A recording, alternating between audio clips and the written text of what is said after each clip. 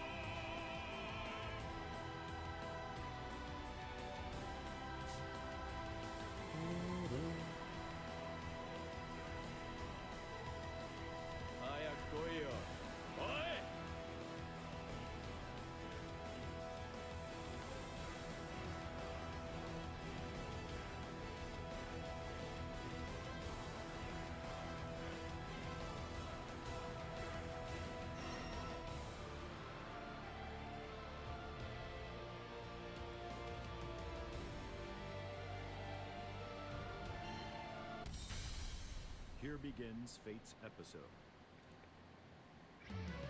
Grimner versus Vera. Sorry, I'll be looking over to the right a lot, trying to, Believe in victory. How goes the labbing? I'm pretty much just starting today. I think I'm settled in on either playing Luane or Eustace. I think I'm gonna start with Eustace since according to Incendiates are probably the best Luane player in North America.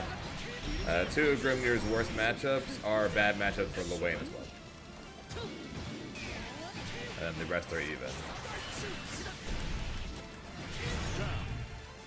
So I think I'll start with Eustace and we'll go with that while I wait for Meg to come out. Good prospect. They're both good. Luane's probably the stronger, the actual stronger character. But Eustace is pretty strong, and he got a unnecessary buff the last patch, so I probably can't exactly go wrong with either or.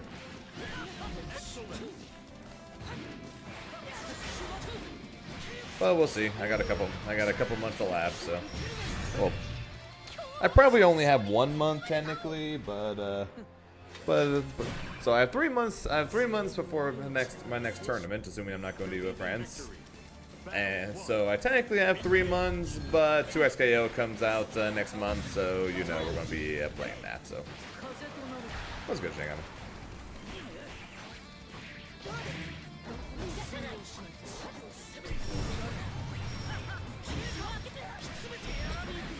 1, 2, 3.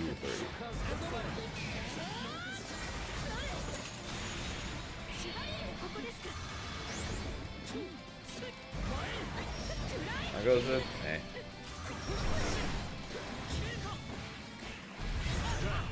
How about you? How you doing? Battle 2. Engage.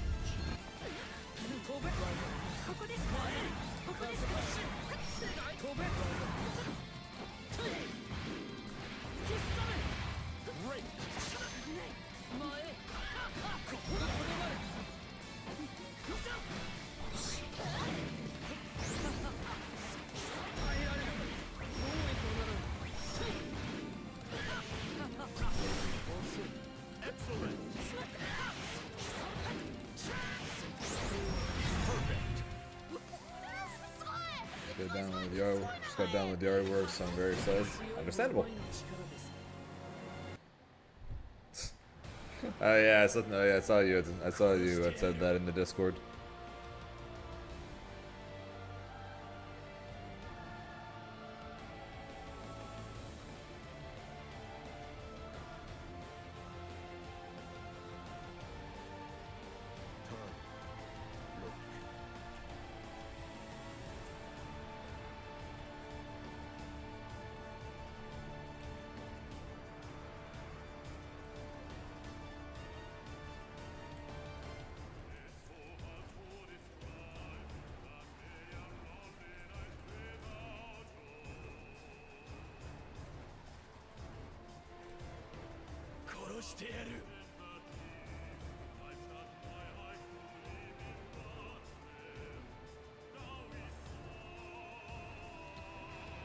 It was good, bro. It was good, Aaron. Good. Although I wish you could have seen how quick I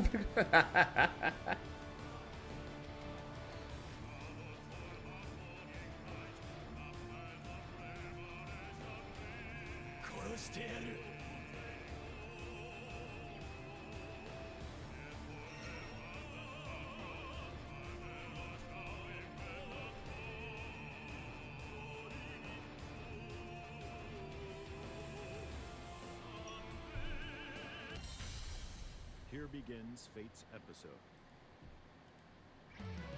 Grimner versus Near.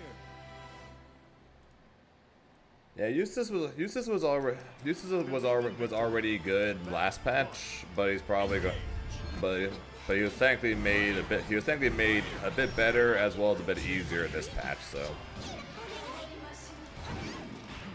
I use this easy inputs for Eustace. So I'm going to be using easy inputs for his the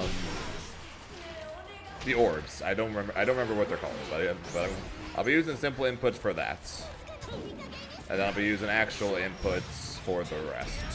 Or sometimes I will be using actual inputs for the rest. I changed the hold inputs for quarter circle, so I'm able to, so I can do quarter circle forward for his bullets, for his gunshots.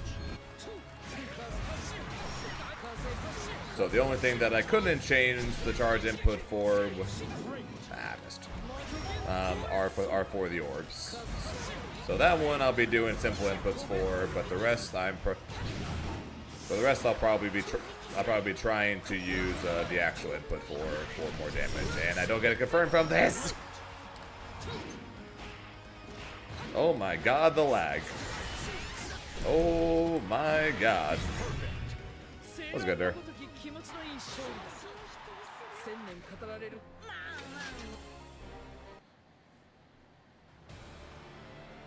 Your actual input off, can you press skill button plus attack? Probably not, because that is the simple input. Because that actually no, yes you can. Because I'm pretty sure if you turn on technical inputs, it's simple only. If you turn off technical inputs, then the actual inputs are gone. It's just simple inputs only will be allowed.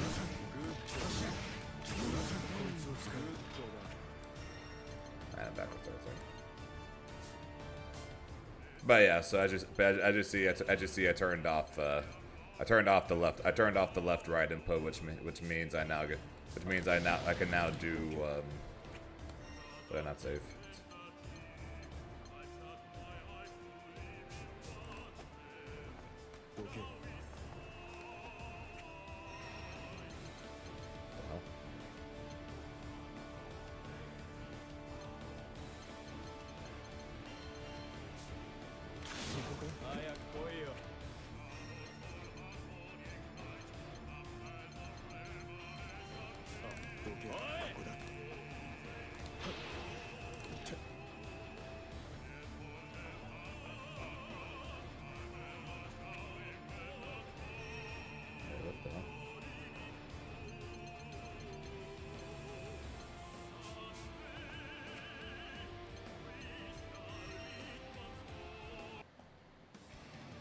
Eustace, Avatar Belial. Eustace. Which ones? Versusia especially. Used as well into Versusia. Okay,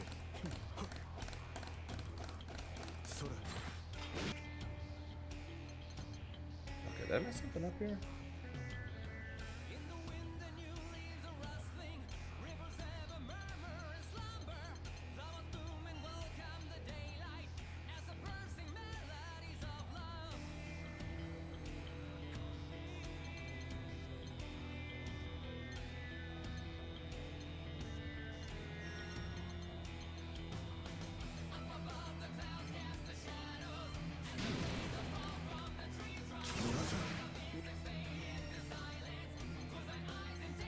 Oh, I had him off. Okay, that's why I'm stupid. I was like, wait, what happened? Okay, there you go. But yeah, that's sorry. I messed it up while changing the technical inputs. So I have the charge input change the quarter circle forward. So yeah, now I can just blast with quarter circle. So dash forward blast, back dash blast.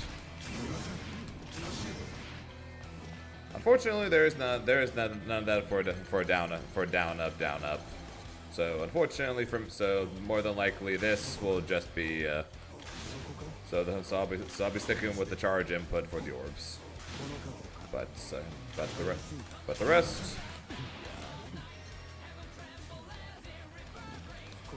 I might do simple input for grenade.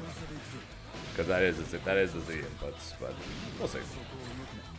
Probably depends on the situation. If we're in neutral, actually, I'll probably end up doing a simple input just when it's faster.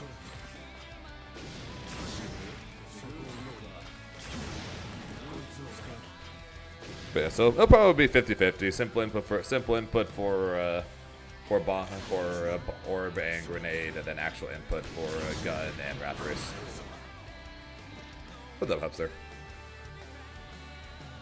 Yeah, they changed that a couple patches ago. Yep. So now I can do core circle and fire the bolts. But yeah, Eustace. When it comes to Grimnir's worst matchups, he does okay into bubs because you technically have this every time he goes in the air, or you can just do medium for when he goes in the air and try and catch people. And his 2H is honestly kind of underrated because of how low he gets. So that works okay. Like I said, he does well into Versusia. He does well into Vasaraga. So he's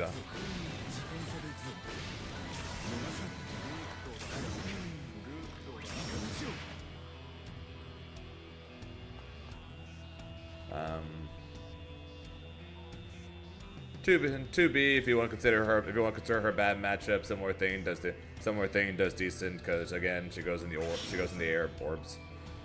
Zoe probably a little less so just because Zoe is Zoe, but his 2H is at least better, so at least that. Also his projectile is faster, so. So is it a perfect fix for Grimnir's bad matchups? No. Is it at least one I might enjoy playing-ish? Maybe. But I honestly don't fully know. It's like I said, probably like the only like perfect fits for Grimnir's bad matchups are Shoto characters. So like. Maybe so. Like if I decided to pick up Sandalphon as a secondary character, that would be a decent fit since he does okay into Versusia because of his normals, does really well into Bub, multi-hit projectile into Vasaraga. Amelia's DP for Wilness. So Shoto would technically be a better fit if I'm picking up a character, but as we all know, Shoto's bore me. Grimnir versus Anila. So who to play? I don't freaking know. For Grimnir? Yeah, I'm with you there, drawing. Engage.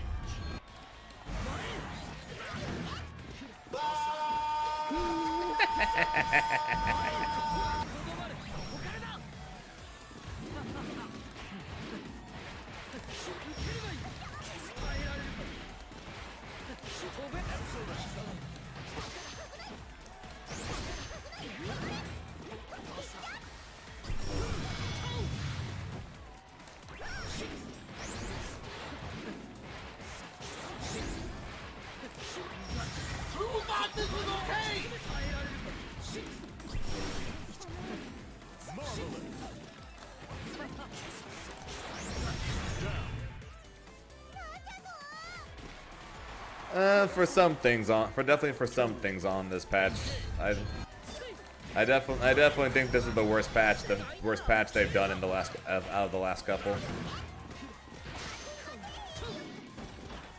I believe I believe my review of the patch is going up as next week's video. So you guys can see my you guys can see a short discussion on that. But I definitely think this is the worst. I definitely think this is the worst patch that they've done in a while.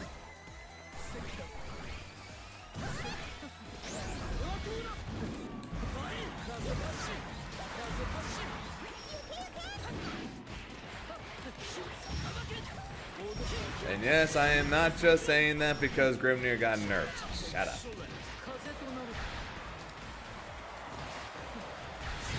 I'm not just saying this is the worst patch because Grim got nerfed. Shut up. Oh, we're not going to get one before Meg. There's a chance we might get a small patch with Meg. Since that seems to be their strategy now. They're releasing small patches with like updates to like 6-7 characters each time we get a new DLC character. They did that with Sandalphon. They did that with Galleon, and then they did that with Volnus. Every patch so far has come with a patch that changed. The previous two was like 5-6 characters, and this one like 6-7 characters or whatever. And this one I think changed like 9 or 10 or something like that. Although a couple of them were just bug fixes.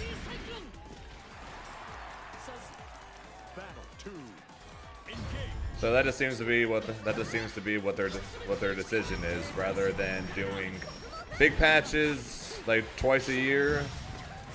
They're decided to do a bunch of small patches multiple times a year. So that means if anything we're going to get another patch.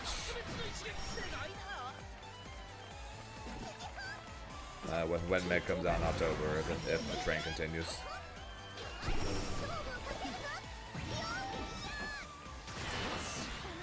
You just do a run-up Raging Strike. You bitch.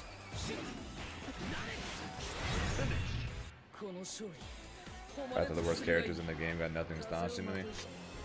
Yeah, that's kind of the thing that confused me. It's like of the characters that got buffs, Lancelot was like the only one, was like probably the one that actually needed it. And then you look at characters like Matera, like Percival, like Fairy. They needed a nerf, but they didn't need the buffs that they got to go with them. Like they should have gotten, like they should have had a Grim situation where they got nerfs and basically that's it.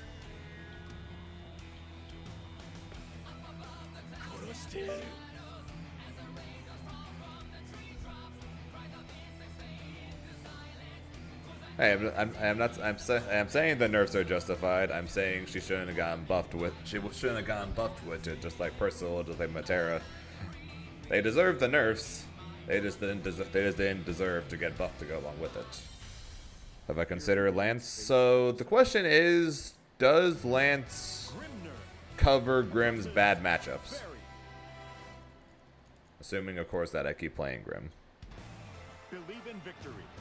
Battle 1. Engage. Yeah, exactly. They didn't need compensation buffs for the fact that they nerfed them. Or if they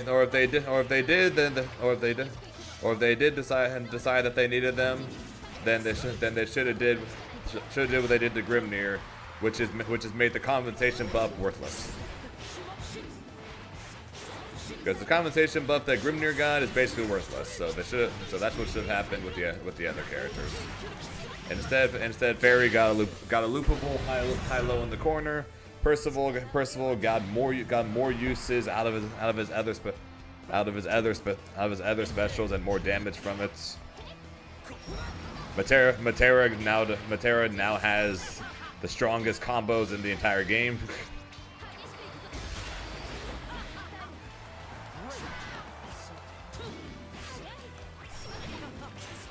It's like they didn't need these things.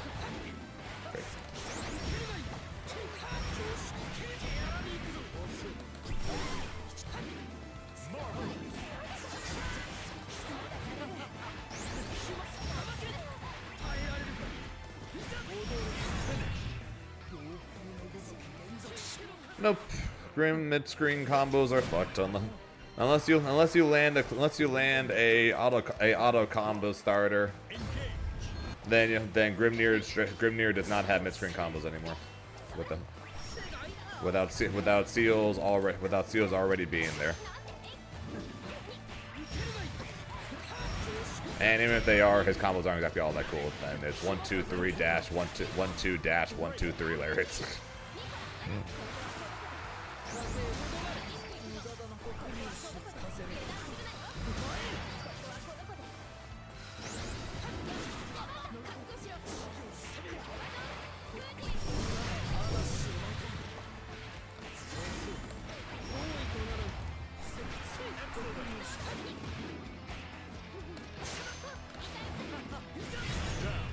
That was good, Van Dyne. Battle 2. Engage. Oops.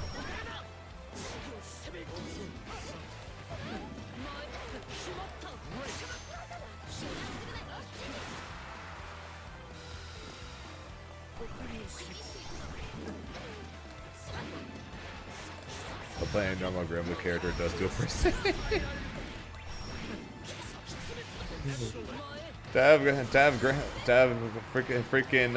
Grim now has worse mid-screen combos than the average Granblue character. He went from having one of the best and most consistent to now having one of the worst.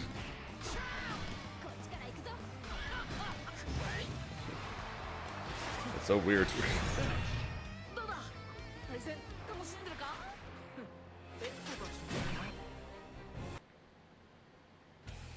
It's like they keep adding mid-screen combos to characters, and then they got rid of Grims.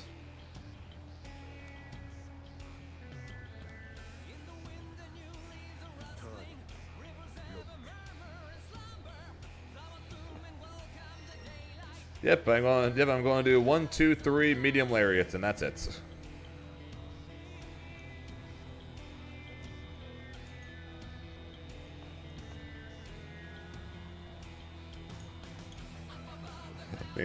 Meanwhile, like I said, more and more characters are getting some kind of follow up on shit.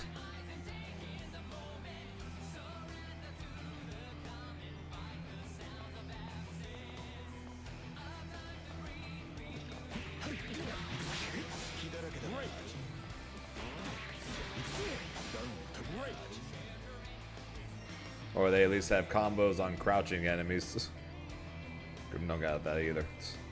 Then again, mid-screen Grim's never really had that. He also doesn't have DP punish combos either. Versus Grimner. Yeah, I don't know. Believe in victory. Battle 1. So who are you playing now, by the way? Anyway, Sab.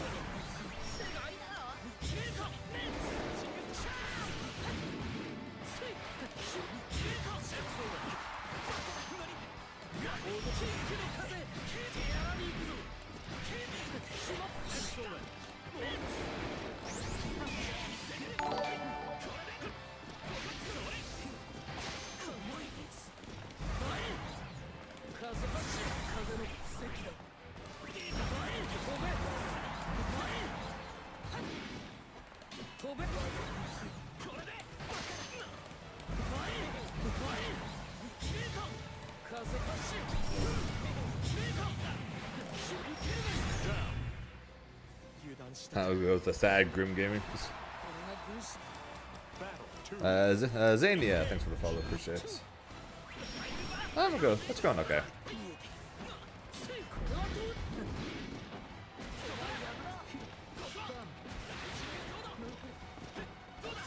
Oh, this is Daniel.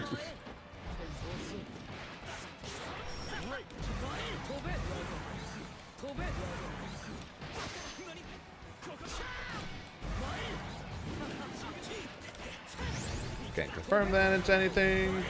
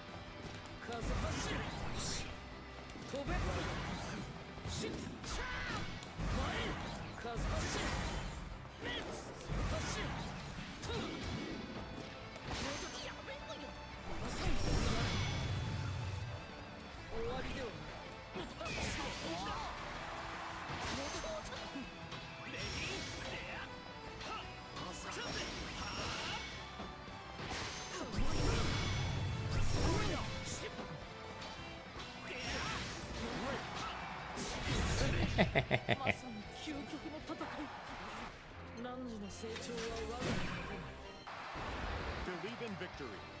It was mashing on wilderness. Okay, that's fair.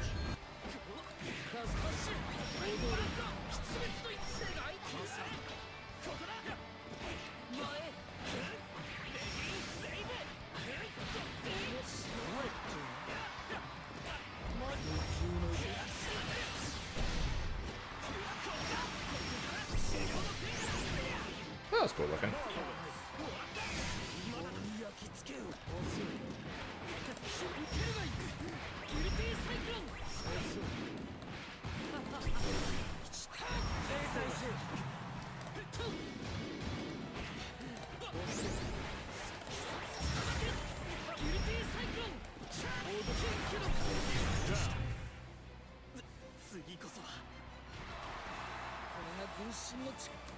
Battle 2.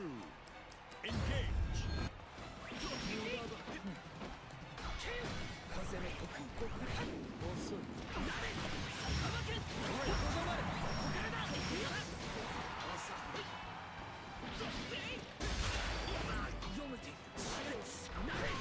Freedom! Never mind!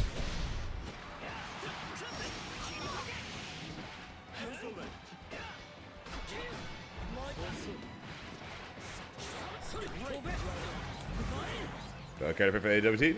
Nope! Grim and nobody right now.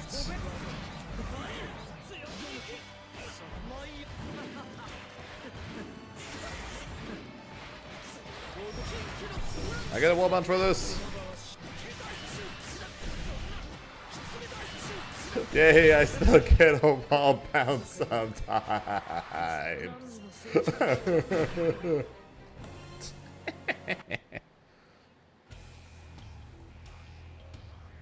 It can wall bounce sometimes. It's beautiful.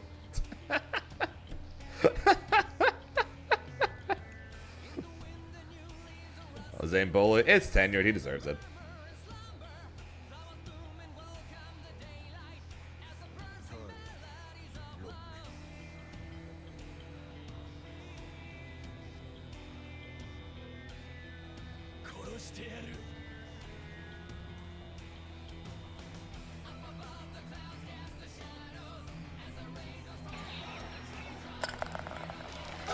You cheated!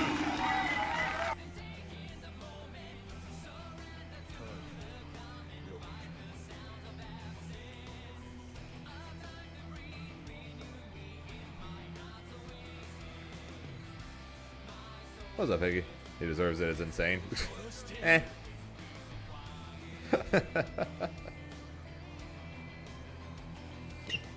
Yeah, he gets the wall bounce only when they're literally at the wall.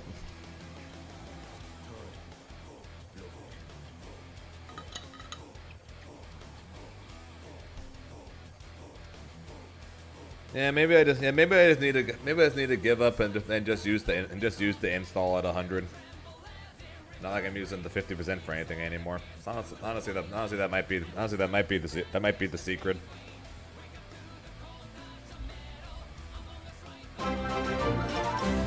Yo, Pazzy, with 29 months. Appreciate that, Pazzy. Amen. Hallelujah.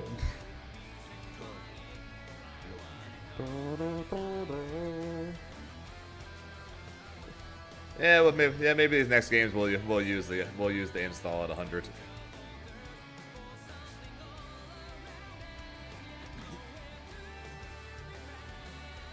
I like Sandoff on. It's just since he's a Shoto, he's just so straightforward.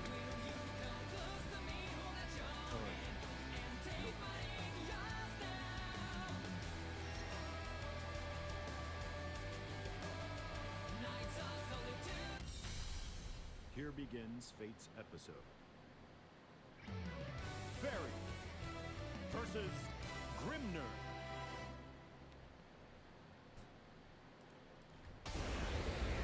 During the 2B game, someone else mentioned that I should consider 2B.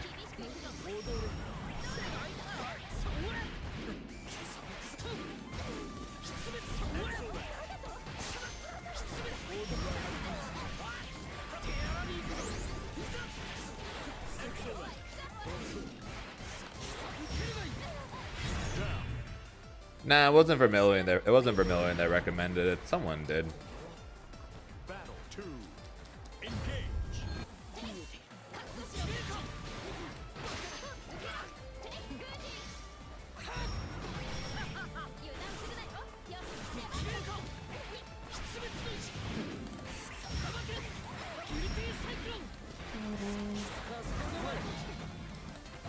I think that's also Sandalphon in a nutshell, pretty much. Most people I know who have tried Sandalphon tell me that he's not worth the effort.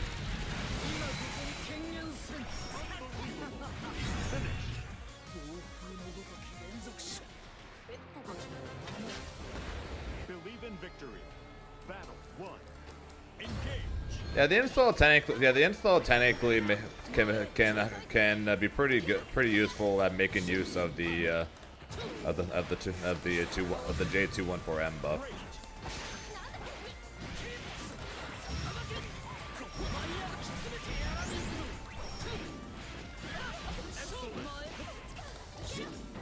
How?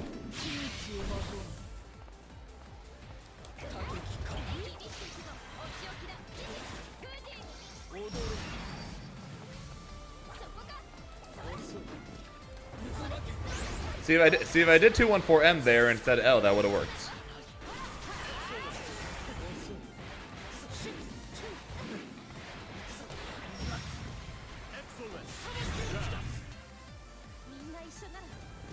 If I dashed forward again and then did 2M Lariat, I probably would have breached the corner.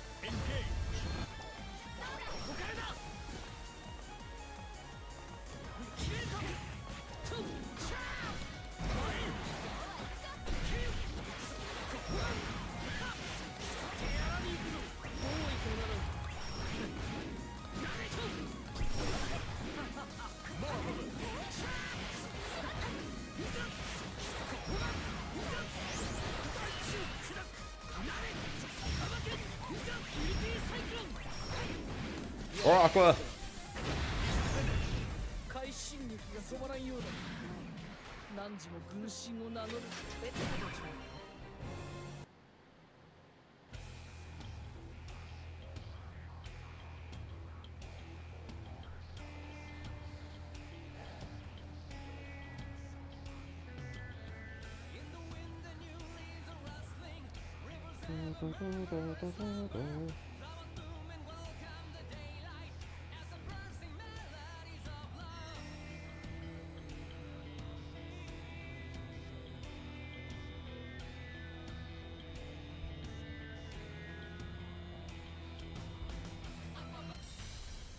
Here begins Fate's episode. 2B versus Grimner.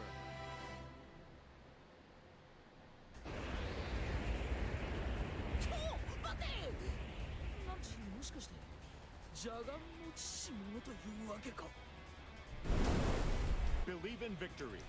Battle 1. Engage.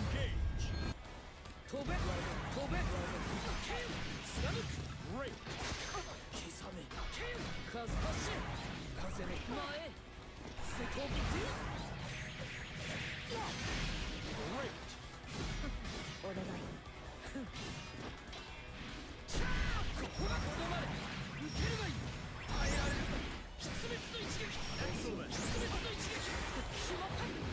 What are you pressing?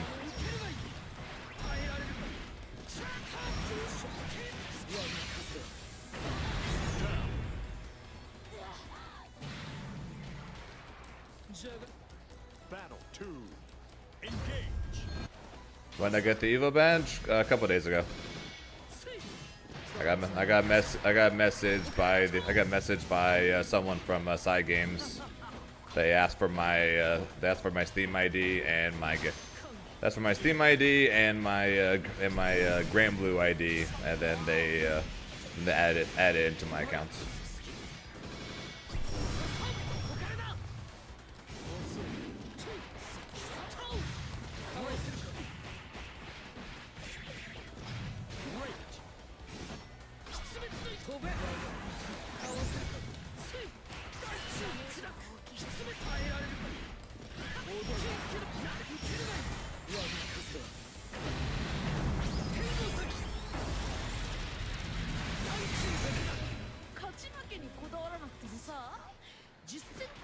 Can I post here what I'm doing with the install? Yeah, sure, why not?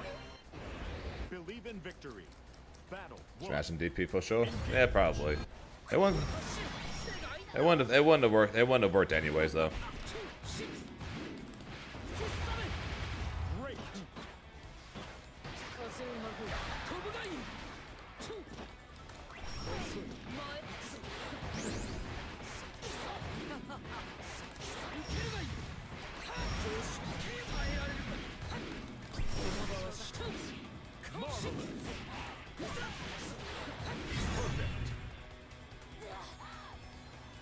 You ever run matches with Insurgent? Yeah, we have. Heading into Evo, I think we played two first to tens. I think two first to tens, and then we fought multiple times and on my Paragon and the likes. Excellent. Great.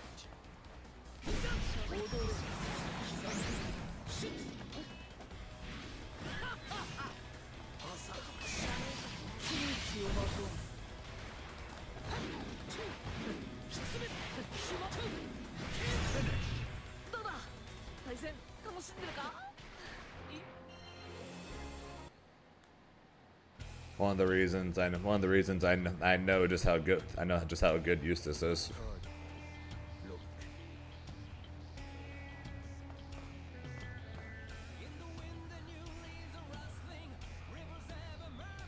But the Eustace Discord made a spreadsheet of his combos.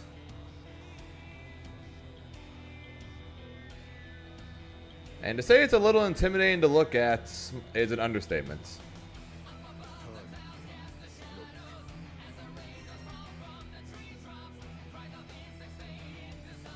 And this is coming from a Grimnir player.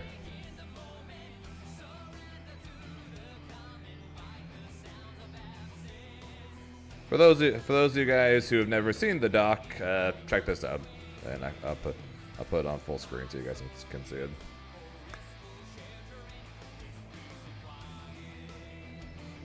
You're the owner of the Eustace card? Okay, yeah. So yeah, this is mid-screen.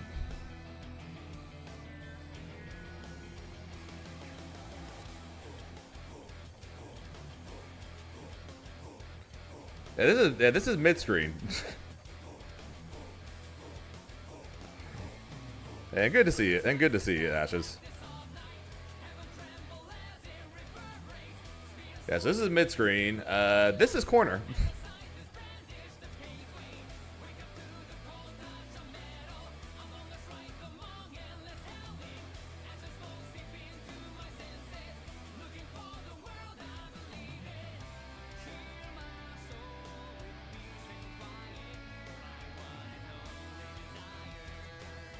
That's empty.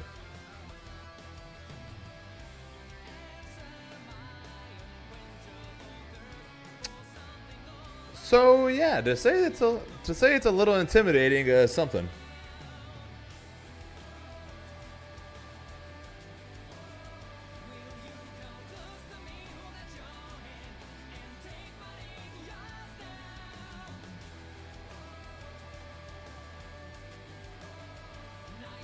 To give you the basic recipe, if you just wanted to, if you don't want to do through it, I will, but if anything, if you'd be able to just point out which ones I should look at,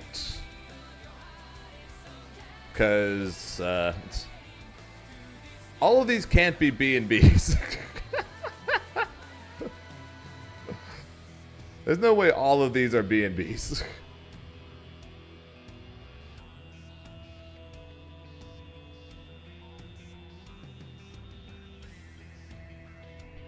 Or maybe they all are B&Bs.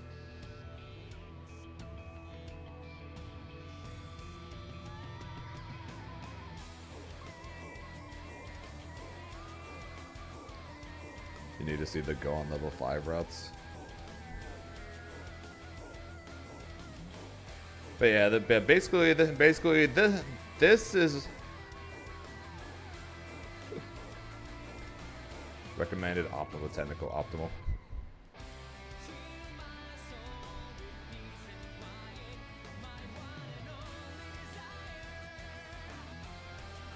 There.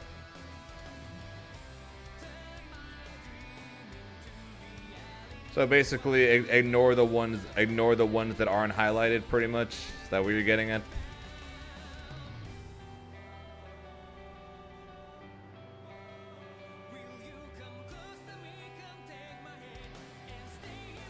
Yeah, focus on the highlighted ones. Ignore the non-highlighted ones. Okay, that makes things simpler because that at least cuts out multiple combos. Especially as a lot of the same stuff, just different conversions. Fair enough. Yeah, current plan was to get started on this over the weekend. Then next week we'll actually start trying the character.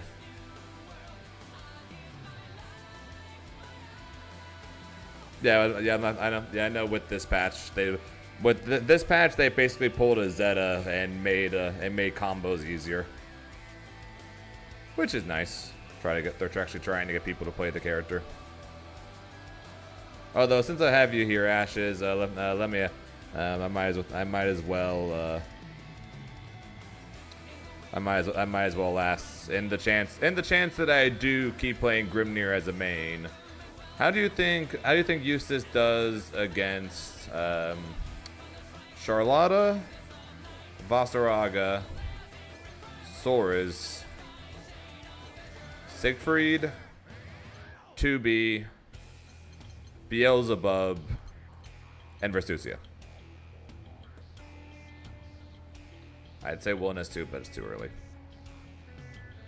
I'll say him again. Charlotta, namely a single Charlotta, but same thing. Vasaraga, Siegfried, 2B, Beelzebub, and Versusia. How do you feel about those matchups?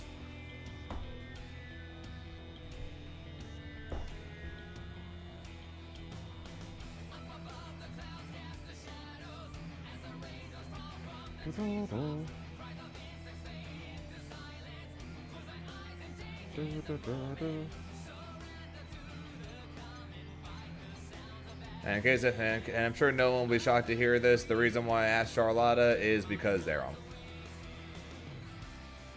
I'm sure that surprises nobody.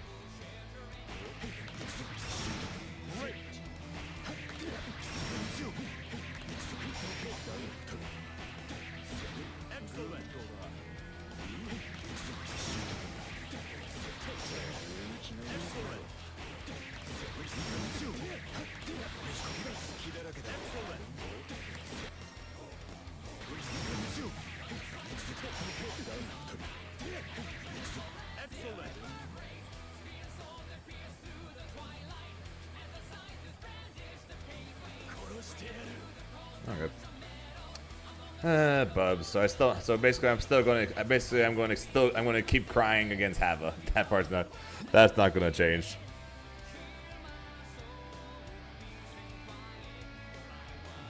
I figured as much, but he knows more than me, so I might as well ask. Oh, you can. Oh yeah, that's funny.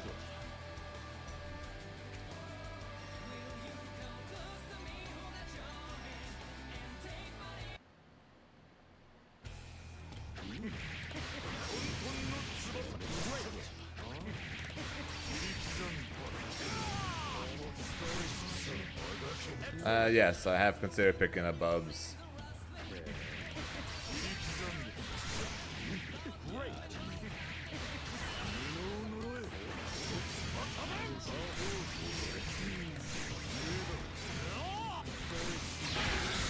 And I did try picking up Bubs for a while.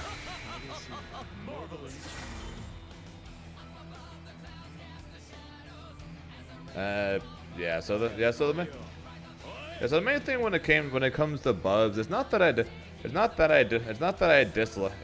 dislike. Okay, TP is not good. All right, this is not great. This is good for that only. Besides that, my issue with Bubs typically just ended up being end up being that he doesn't exactly do amazing into some of the matchups that I needed for Grimnir. So like apparently like he does okay into Voss. He does okay-ish to Versusia. He hard loses the Siegfried.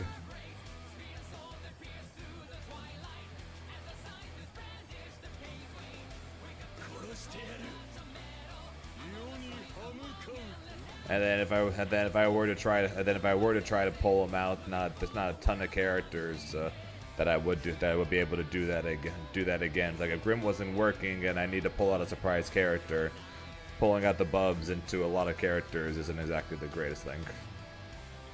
And then yes, his walk speed being this slow is disgusting.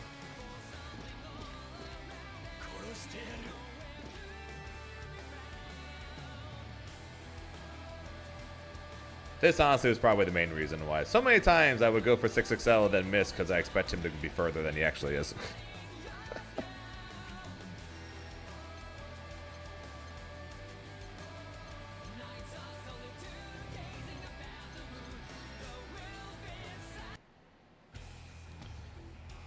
Matera has been considered as well, yes. At one point, leading into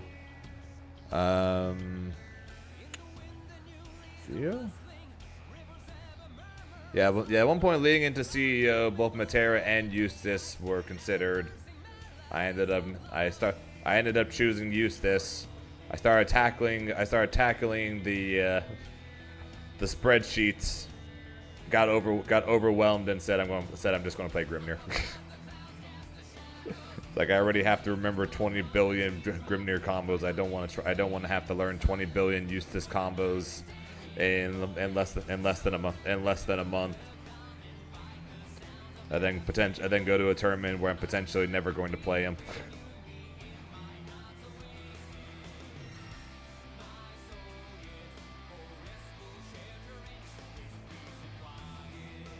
How much worse do I think Grim is? He's fallen down from like top 3 to probably borderline top 10, around top 15 probably with the nerfs. Because his set play and his tornadoes are both still really strong, and he's still very dangerous in the corner.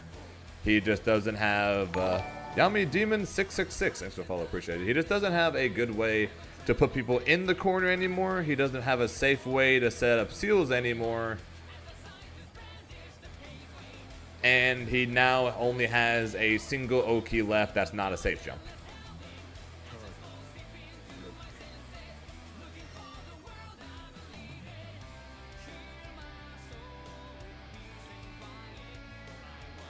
EX Narm combos are sick.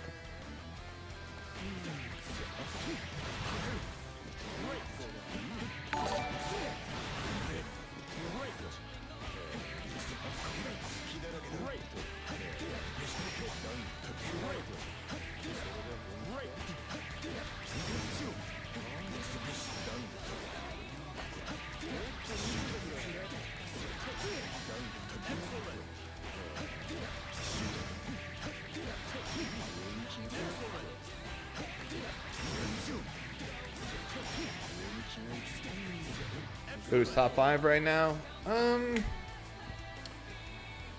My guess as of right now is Beatrix. Not in this order, just who I think is probably gonna be in the top 5. Probably going to be Beatrix, Matera, Vasaraga.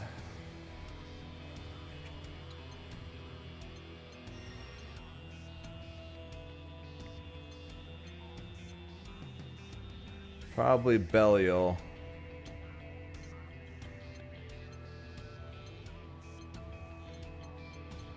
And then either Catalina or Luane. That would probably be my top 6.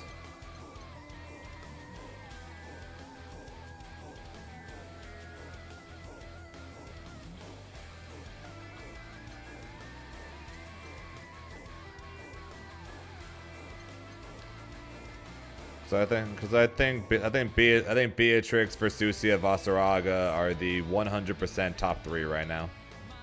I think they're the 100% top 3.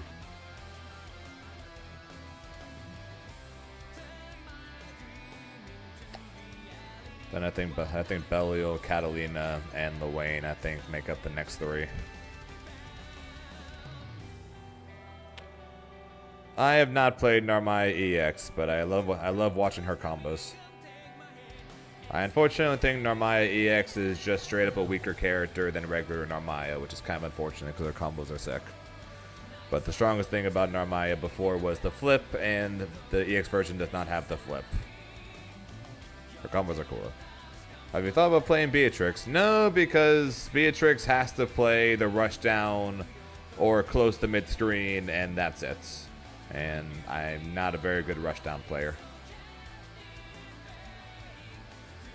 I'm a really good set play character, and I'm a really good set play player, and I'm decent at rushdown, decent at zoning, but I'm definitely not great at pure rushdown, which Beatrix kind of is.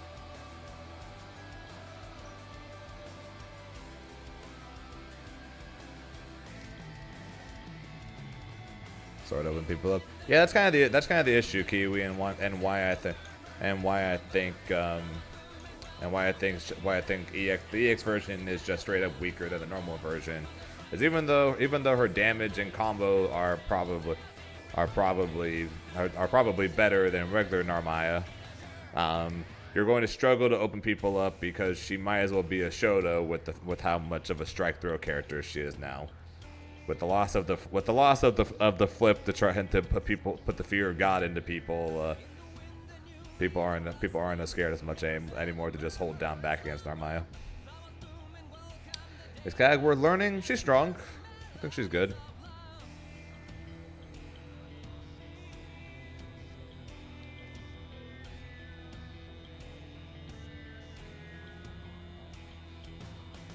I've been begging Zane to pick up Honore. I did pick up Honore for a while.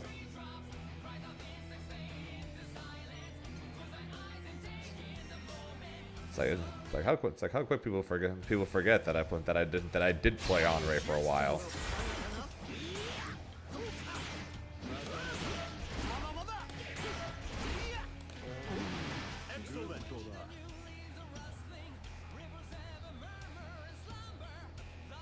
Why'd I stop? I focus. Is Vayne still bottom 1? No. No. Vayne is very far from bottom 1 now.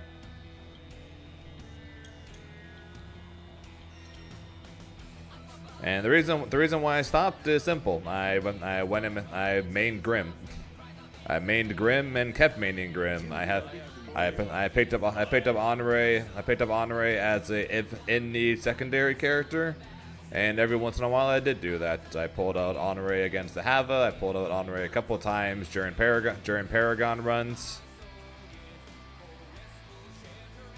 So it's not that I stopped playing him. It's just that I basically learned enough to pick him up as a secondary, and I just played him as a secondary.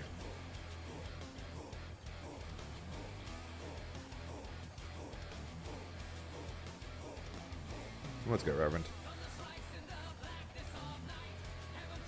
If Zeta wasn't nerfed, I probably would consider her, yes. I probably would definitely have considered Zeta pre-nerf. But the nerf to her and then the removal of fuzzies made her tank dramatically. What about Luane? So Luane and Eustace are the current two in discussion for what character I'm going to be messing around with until Meg comes out in October. Eustace and Luane. Both of them different. So Eustace has one bad matchup that he shares with Grimnir. Luane has two, according to Ashes for Eustace and Incendiate for Luane. Luane losing to Zoe and somebody else. I forgot who the other one was. And then basically even with the rest. And then Eustace is pretty much even or winning, except for against Beelzebub.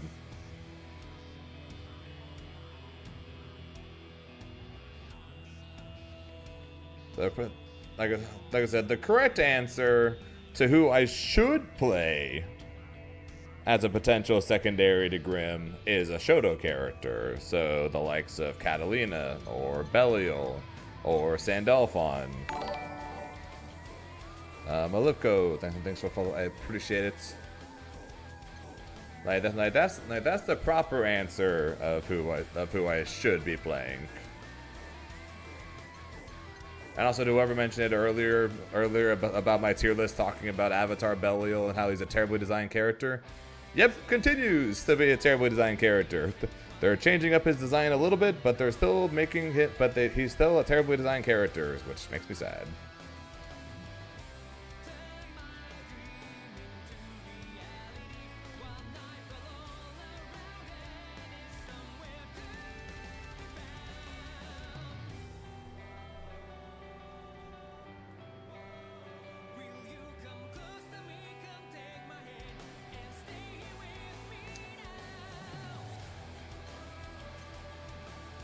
He knows it. He knows it. He knows that. He knew that was going to happen.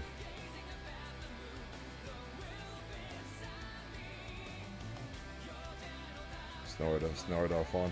Hey, Sandalphon's cool.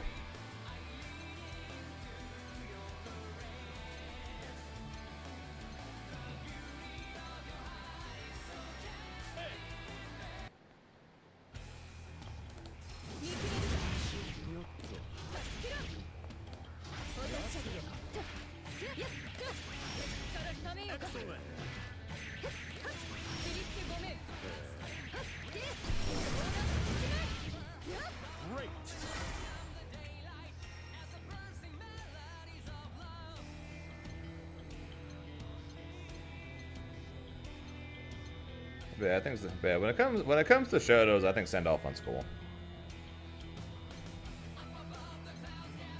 But Lance doesn't exactly fix the matchup chart.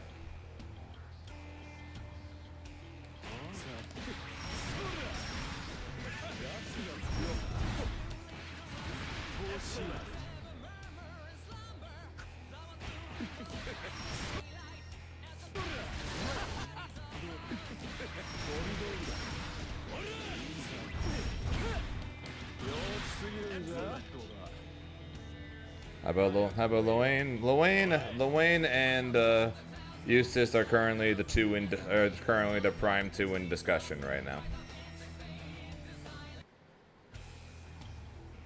now. Sin, probably the only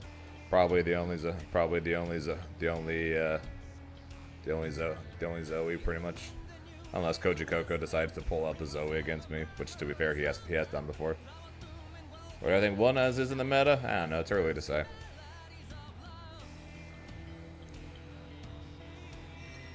I'm not sure, Yugo. I'm currently going back and forth on it since I don't really need to go for the tour anymore, and California to France is expensive. So if I do go, I have until Evo France to decide to have it figured out. If I don't go to Evo France, then I have until mid-November or early November to figure it out, because that's when Rumble in SoCal is. I've got two gold events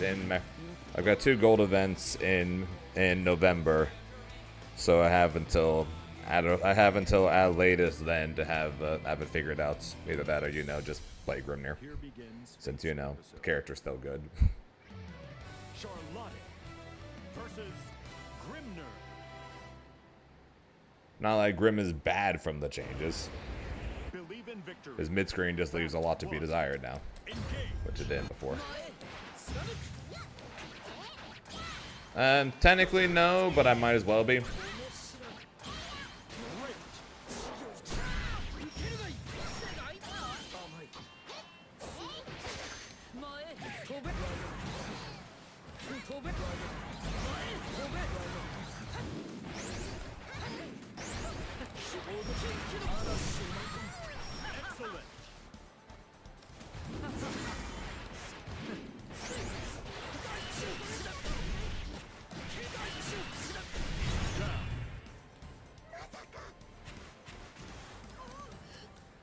Battle 2.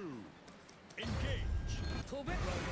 What reputation? People already hate me for my character choices. It started in Dragon Ball and it's carried over.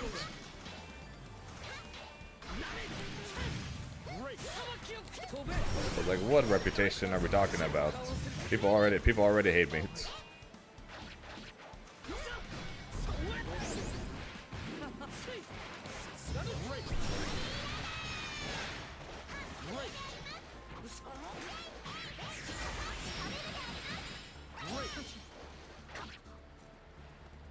Oops.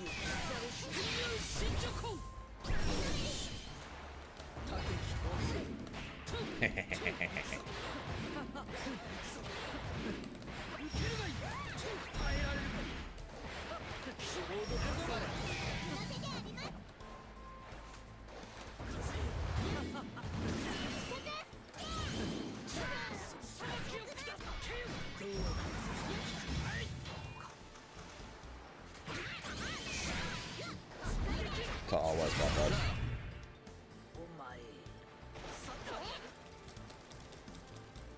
Battle 3. Engage. My single, yeah. Random, but yes.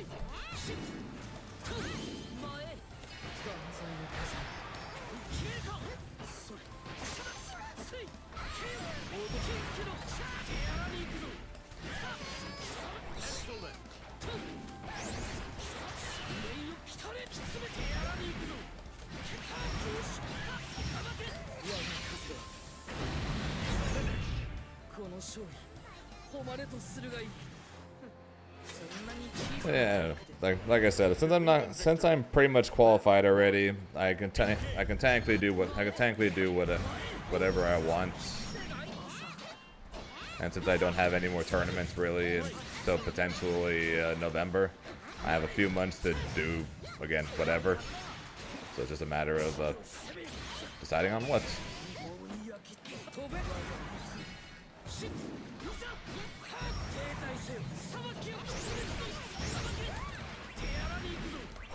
This combo doesn't work anymore, but we're doing it anyways because I'm stupid.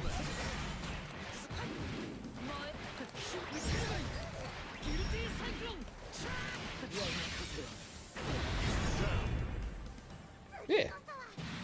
I live down here in Southern California, so of course I'm gonna go. Gotta go try and defend my title, right? Well, that 2SKO is going to be a tournament there, so kind of gives me even more of a reason to go, even though I was going to go anyways.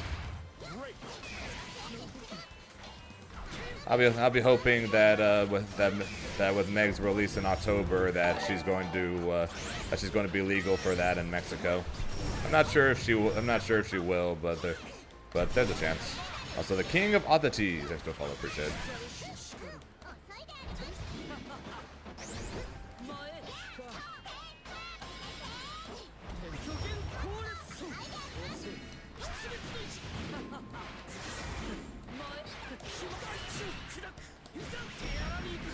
give you a hard time.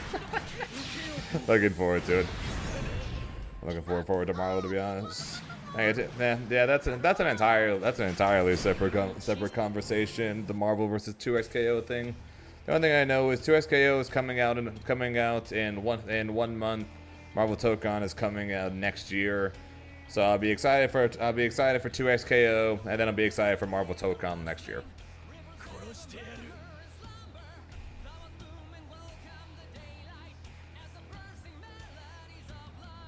Kind of.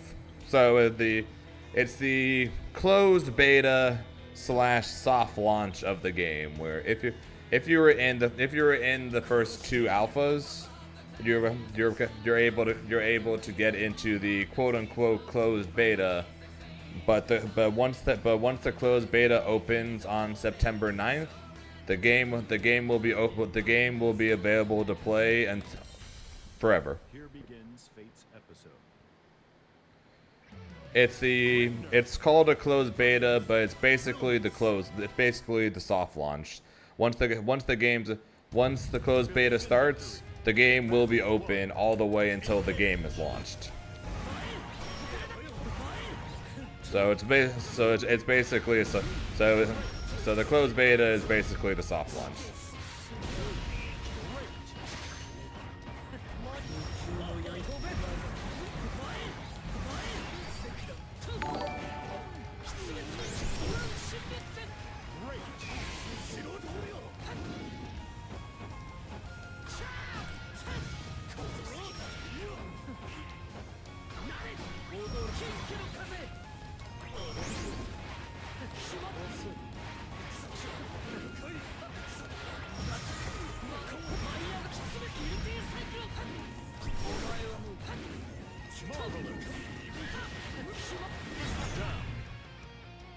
Do you think with all the big name fighting games coming out, Grimmy Boys will have a spot at the main stage for Evo? Oh yeah.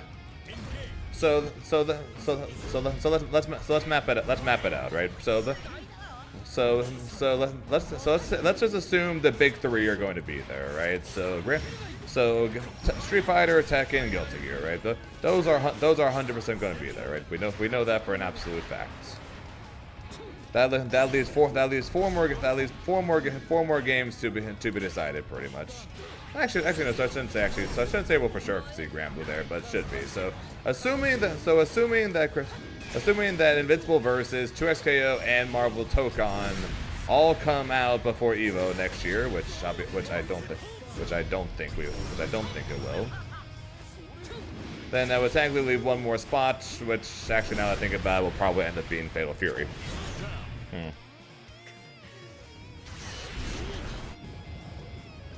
Welcome back, Reverend.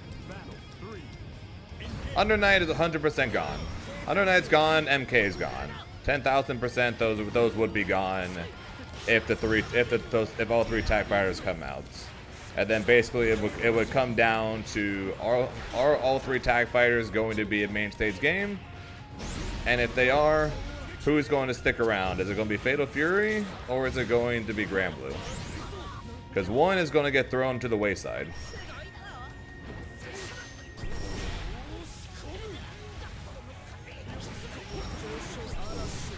Well, he would be dead. Didn't know if that was old from here. Believe in victory. So yeah, assuming all 3 tag fighters come out before Evo, which I don't think they will, and assuming all 3 are main games, then it's going to end up coming down to Granblue and Fatal Fury. One will be a main game, and one's going to get relegated to the side games just due to the sheer fact that there's so many freaking games coming out.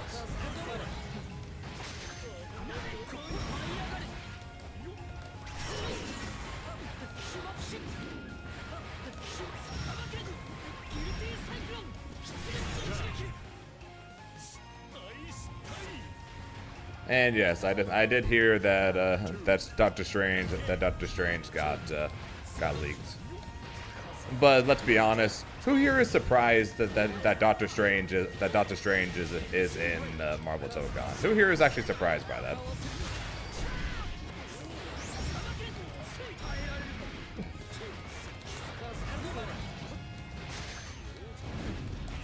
And even though, also Reverend, even though you said just kidding twice, I'm pretty sure you saw that time not coming. Oh yeah, that's definitely the bigger question is how many for sure.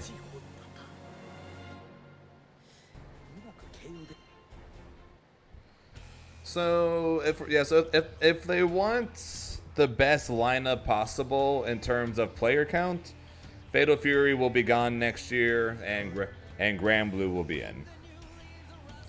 That would probably be what would end up happening. Grand Blue would be in.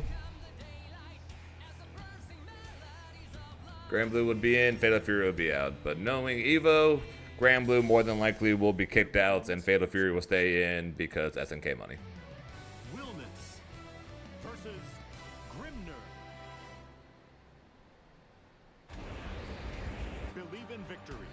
Happy to see Hunter x Hunter not being added if anything. Oh, 100% Hunter x Hunter will be a side game next year, more than likely pushed by Bushiroad or pushed by Arxis, because of the fact that the game will still be new. They're in the middle of their season 1 DLC.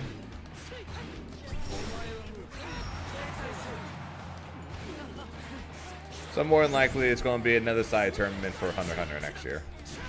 But Hunter x Hunter will never be a main game at regular Evo. I'm shocked it's even a main game at Evo France.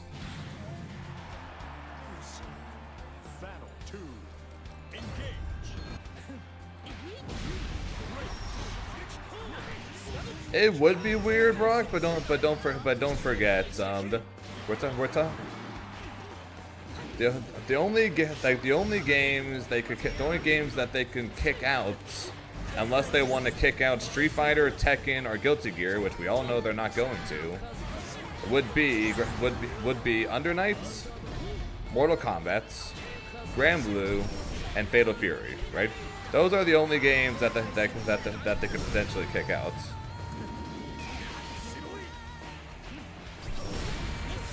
And for them to add in 3 tag fighters means that 3 of them must get kicked out.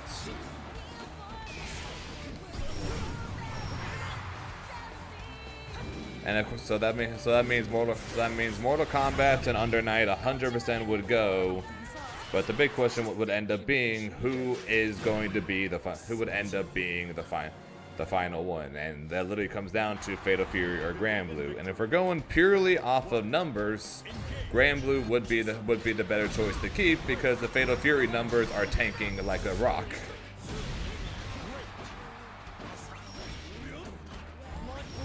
But because of the fact that it's SNK, the amount of money that they were willing to throw in, and the fact that it's a newer game, there's a decent chance it would be Grand Blue that would fall rather than Fatal Fury.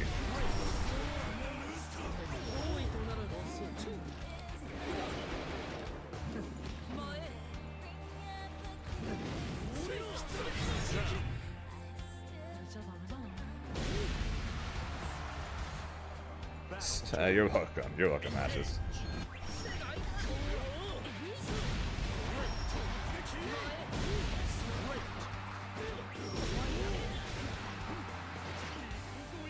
Shout out to playing a character without a DP against Warness.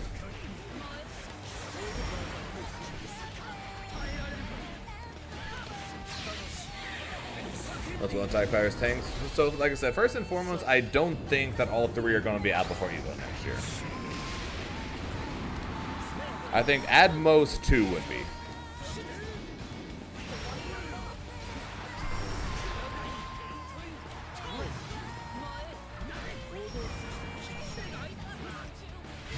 I think at most two of them will be out before then. So I don't think we're going to have to worry about it. I think Hunter x Hunter. Sorry, I gotta talk. I think MK and Under Night are going to go.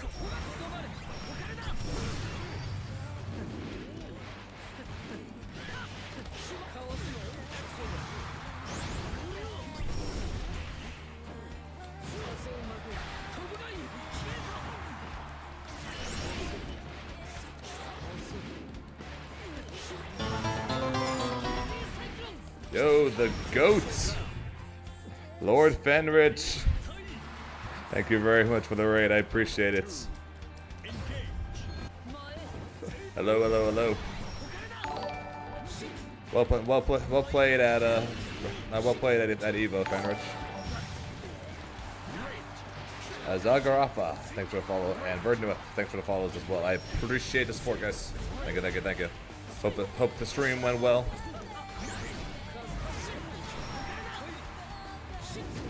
Since I do not speak Japanese, and I'm fairly sure Fenrich does not. Those of you guys who speak English and Japanese, if you can do me a favor and tell Fenrich I say thank you, I would greatly appreciate it.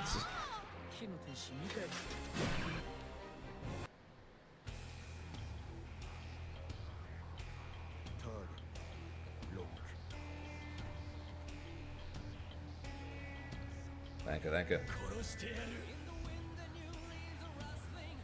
Despite the marketing, I think much rather have a singular campaign game for Invincible than a fighting game. So yeah, so the thing when it comes, if there's a game of the three that I think is going to fail, it's going to be Invincible. But of course, I don't think it's going to be like Nen Impact levels, because let's face it, Nen Impact is a unbelievable failure.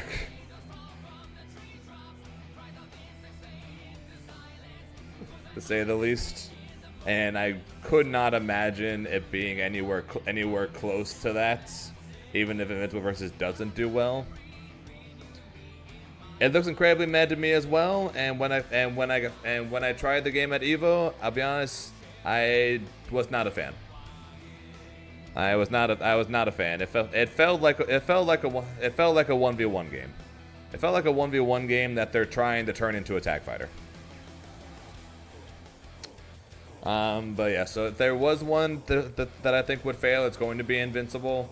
But that being said, I don't think it will, just because of the fact that it's made by the KI devs, and it's very hard to imagine a game made by the people. Which game? Invincible. Probably felt like KI, pretty much. Basically, imagine KI as a tag fighter. And it felt closer to that than an actual tag fighter.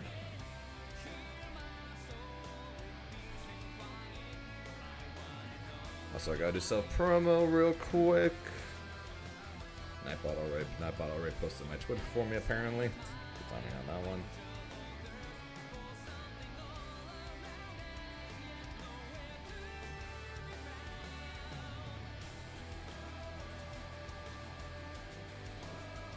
Hey, real quick self-promo. Hello, everybody. Welcome to the Zane FGC Twitch channel. I am Zane FGC. You guys can call me Zane. Hope you guys are having a good week. Fenrich, my goats. Thank you very much for the raid again. I appreciate it. Hope you had a safe trip home.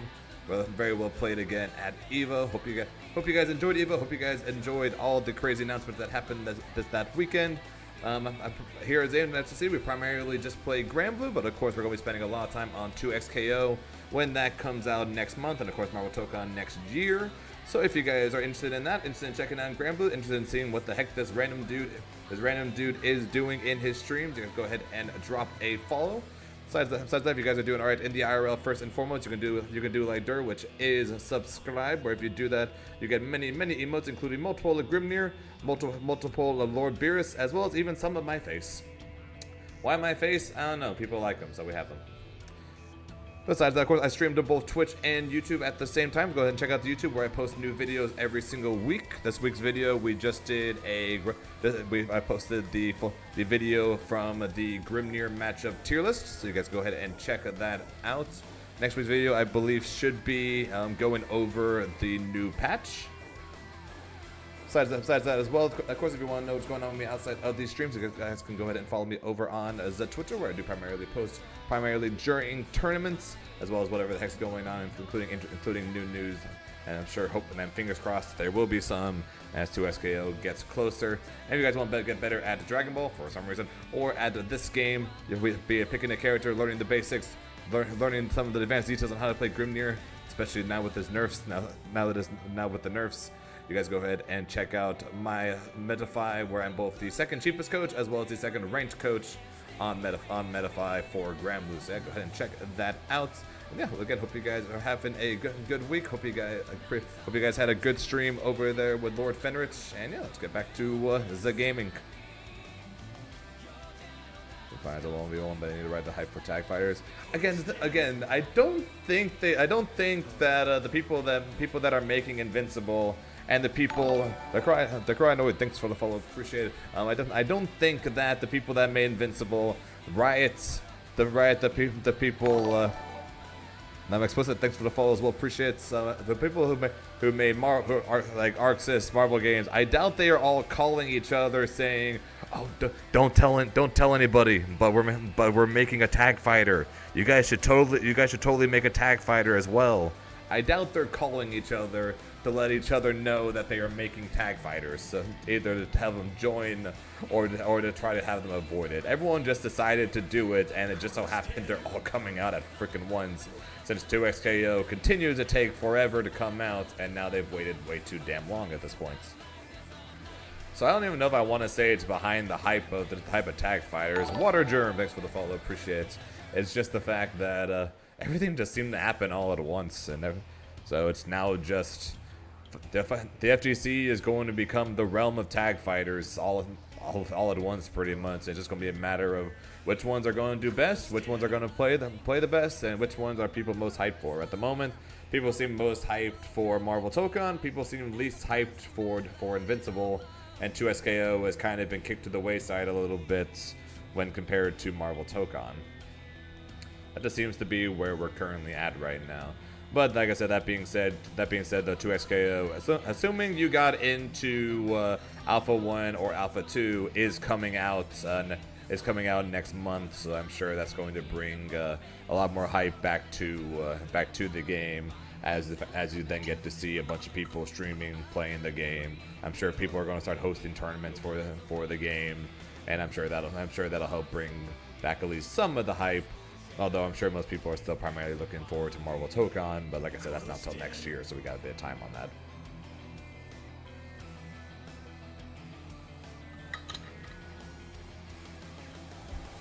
But it'll all come down to that pretty much. But for right now, it's going to come down to release dates for what's going to happen with EVO. My assumption is that neither game are going to be out for EVO, so I'm assuming that next year the lineup probably will stay the same, and it's either going to be Mortal Kombat or it's going to be Under Night that's going to get kicked out for 2XKO.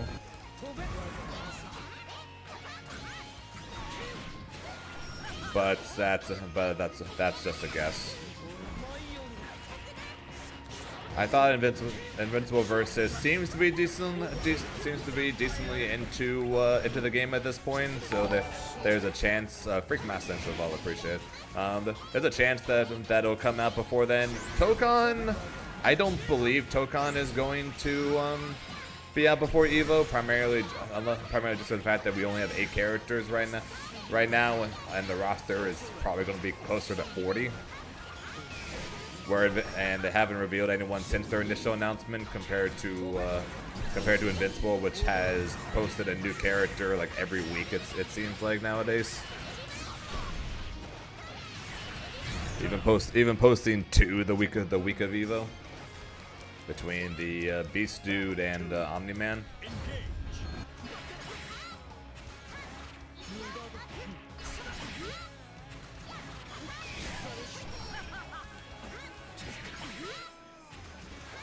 For 4v4? I don't know. Marvel Tag Fighters seem to have quite a few characters a lot of times, so it makes me think it's going to be higher than that.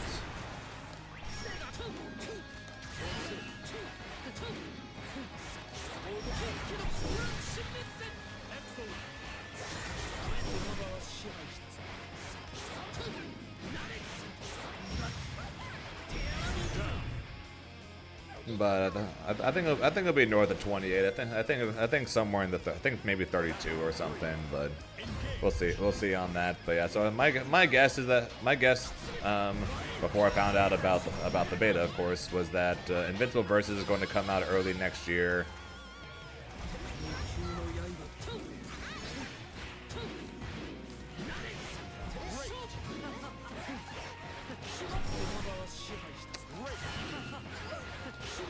and that Marvel Tokon is going to come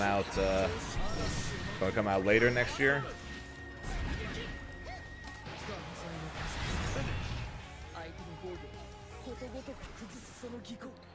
So yeah, I think at most we're looking at Under Night and MK being kicked out of Evo, and Invincible Versus and 2XKO is going to take their place. That's my prediction for the new year, is that the lineup's going to stay the same. We're going to finally get Tekken as a throwback game. Which Tekken, I don't know. Maybe Tekken Tag or something. But I think we're going to get a Tekken as a throwback game this year. Although it could either that or Xrd.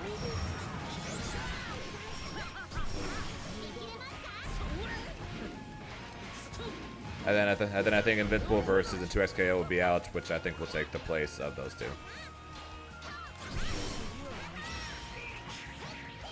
Sounds good. Sounds good. Have a good day at work there, Brock.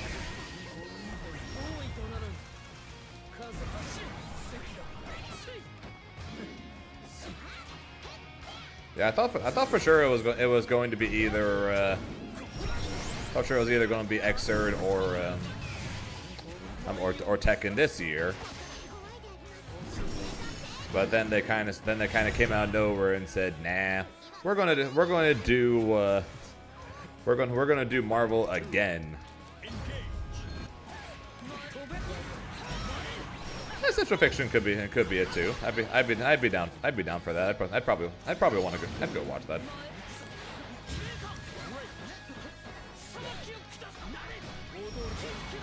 So maybe Central Fiction or Xrd or like Tekken Tag or something. Maybe will be the throwback this year. Just something that's not Street Fighter this time, or something that's not Marvel. I love Marvel. Don't get me wrong. But we've now had like 3 throwback games, and 2 of them have been Marvel. So let's give Marvel a break and give the other games a try.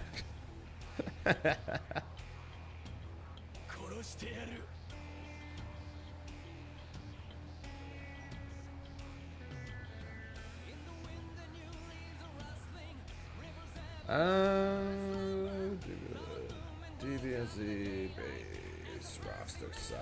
There were 24 characters. 27 if you 20. Sorry, 24. 21 plus Blue Goku, Blue Vegeta, and Majin 21. So I think for a 4v4, I think there's going to be more than 24. I think Marvel normally has a larger size than that. UMVC 3 roster size. Marvel 3 had 50 characters.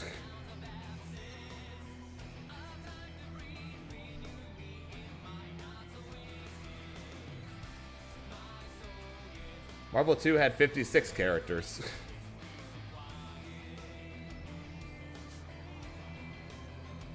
Let's go, Strauss.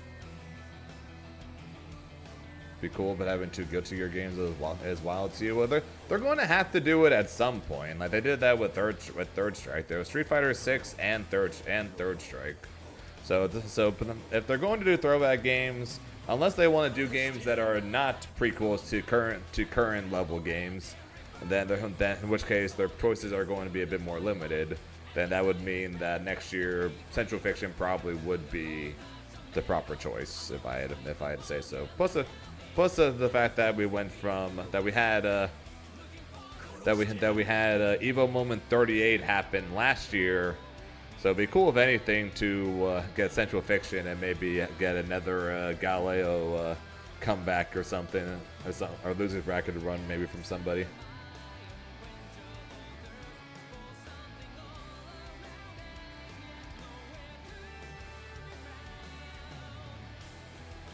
I feel like modern games are always battle roster because they bang on DLC. That's true as well. And Marvel games, I think it was Marvel Games that said it. I think it was Marvel Games that said. But someone in charge of Marvel Tokon said that they plan on Marvel Tokon being a game in the FGC for at least 10 years. Believe in victory. So yeah, so good point. If they're going to make characters or updates for freaking 10 years, then yeah, but they probably shouldn't do the biggest of rosters, huh?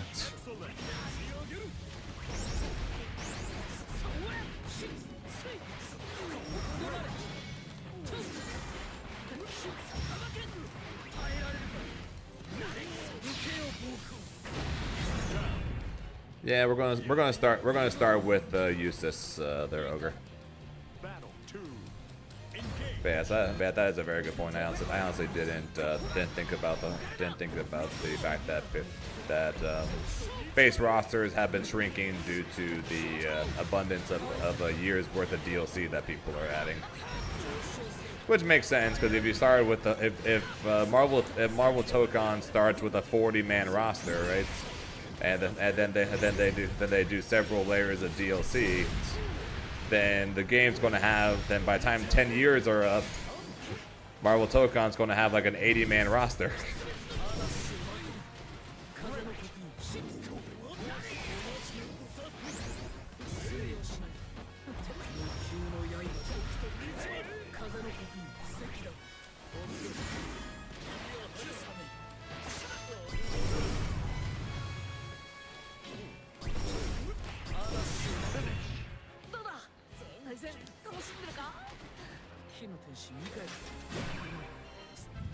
Believe in victory. Battle 1.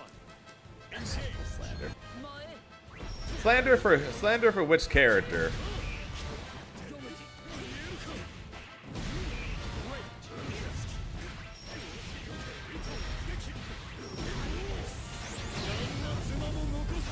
Like I said, one of these days I'll just go into the lab and then get used to which pose is what.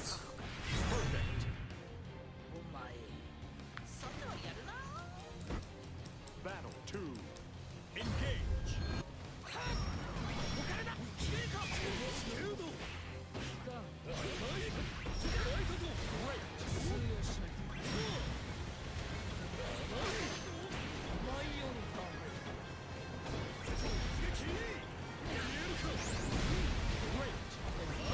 Not having a DP against this character fucking sucks.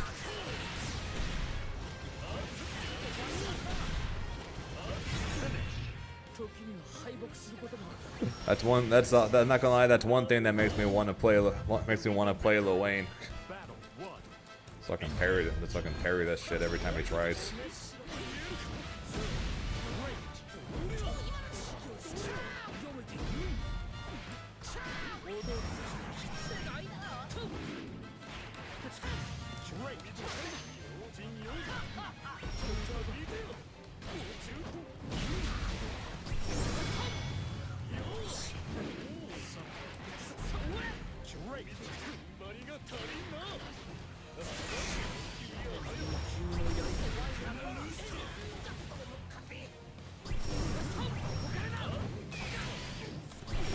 Oh, that was a DP. What the hell? Battle 2. Dude, the character came out like 3 days ago. You're gonna be dealing with wilderness for quite some time.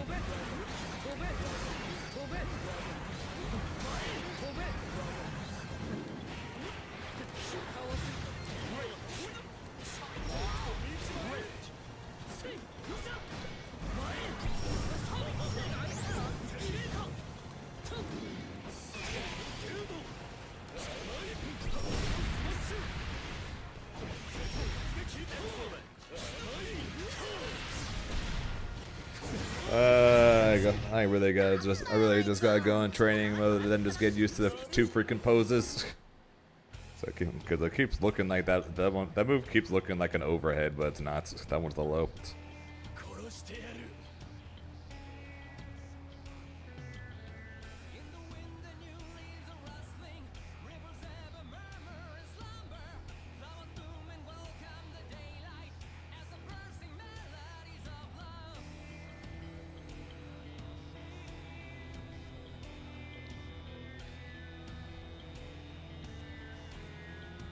That was good, D-Spin.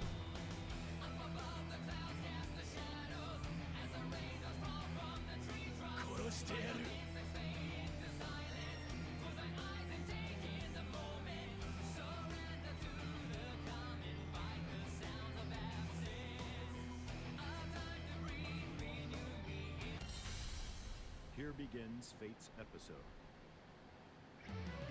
Grimner versus Willness. Sure. Believe in victory. Battle 1. Engage. I'm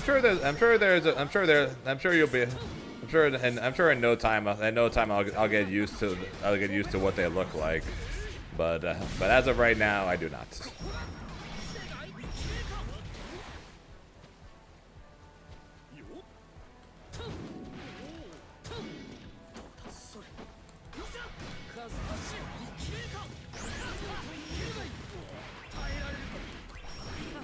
Why do I go for this? This doesn't exist anymore.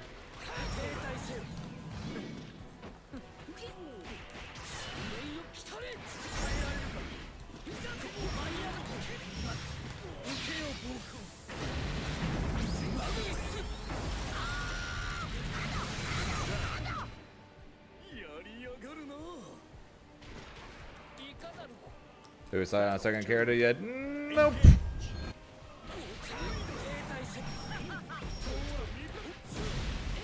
I learned that there's a lot more honorary fans that apparently.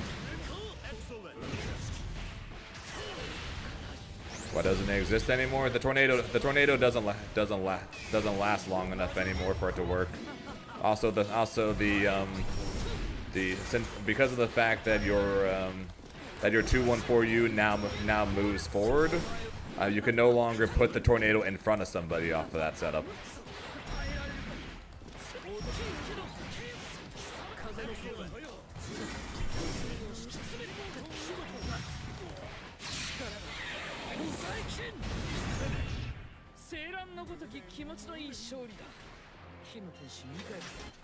No, it's not that his muscle memory kicking in, it's just the fact that Grimnir legitimately just doesn't have Oki anymore.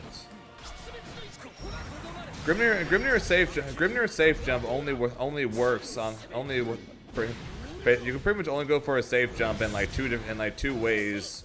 One of which you need to basically be in the corner for. And then the other one is this. Well, never mind. Was that?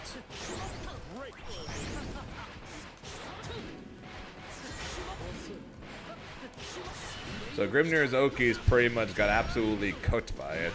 Grimnir is now down to just a safe jump, which he only has like 2 ways to do it. The tornado in front setup is gone, and then the high-low setup basically only works if you hit them when they're already in the corner. Battle 2. Engage.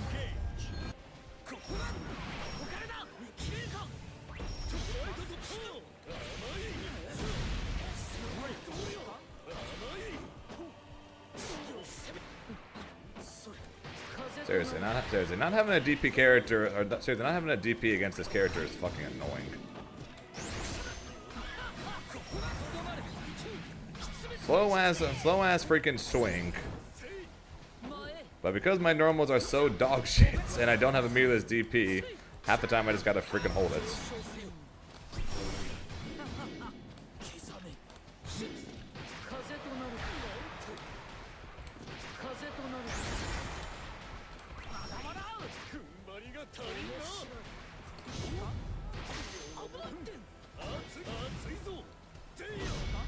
Do it. Do it. I was asking him to do it. He did it. I pressed super and then I didn't get super.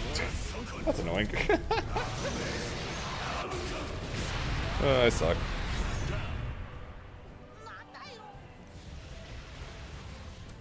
I suck. How's Grim Wilderness? Annoying.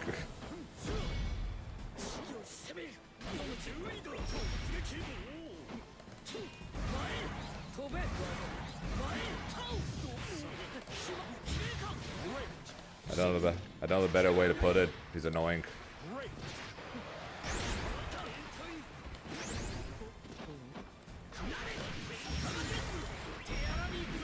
the lack of lows means dealing with his 6XL is annoying. No DP means you can keep going for this shit, and unless he's close enough for me to mash on him, I just gotta hold that shit.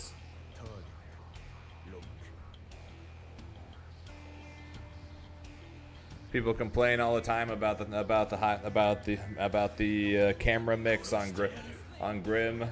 We'll see if people complain about the one on Wilness.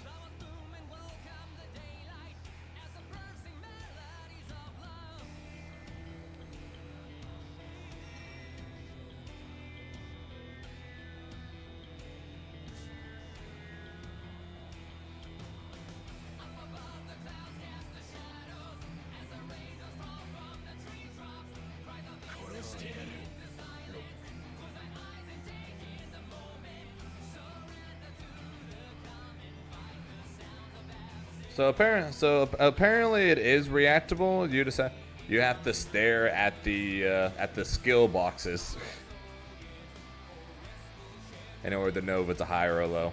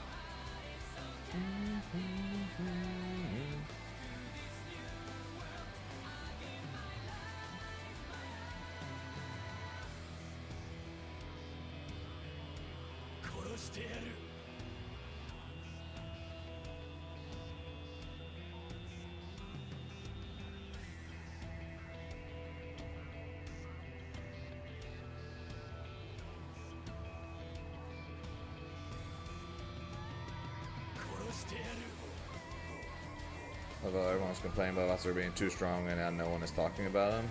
Yeah, well, that's the power. That's the power of new characters. Once tournaments start coming around again and the Vasaraga players reemerge, then the hell begins. Then you get to worry about him once that happens.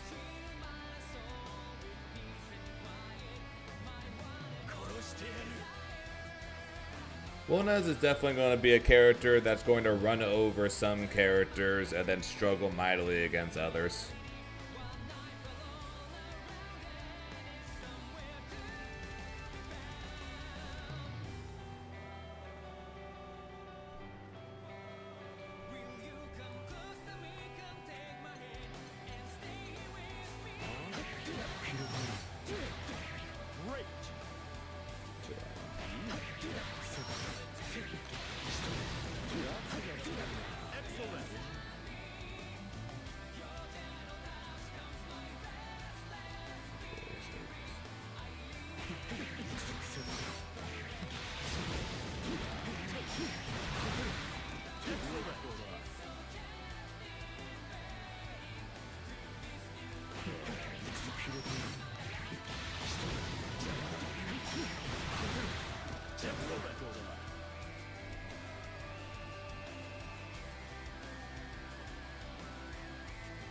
Is Eustace any good now? He's very good.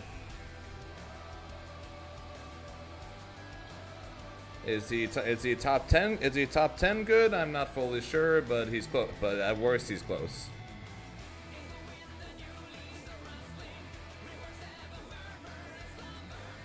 Okay, 106 on Matera low arrow. I assume so.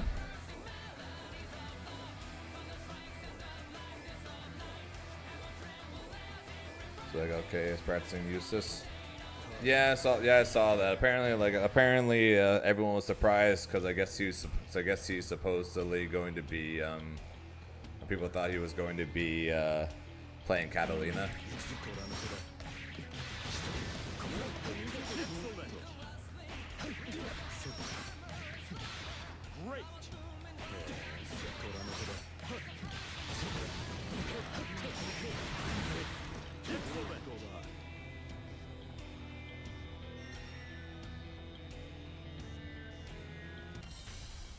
Here begins Fate's episode.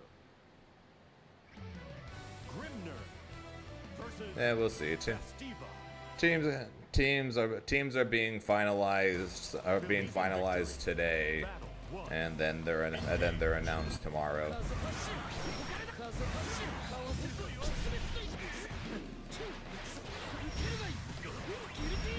LK is not going to be not on my team. That's the only thing I know for sure. I know one person that's going to be on my team, and I know it's not LK.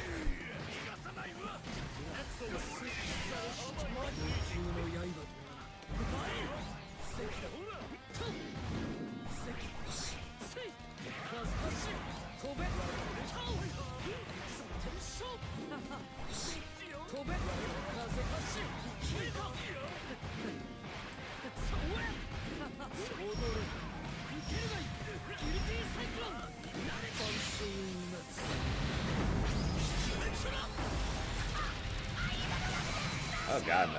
Oh god, no. Cat's strong as hell.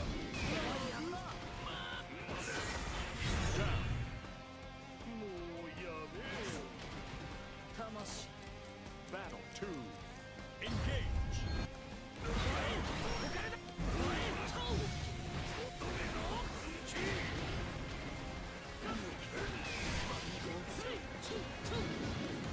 And I'm sure to the surprise of no one, especially Strauss, who have been saying this for a while, I will never be a wellness player unless they change him dramatically. I'm never going to be a wellness player.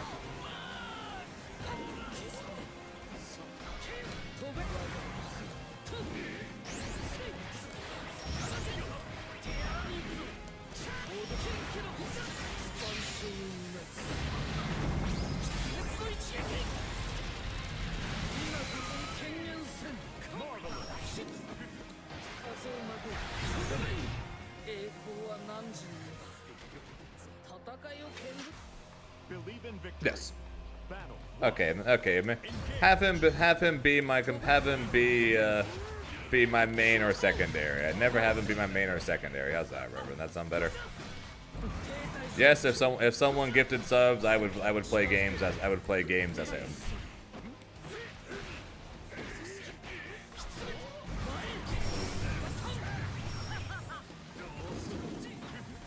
I agreed with you the whole freaking time, dude. What are you talking about? I said there was a 99% chance that I would not like the character and not want to play him.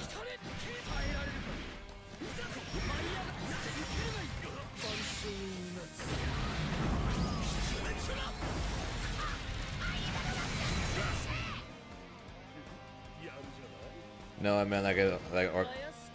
Okay, that's also fair. If an org, so let's just say, for example, Paragon got paid by Arxis or whatever. Hey, we really want to promote Wilness.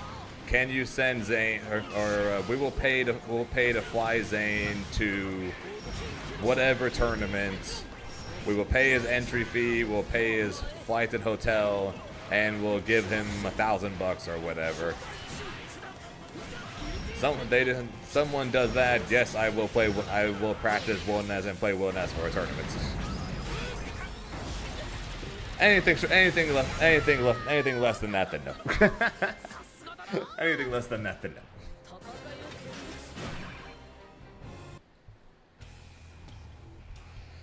Wilderness is so much different. Again, different is good. I like different. Obviously, I main Grimnir. I played Beerus and Zamasu in Dragon Ball. Arcune and BlazBlue is a character some people recommend for me to play. Some people tell me I should play. Like, my chat voted that I should play Aki in Street Fighter. Different and Zane tend to work really well together.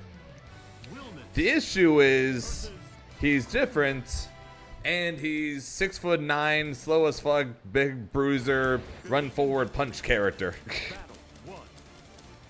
And that's the complete opposite of Zane. Zane plays annoying, flashy movement-based characters. That tends to be my specialty. I play characters that piss people off. They're flashy as all hell, and they're very annoying. That tends to be what I favor. Hence why some people tell me, and people in Boston told me if I played Central Fiction, I would play Bang. Why I played Chip in Guilty Gear. Why I played Grimnir here. I like my complicated characters. I like my difficult to play characters. I like the flashy characters, and I love to go fast. I love movement characters that can do a lot.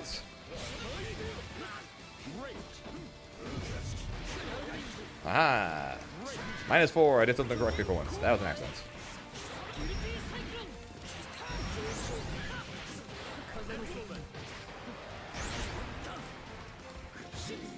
True, and only gotten more so with the addition of the fact that she can now transform from auto combo at any point when she's at 50%.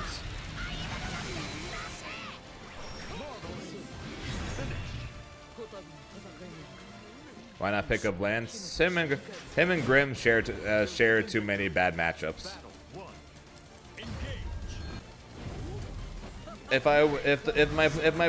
my plan was to fully drop Grimnir, I would consider it. If my plan was 100% Grimnir is dead to me, I'm dropping him, then yes, I would consider Lancelot. But they just share too many weaknesses to potentially play both.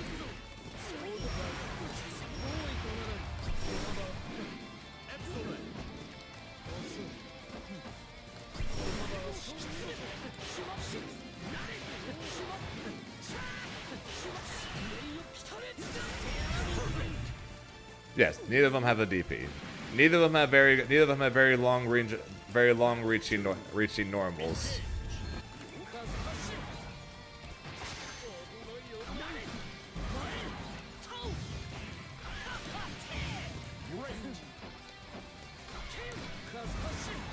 I don't know.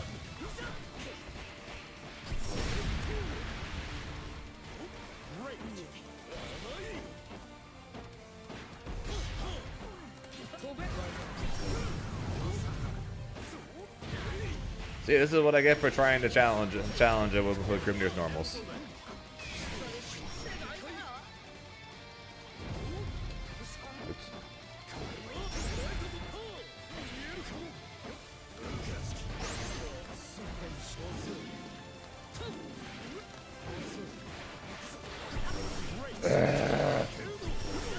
No, fuck you.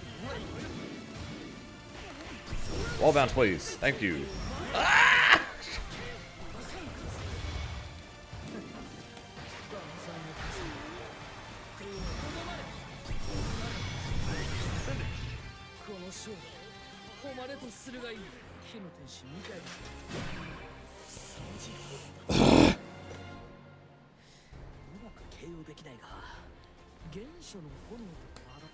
Oh, you would totally play Bang. Yeah, my point exactly, Reverend.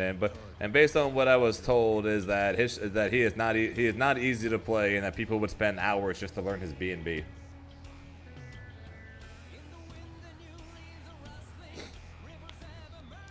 So yeah, Bang would probably be who I play in Central Fiction. Like I said, I have a type and a style of character and a general style of character that people tend to point me towards. The issue is in Grand Blue, those just don't really exist. That's why there are people in my chat when we were talking about it on Wednesday who said, I really just can't see you playing anybody not named Grimnir. Fate's episode. Grimner versus Wilness.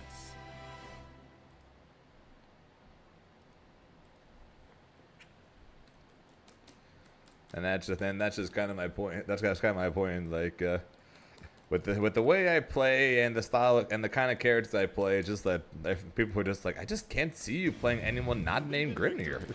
Battle 1. Engage. And that sucks. It was fine before, but now Grimnir's nerfed, so now it sucks. Fucking hell, dude. I just blocked the plus frame I just blocked the plus frame overhead, and then he then went into the negative overhead.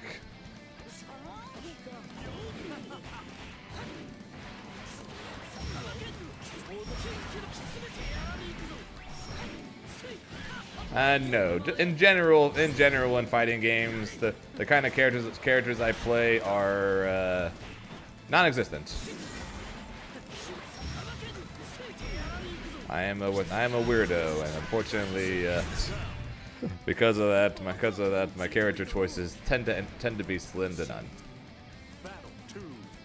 Engage.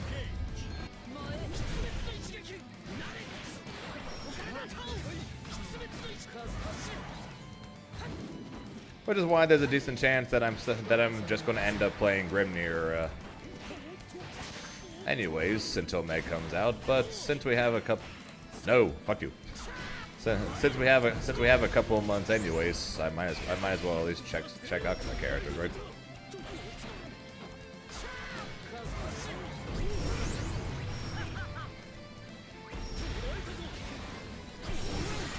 Piss off.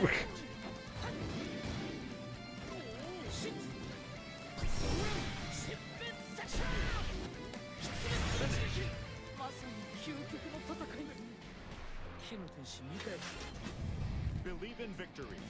Battle 1. Engage.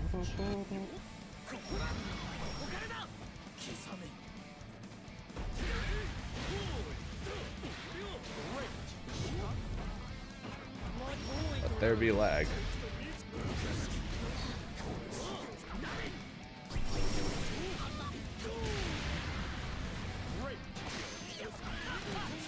Probably. The power of new DLC characters.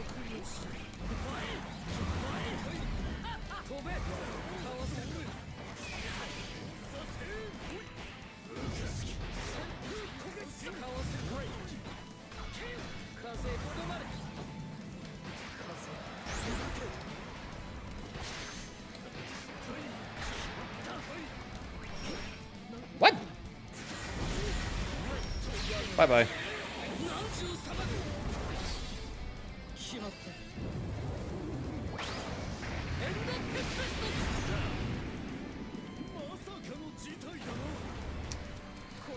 Hey, dude.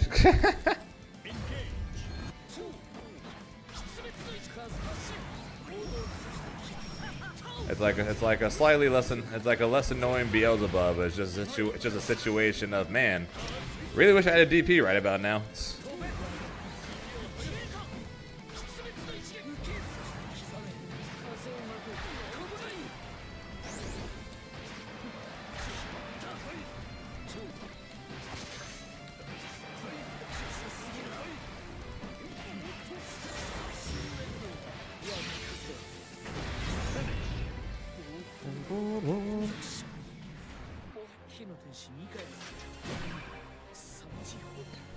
Yeah, I get you, Q. I get you, QB. Even if they're not my play style, if I like them, I'll play them.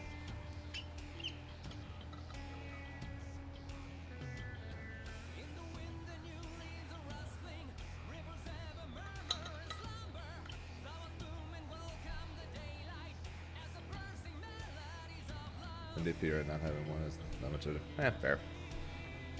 My bigger issue right now is just not being able to recognize which one's the low, which one's the high.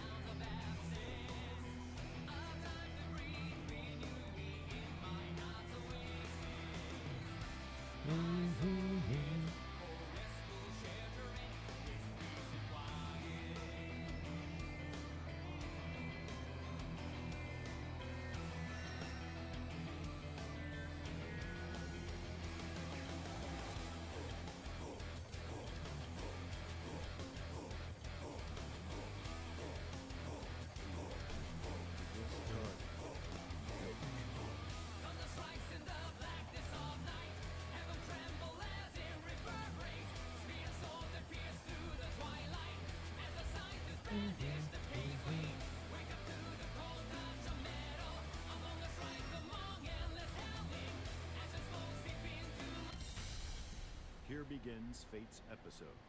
But one is too much not to branch up. Sorry. Versus Grimner. Oh my god. Yeah. Even victory. Battle 1. Engage. Issue was even prior to Grimnir's nerfs. It's not like I haven't tried multiple times at trying other characters. Tried Percival, I tried Sandalphon, Honore, Beelzebub. I got Lowain the Master.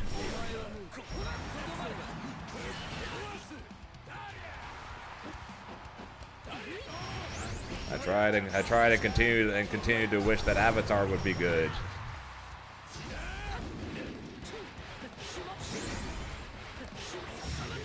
It's just that almost every time I've tried a different character, after like 30 minutes, I'm like, can I go play Grimnir now? Yeah, Zane even tried Vicola. You think we get a character past 3? Yes, I do believe we are going to get a character past 3.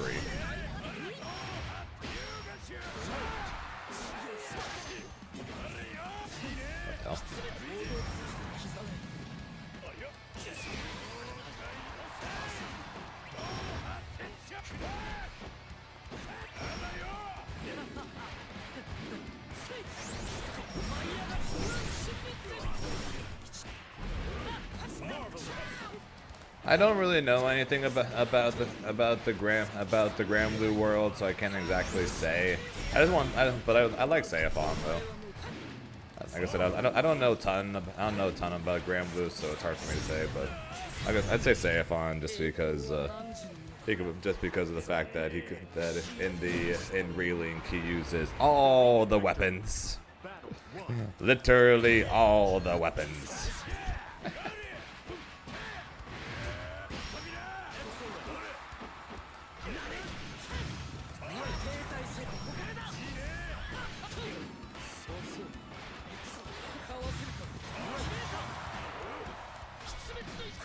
Yeah, Vicola is a really cool design character. A lot of animations, really cool.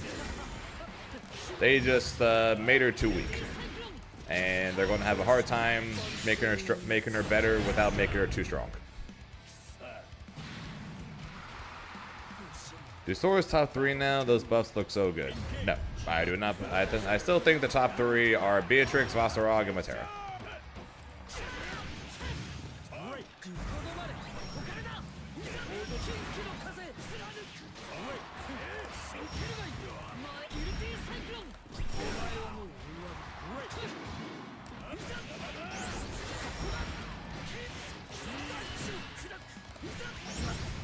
And as always, or Aqua.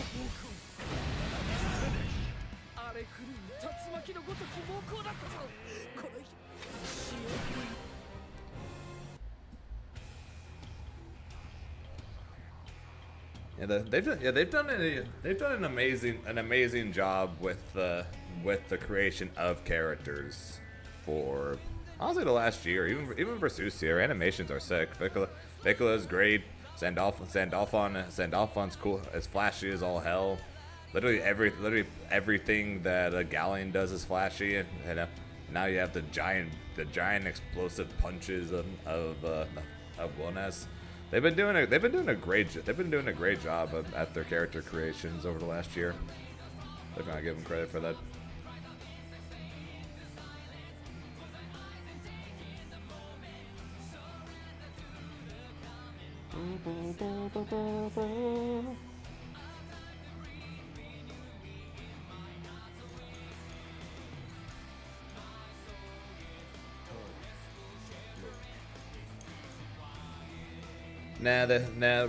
Rackham is not allowed to be in the game because Rackham was in the game. And then him and Eustace will be fighting over and over again because of the fact that they're voiced by Zoro and Sanji. And even though it's a completely different universe, they would still find some way to constantly be fighting each other. Let it end. I don't want to see DLC. He's just finished the game.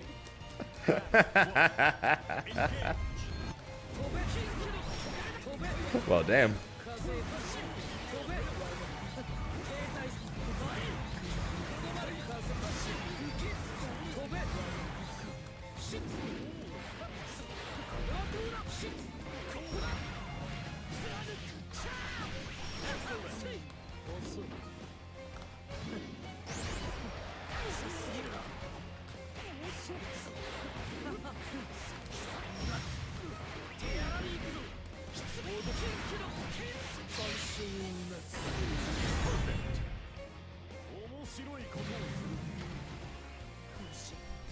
Battle 2. Engage.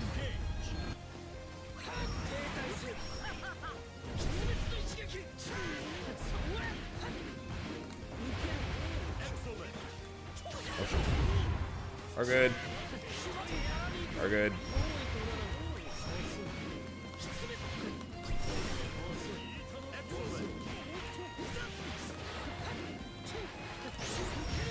Yep, the Zoro and Sanji beef literally through the games, through worlds. Believe in victory. Battle 1. Engage.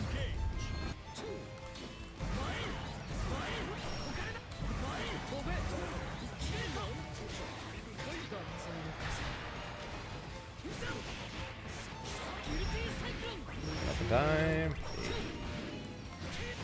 Okay, what are the odds he gets goes for low this time?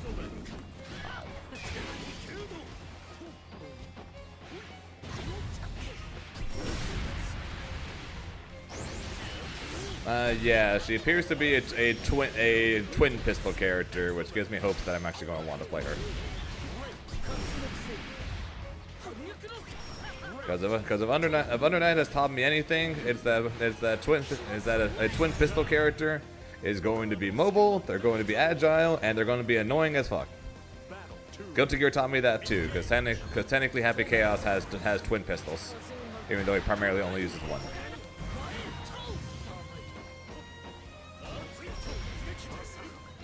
So mobile, annoying, and it pisses people off. Sounds like a Zane character. Sounds like a Zane character to me.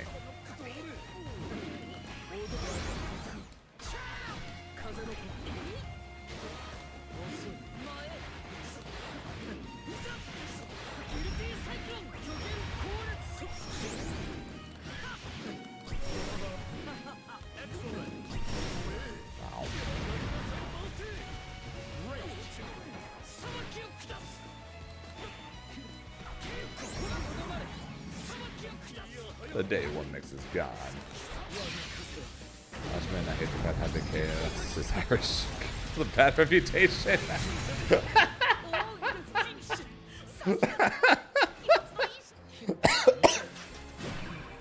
I've never heard that before. God damn. You hate Happy Chaos because he's Irish, and the fact that Leffen plays him, so it makes Irish look bad.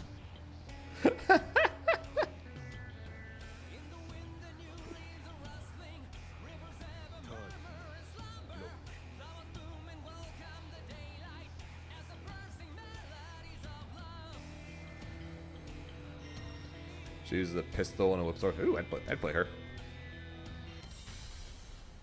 Yeah, it is kind of weird that they decided to just do 2 with the dragons. Speaking of which.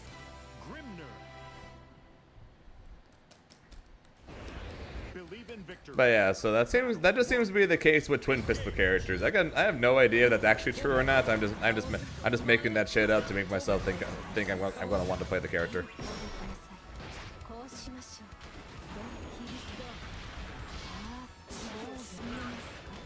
Hate being negative on hits.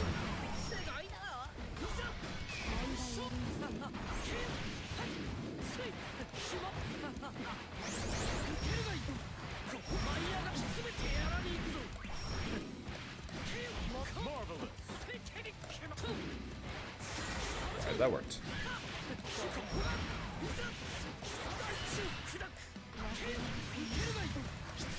Or Aqua!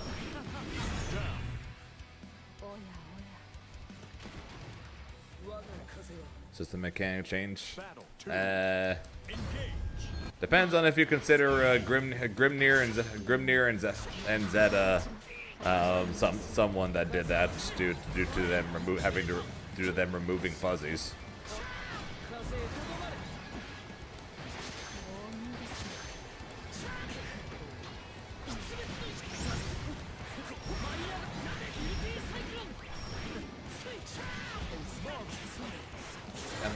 I'm a bit unsure about. I'm definitely unsure about Meg, primarily because it seems like even most people don't seem to like her inclusion in the game, and I can only guess at what the hell they're going to do with her kits. But I at least have more hope for her than I do Will Ness, so at least there's that. I'm still hoping for Shark set play. Cause just even saying that out loud sounds funny.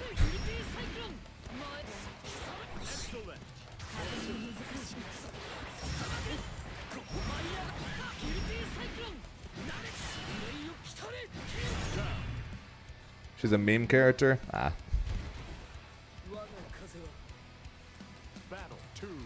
Like I said, Shark, just saying out loud shark set or flying shark set play just sounds funny. Just sounds funny to me.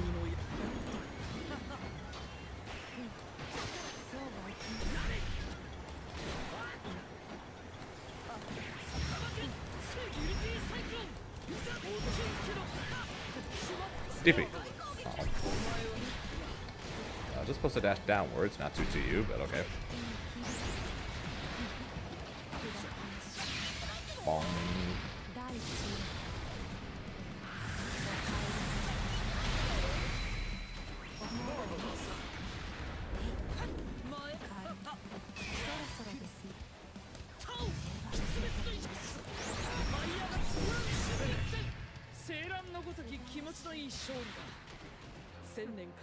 First and foremost, nothing. This is a business.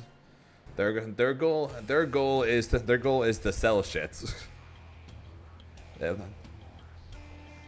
gonna look at who are probably the most popular characters, and then they're going to test all of them to see if they can be put into a fighting game. And then if they can, in any way, shape, or form, then they will do it. Because it will sell. Even if they aren't the best fits, if it does fit, they will do it because it will sell. Here begins Fate's episode. Festiva versus Grimnir. Captain Balls. 10 push-ups for every block. Battle 1. Engage.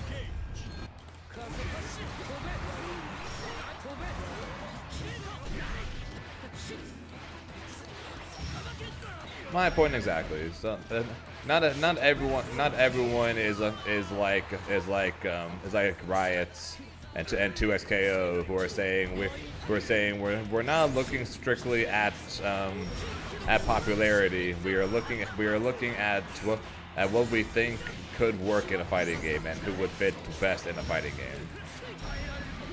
So they're not. So side games are not riots. Give me Deku.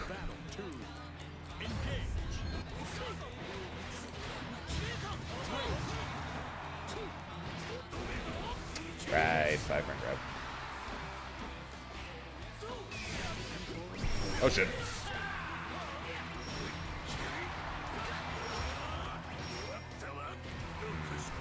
I'm holding up. Bad idea.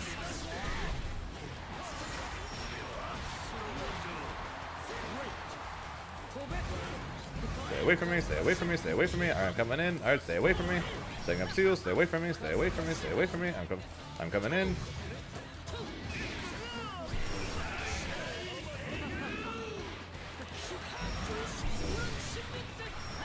Curse you, no wall bounce. Good punch.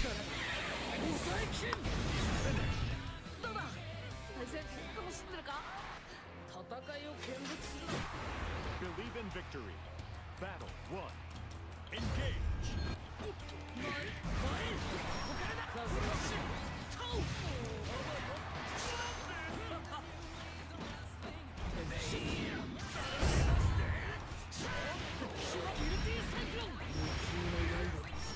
Don't ask me why I spot dodged in real life.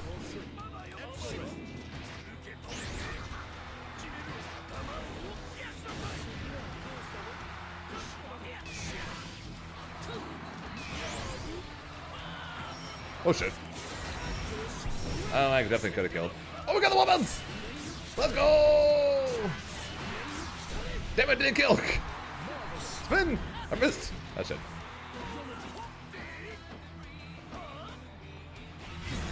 We're good.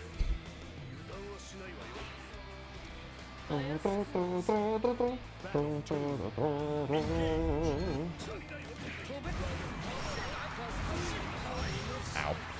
What do you mean that comboed?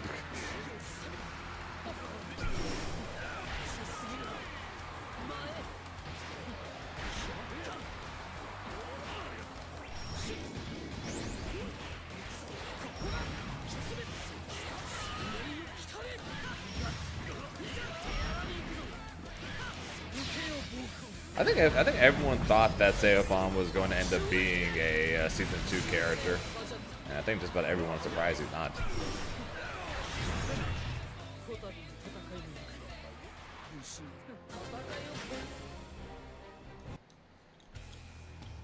I'm disappointed he's not. Thought he would be. Great.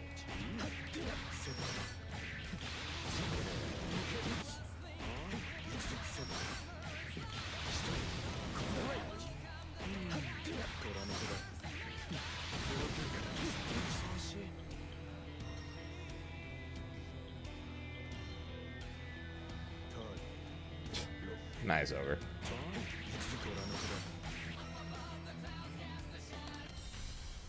Here begins Fate's episode. Festiva versus Grimner. But yeah, I don't know. Like I said, I'll be hopeful for Meg. What her lore sounds like, it sounds like she's going to be a cool fit for this game. Like I said, potential shark set play. The fact that the shark can combine with her arm could potentially make her a stance character. The shark has electric and wind powers. She knows martial arts and apparently uses a weapon, or uses a blade on top of that. So it sounds like there's a lot of potential to her.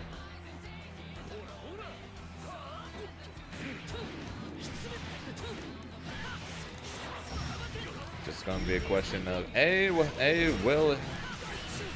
what are they gonna do with her, and then B, will it be good? Because assuming Wilness is good, which everyone's currently talking like he is, then she's supposed to be bad, because that just seems to be the path that side games keep doing. Keep going. Good character, bad character. Good character, bad character. Good character, bad character. Except for a single time, it has always been good character, bad character.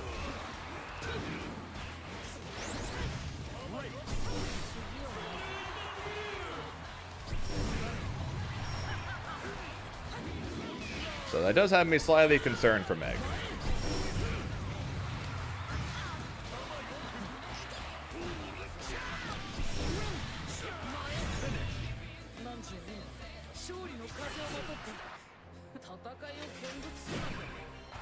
Bro, if they make her a negative edge character again, if they make her dragon, literally, if they make her freaking Dragon Knight from so someone had did this comparison because someone had said the other day that she's like Cammy in the way she learned her martial arts, but then also said that she could be she could potentially be like Dragon Knight from DNF Duel. And then I was like, dude, if she ends up being a combination of Dragon Knight and Cammy, like in one character, that'd be like the coolest thing ever. Okay, Dur said that. Yeah, I was like, that'd be like the coolest thing ever. Could you imagine having a character that has like fighting skills like Cammy, but then uses the flying electric shark like freaking Dragon Knight and DNF Duel uses her dragon? That'd be so cool. No, I dropped it. We're good.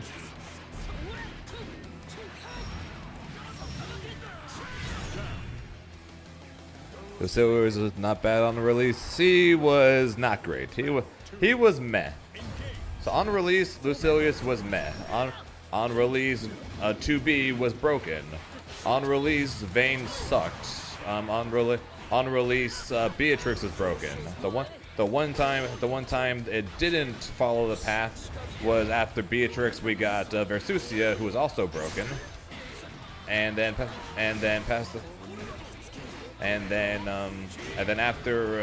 Versusia, we got Vicola, who sucks. And then after Vicola, we got Sandalphon, who's at least everyone agrees at least most people agree he's at least good. Some people say he's top tier, some people say he's high tier, but most people at least say he's good. And then we got Galleon, who at least in my opinion sucks. And then now we have Wilnaz, who at least so far people are saying he's good, but we'll see what happens as a bit more time passes. So outside of Beatrix followed by Versusia, we have always had good character, bad character, good character, bad character, good character, bad character. That has basically always been the path, except for one time. So that makes and if that trend continues and Wilnaz is good, then Meg is going to be bad, which means I'll then start hoping and praying for Ilsa when she comes out probably late January.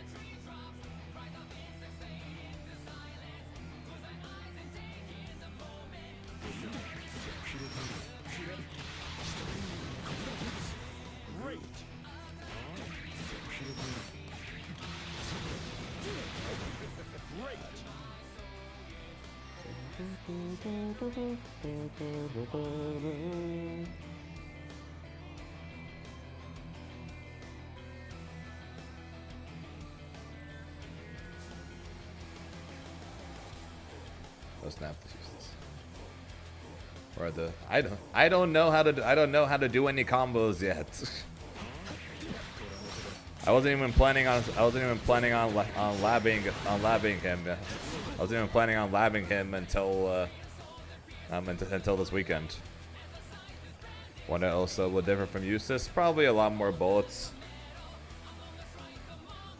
Potentially some air bullets to compare her to her under night counterparts.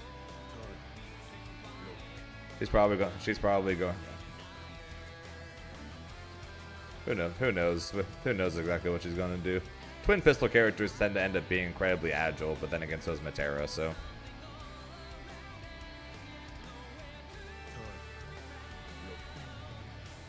Yeah, potentially be forced to reload. Rush down bullets. So basically you think she's going to be like Happy Chaos pretty much. Part zoner, part rush down, but you have to be able to reload.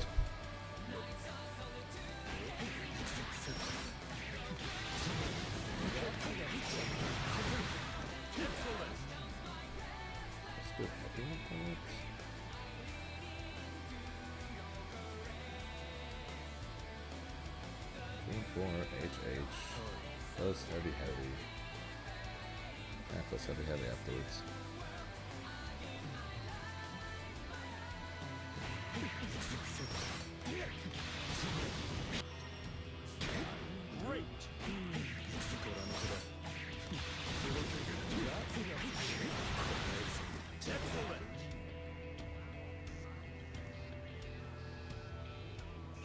That is entirely up to you. Vera got better this patch. Fairy got worse, but Fairy's still probably gonna be pretty strong. Here begins Fate's episode.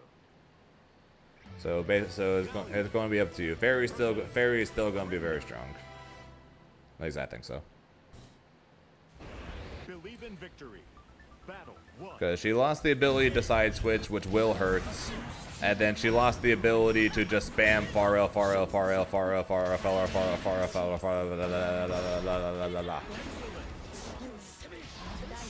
She lost the ability to do that.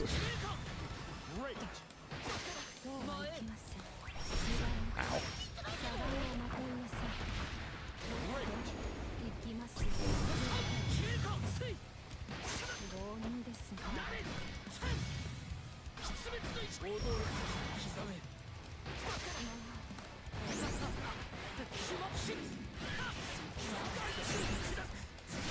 And yes, and in return for those two things, she now has a loopable safe jump 50-50.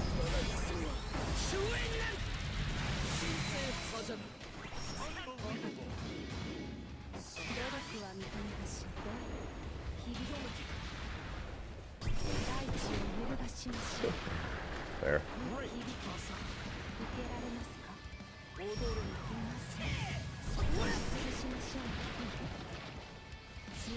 Spin!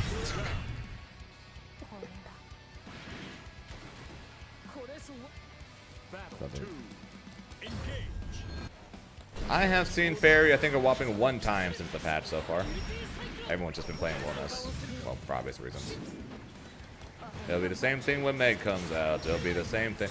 It'll be the same thing when Ilsa comes out. New character means everyone plays her. Or plays them.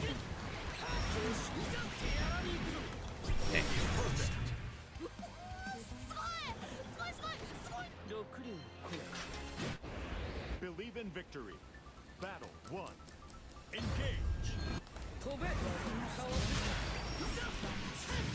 Great. We're gonna start with Eustace and go from there. Basically, no matter what character I play over the next couple months, the hope for Meg will continue to be the same no matter who I end up going with, and the hope will be she's gonna be my one true main, or my new main with Grimnir as a secondary, or just at least a character I want to play. Something that makes me want to play this game again, because once 2XKO comes out, I am going to want to spend a lot of time on that and not as much time on this. So no matter what, I'm basically just going to be hoping that Meg's going to be someone that's going to make me want to play this game more again. Once 2XKO comes out, that's going to be the game I'm going to want to spend a lot of time in.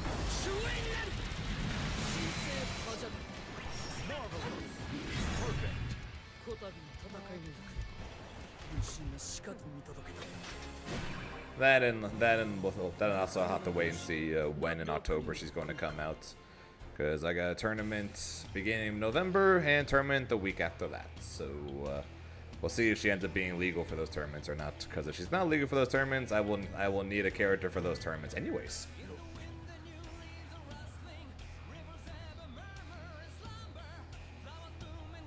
Sorry, Isvar.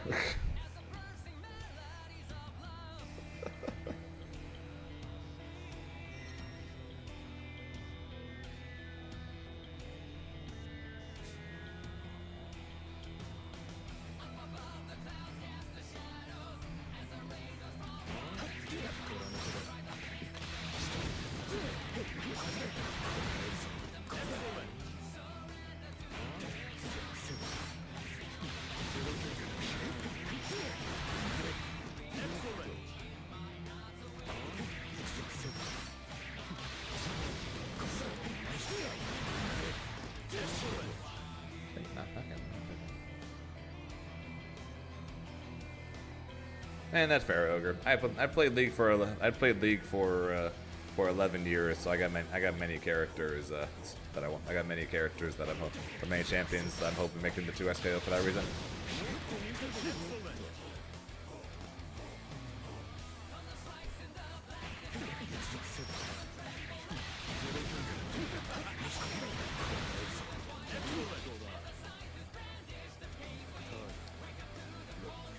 Supposedly, my one true main hasn't been announced yet, according to a guy I know. But at this point, I'm losing faith that he's not just stringing me along.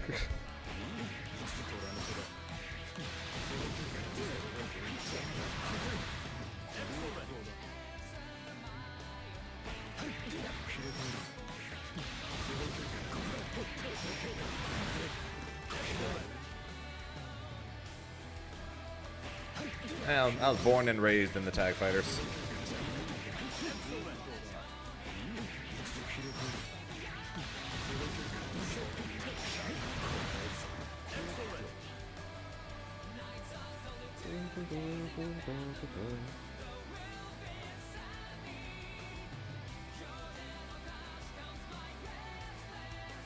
I can't get the close heavy.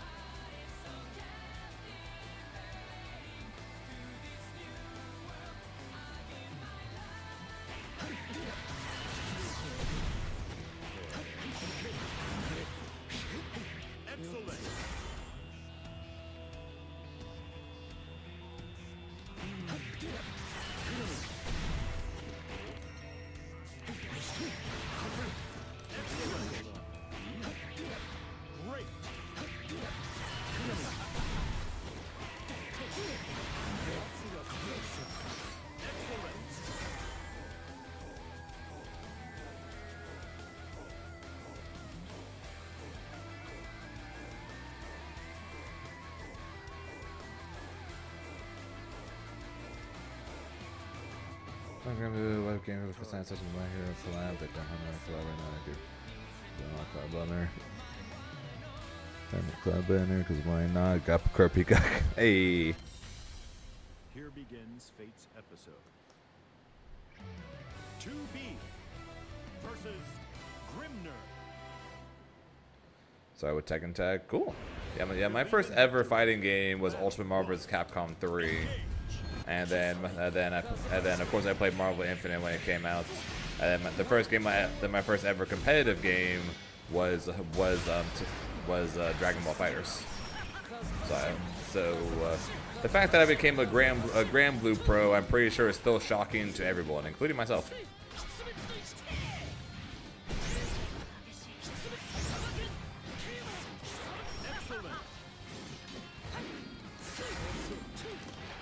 I'm not going animation for that, am I? I don't think so.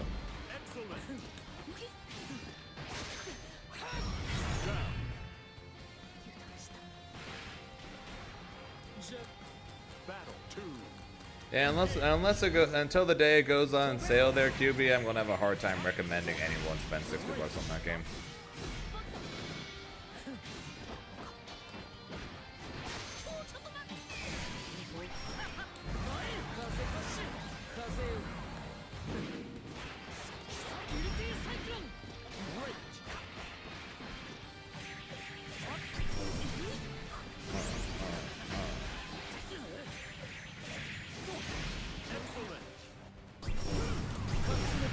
Yes, I just spent 100. Yes, I just spent 100 bar. Worth it.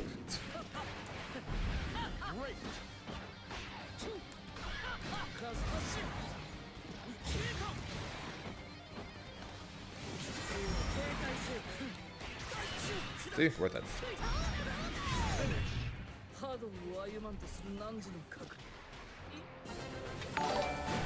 Cajun, I think so. Follow, appreciate. Believe in victory. Battle. And I got you now, QB, but yeah, my first fighting game in general. Kind of. Okay, so technically my first fighting game in general, before I knew what a fighting game was Soul Calibur. I played Soul Calibur 2. Two? Yeah, two on the arcade cabinet at Fuddruckers that I would play whenever my parents took us there. And then I had Soul Calibur 4 on my Xbox. Didn't even know what a fighting game was. I just knew it was a game I played in the arcade at Fuddruckers, and the game had characters with giant ass weapons. And I thought it was hilarious that one of the characters used a hula hoop as a weapon.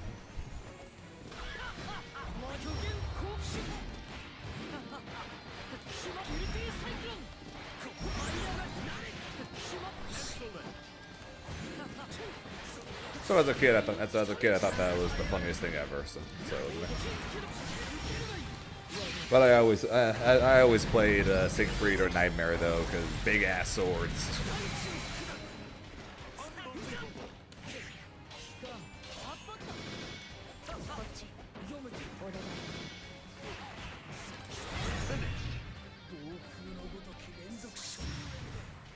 I had an Xbox, not a PlayStation, so I got Yoda instead of Vader, and he was annoying. He's so short. You couldn't hit him with the left-right slashes. You had to go up-down if you want to hit him, because he was just so short.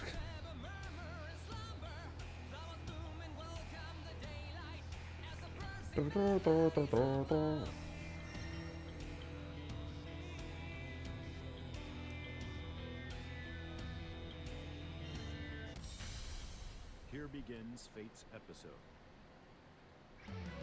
Grimner versus 2B.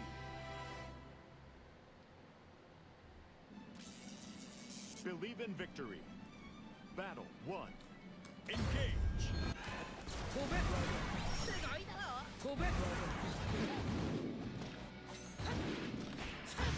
Great.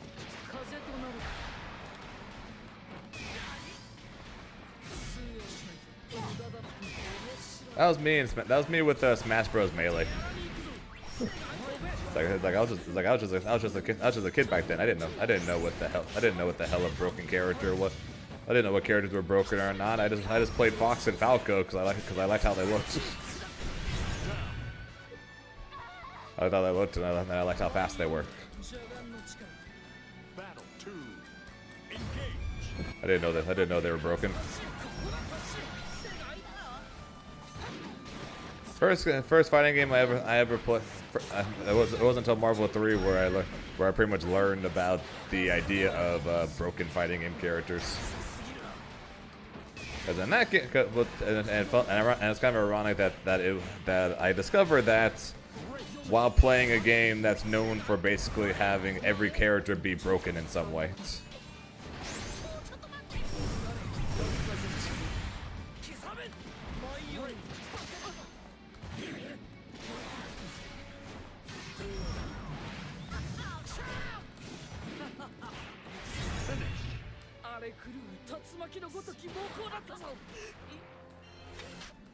Believe in victory. But my friend who got me into that game, though, also introduced me to the FGC, so I learned very quickly the power that was Zero May Cry.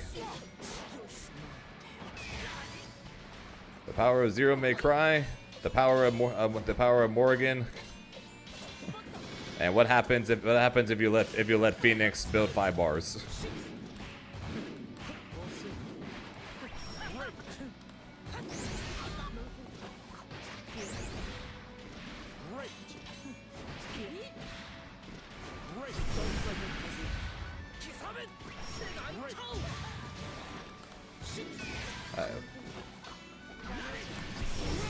She would be dead if this was the last match.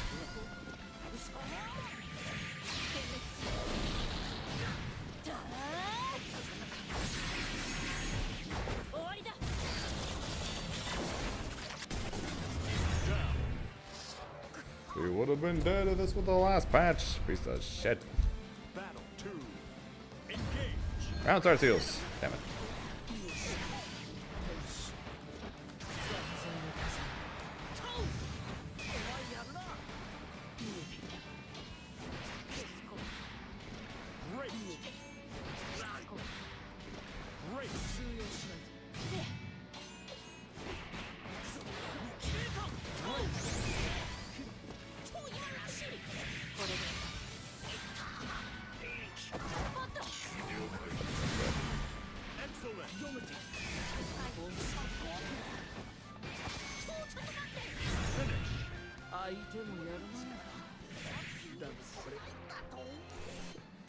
Believe in victory. In a similar way, Ogre in Smash 4, I liked playing Jigglypuff. For one reason and one reason only, I liked going for rest.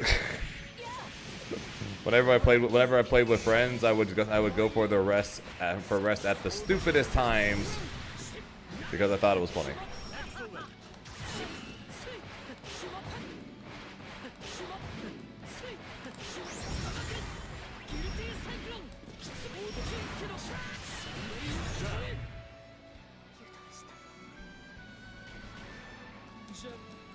Yeah, rest is a little less funny in Melee than it is in Smash 4.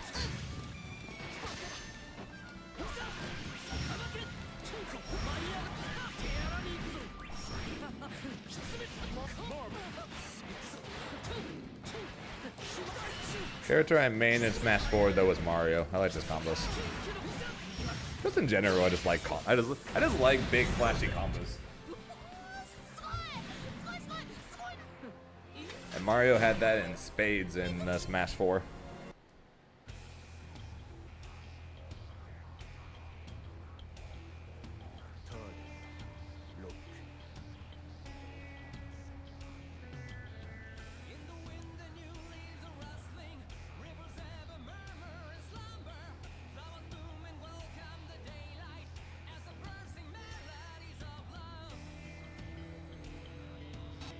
Oh, what the? Okay.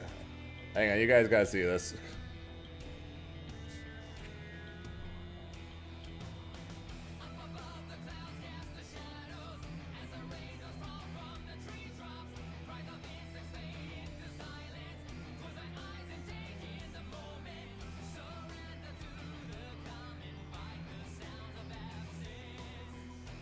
So apparently modders added in new assists for every character, replacing the C assist. So Zamasu puts orbs on top of his teammates. Krillin got a bigger rock.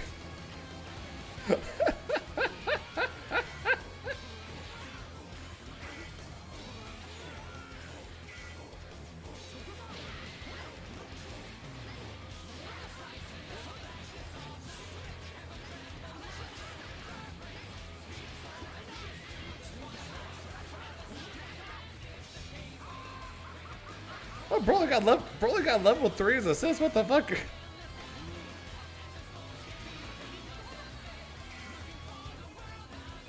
His rock, dude.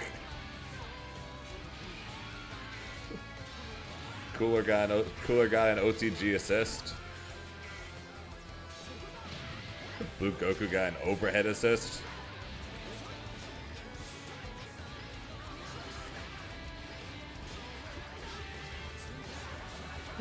They made C Broly's level 3 his assist. Look how much damage it did. That's his assist. What the shit, dude? I think they might have cooked a little too much on that one. Oh my god. Just put Z Broly in the back and you'll TOD anybody.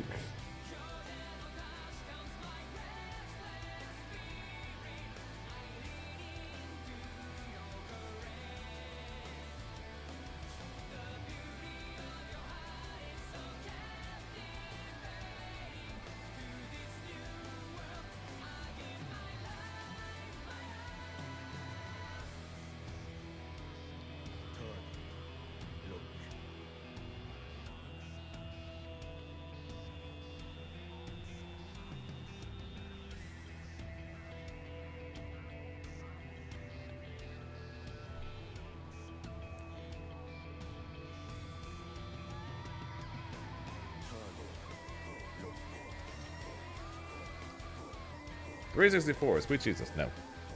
No. This fighting game was boxing on the Atari.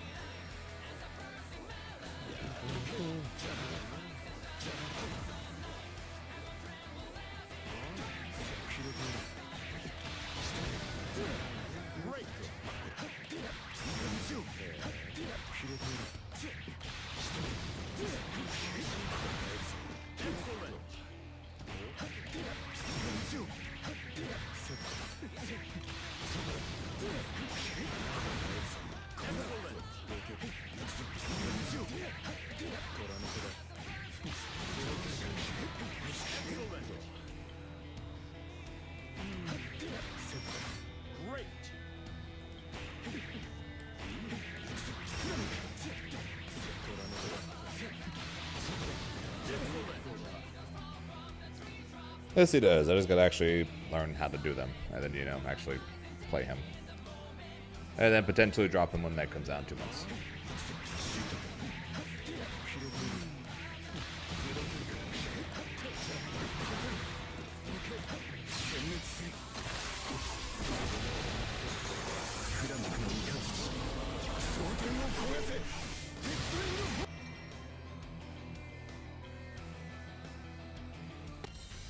That's a funny freeze frame. States episode.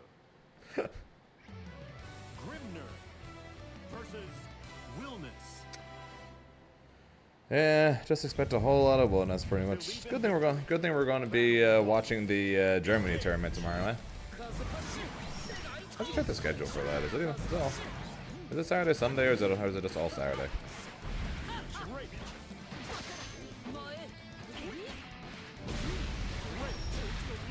Actually, now I think about it, it might actually be today, and I'm just not paying attention. I should probably look. I'll look at this match.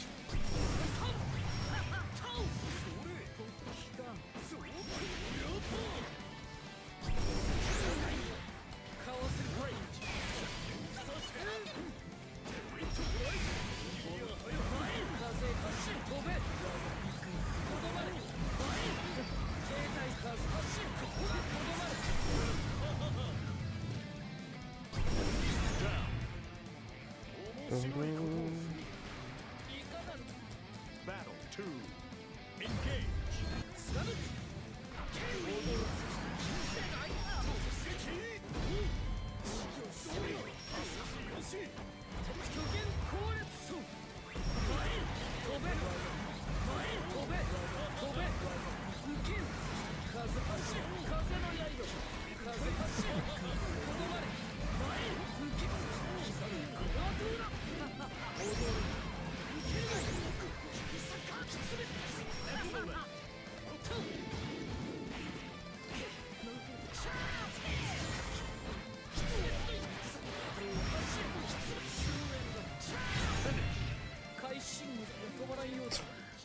Could you imagine all the plus frames he's got, all the full screen shit he's got? Imagine if that shit had armor too.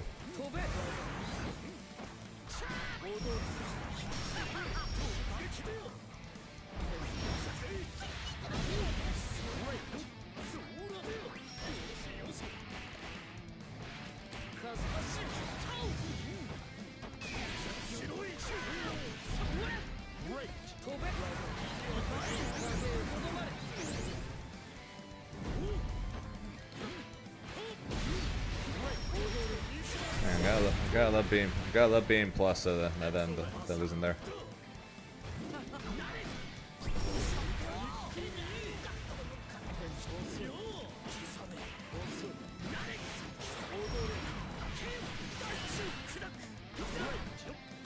lucky. That's lucky.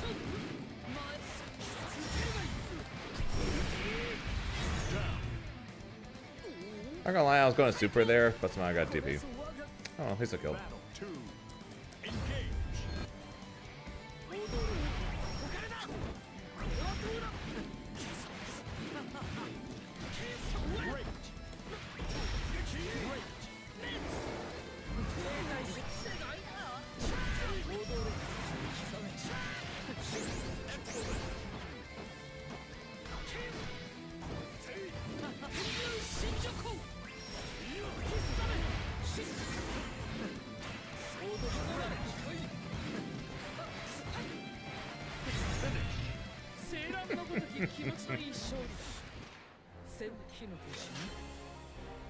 That worked.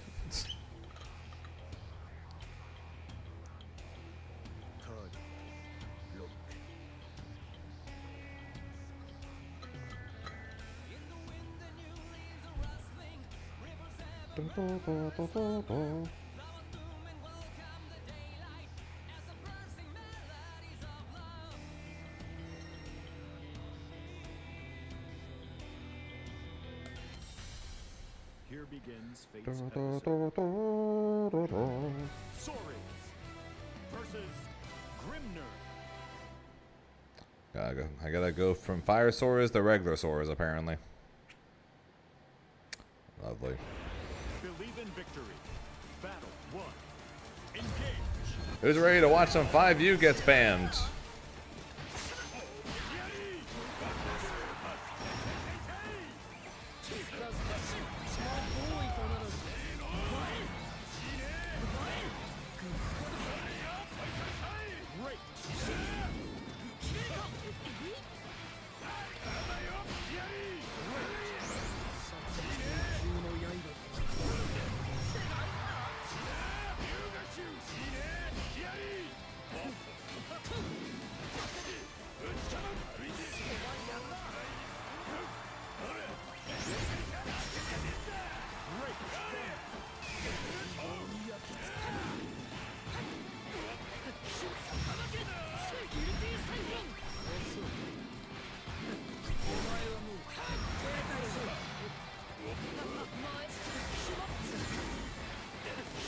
I keep going for that Oki now because it's at least it at least looks more real, but that shit is so fake now.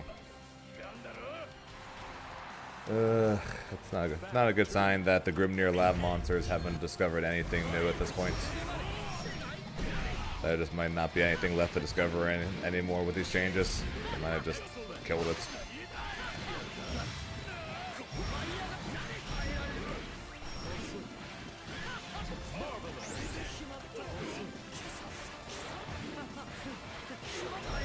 I'm not angry, I'm just disappointed.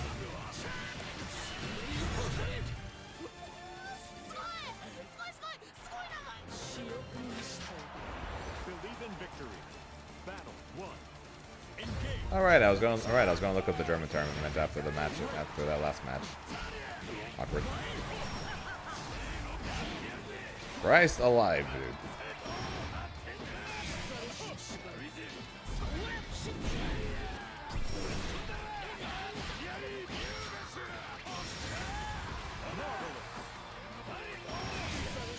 True, but anyone that thinks that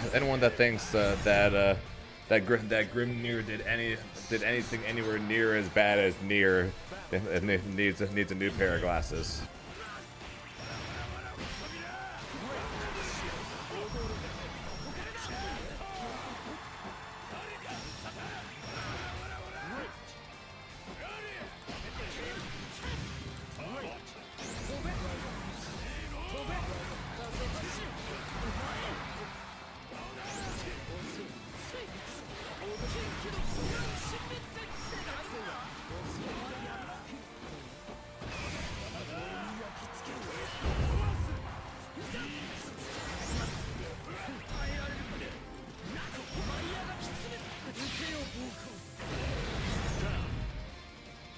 I agree.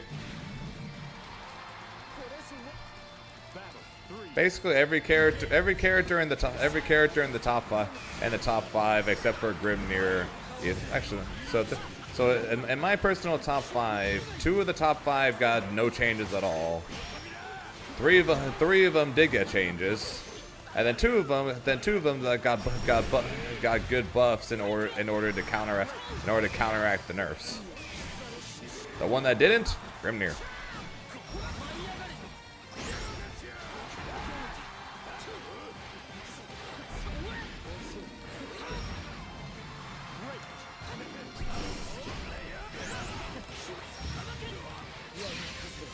Look good, Zankos.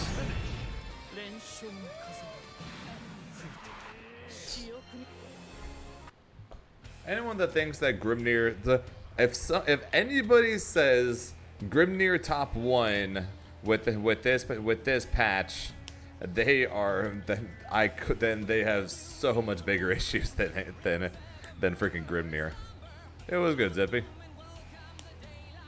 Missed you at Evo, man.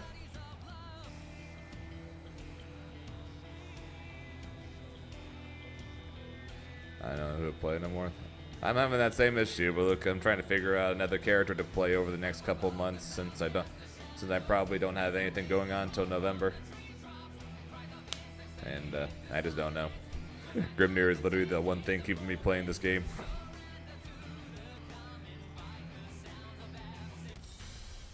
Here begins Fate's episode.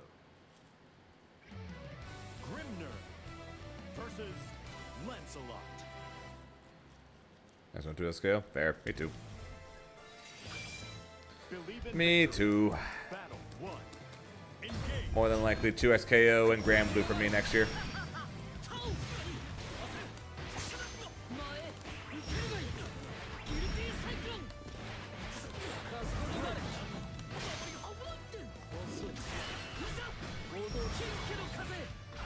And basically everyone in this game is either a Shoto or Shoto-like.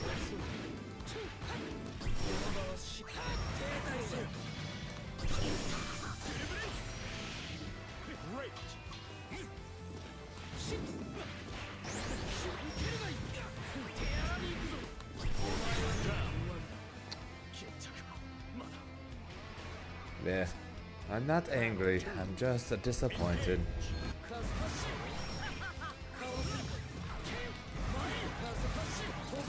It is what it is. We're gonna mess around with Eustace and just hope that Meg is going to be cool.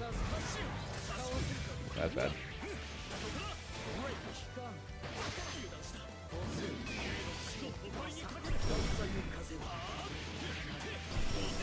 I'm 100% a tag fighter player. I was born and raised in the tag fighters.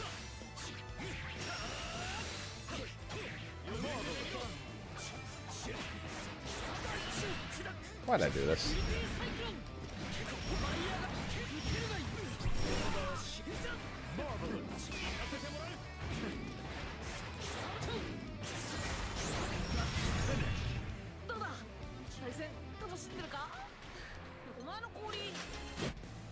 So now like I haven't been talking for years about how much I plan to play at 2SKO when it comes out.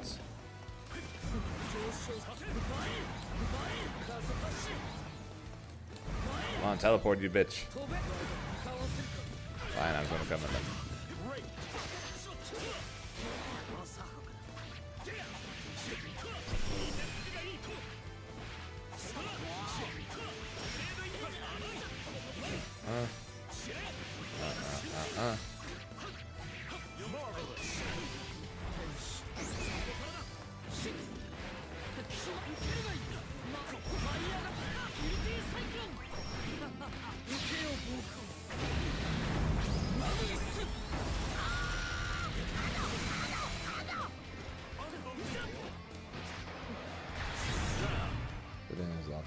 Let's go. Just got lots of homers over in Rising. Battle 2. Engage. I agree, Zankos. We definitely all good things. It's just unfortunate that none of them are characters I'm going to be playing.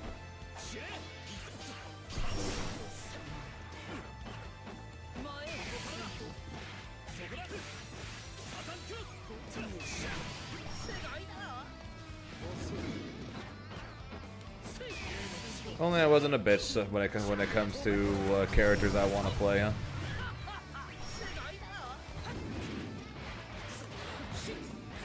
That would make things a whole lot easier.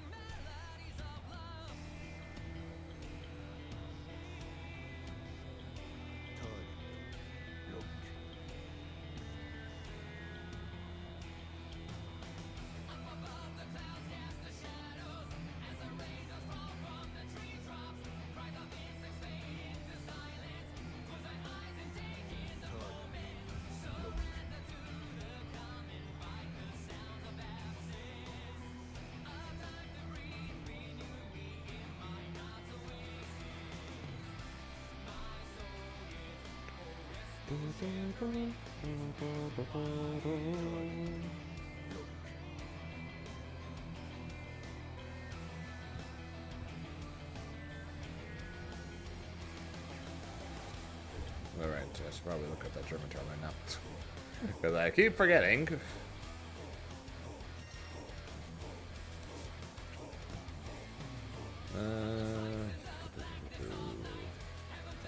Crossover.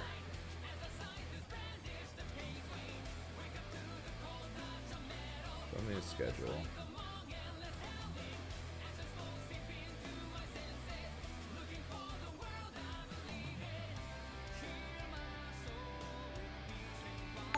Pools is tomorrow and top 8 is Sunday.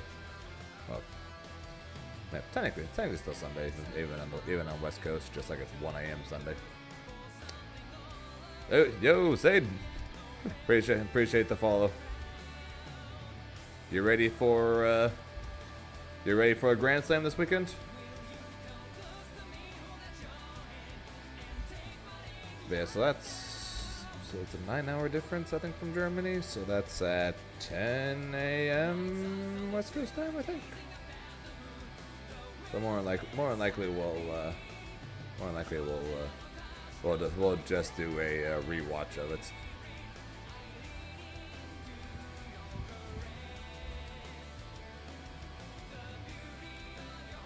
And then Sunday, yeah, Sunday's like at 1 a.m. We ain't doing. I don't care that much for this 60-man tournament, unless there's a character involved afterwards. I don't care that much. So yeah, we'll watch that. We'll watch that Sunday at around the normal time. I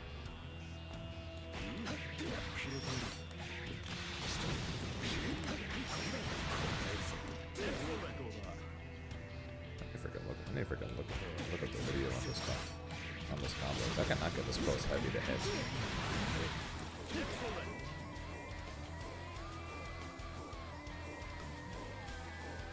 Got you. Kind of explains why I made 6% to cast out our shadows. Yeah, that's kind of like I said. That's just this game in a nutshell, pretty much. Just about probably a good 60-70% of the characters can classify in their own way like a Shoto. Meterless GP, random lariats, strike throw game plan, projectile,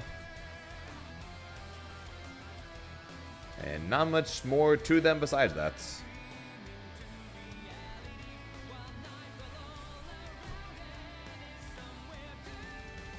There's a lot of characters that fall under that category pretty much, just because in general the offense of this game tends to be very strike throw heavy. So just about every character, so almost every character with a DP, a lariat, and a projectile is going to end up playing in some way fairly similar.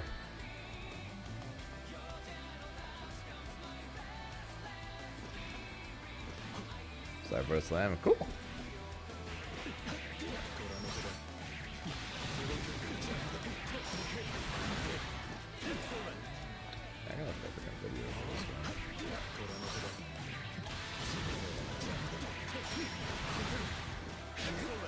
Apparently I can do close heavy after that.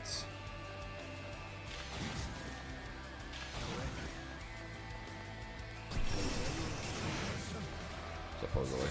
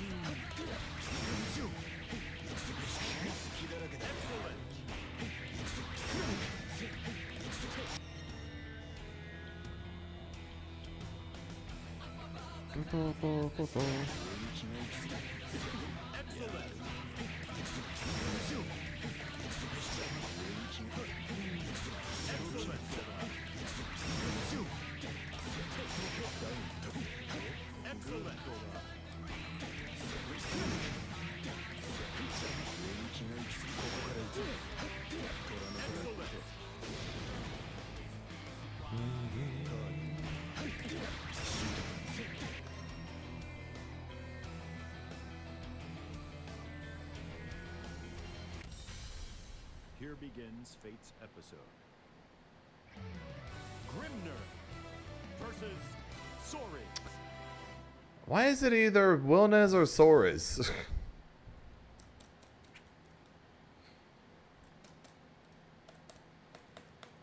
So literally just these two characters, Wilnez and Soares. Believe in victory. Battle 1. Except for when it makes it back to 500, then we have Galleon for one match.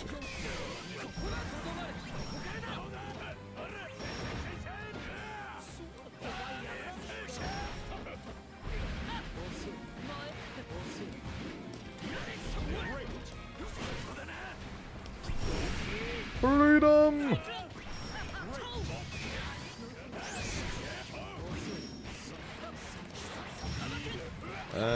We good next kind of.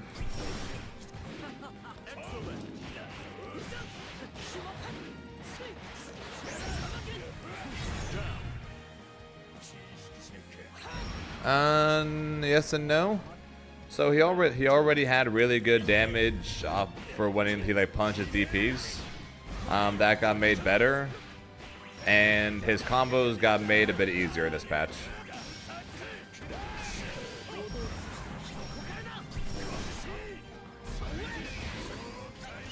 So nothing really that's going to make him like shoot up to like top 5 or whatever. But I just find him cool, and I kind of need something to do for the next 3 months until Meg comes out.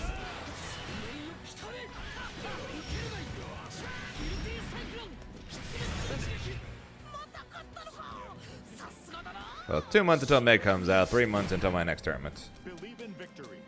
Battle 1. I went from having a tournament like every 2 to 3 weeks practically to now having nothing for 2 to 3 months. It's weird.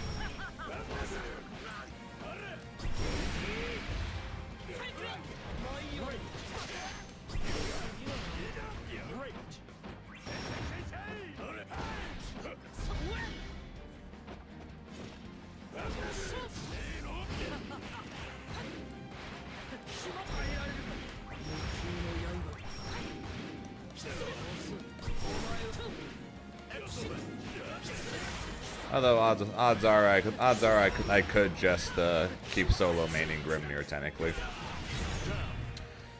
It'll be tougher, but I could. Battle 2. Engage.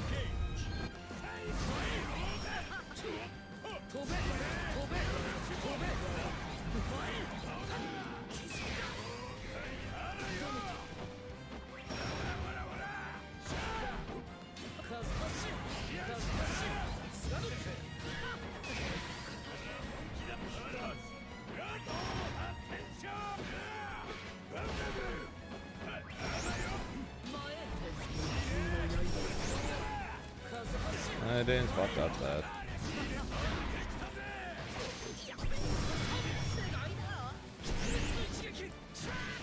Damn it. Yeah, that's that. Oop. 1, 2.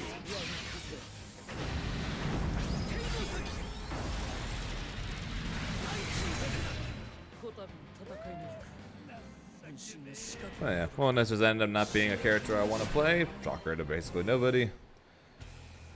And I want to spend the next couple months doing, or at least trying to pick up another character.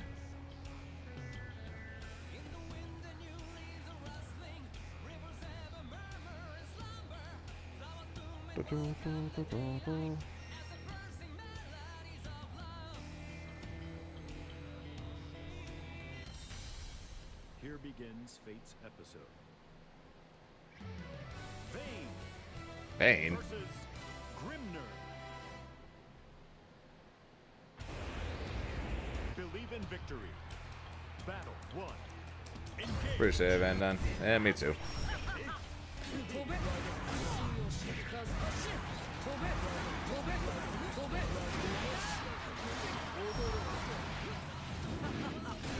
Why does that freaking side switch?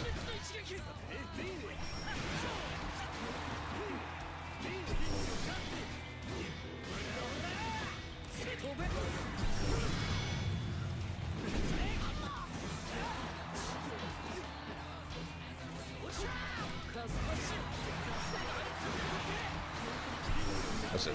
We're good. Freedom! I'm back.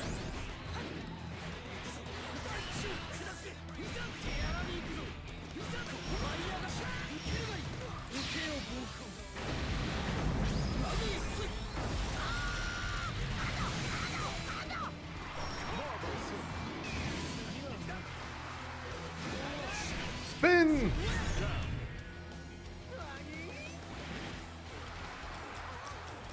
Battle 2. Engage.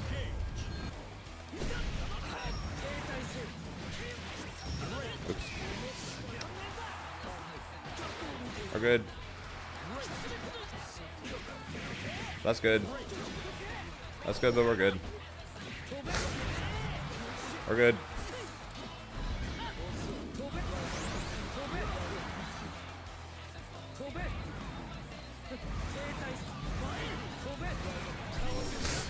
We're good.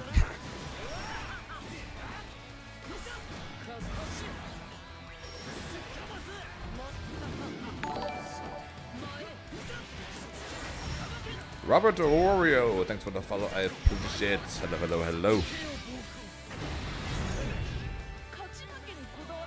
Welcome to the destruction of Vayne. Not Zane, Vayne. Yeah, they sound similar. Battle 1. Engage.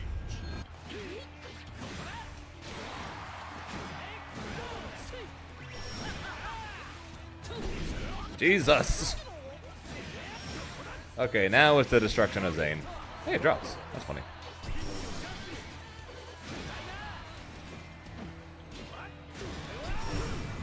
Oh shit.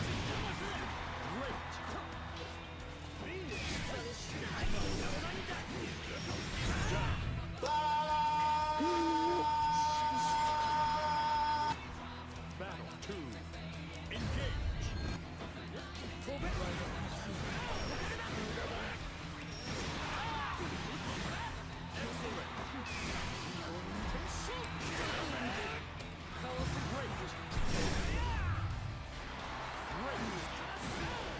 Because I'm the resident air Grimnir, I hate the fact that I'm fighting against a character that literally wants you to go into the air.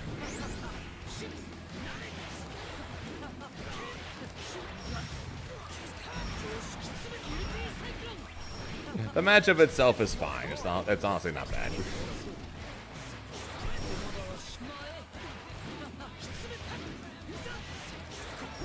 No! He doesn't know! Sucker. Battle 3. Engage.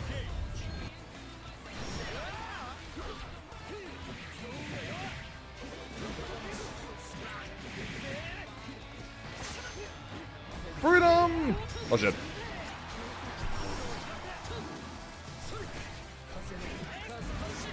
Oh shit.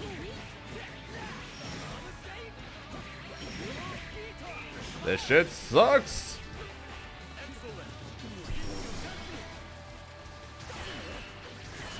That was good. Okay, and honestly, it's not that bad, at least. I'll complain about it, of course, but it's not that bad. Grimnir's still good. Grimnir mid-screen is cooked. That part I'll say. Grimnir mid-screen is cooked. Grimnir's ability to put people in the corner is kind of cooked.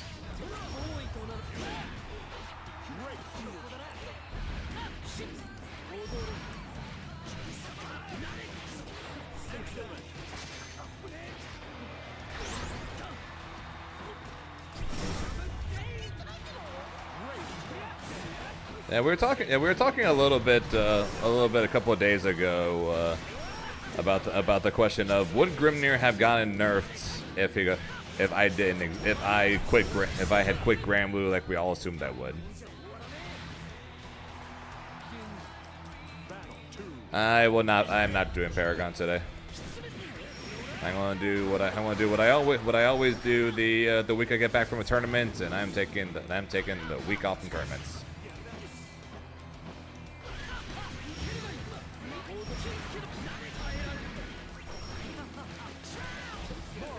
I entered Paragon, then flew to Boston, and then as soon as I got back from Boston, I had to practice for Evo. And now that we're back from Evo, I'm taking 1 week off from it.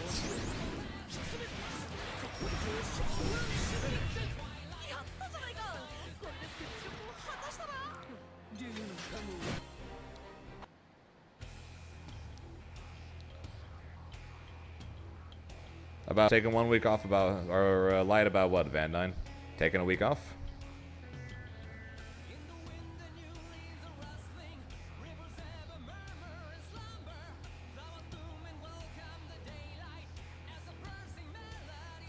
Maybe you put the Shadow into this Granblue instead. I'm playing Shadow on Sunday.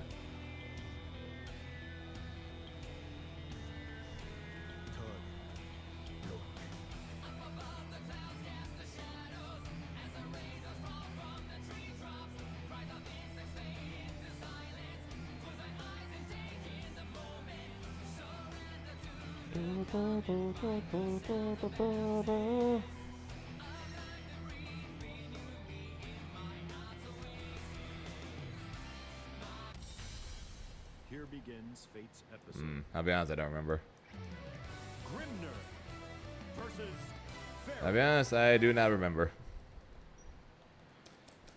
All I know is on Sunday we're going to watch the top 8 for the German event, and then we're going to do Sonic Sunday.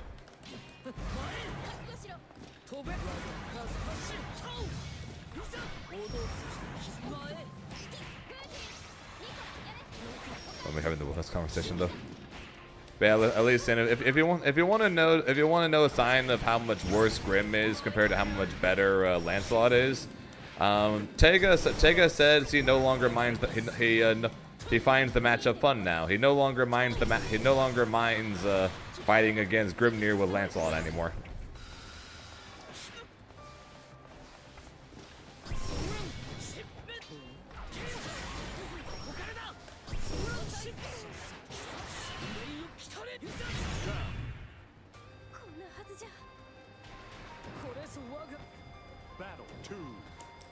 Yep, I can't put the tornado in the way anymore, and I can no longer put you in the corner.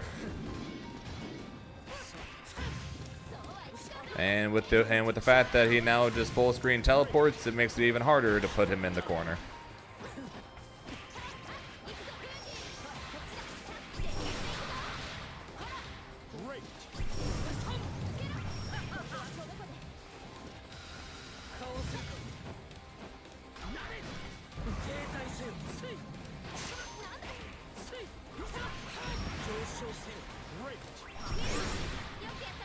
Got the lurking? Sounds good. Enjoy your lurk. We shall be here.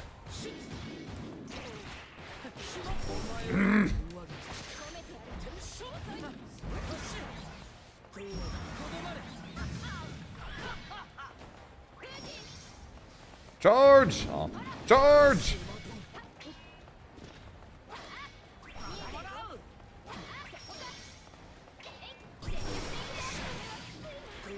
Checkmate.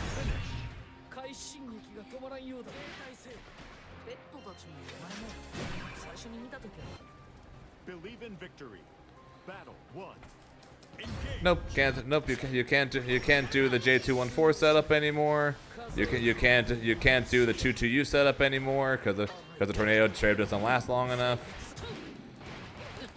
The only way for you to go. So now the only options are to go for the high-low setup, which you can only do if they are already in the corner, which is kind of difficult now that we have lost the ability to send people to the corner, or a safe jump. And no one is afraid of Grimnir's offense if the scariest thing about him is a freaking safe jump. Battle 2. Engage.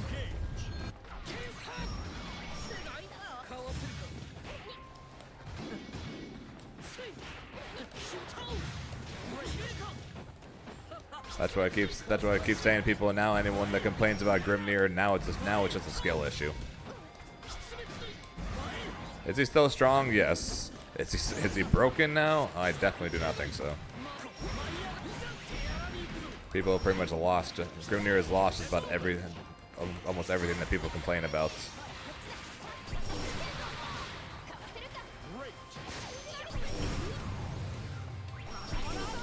Charge!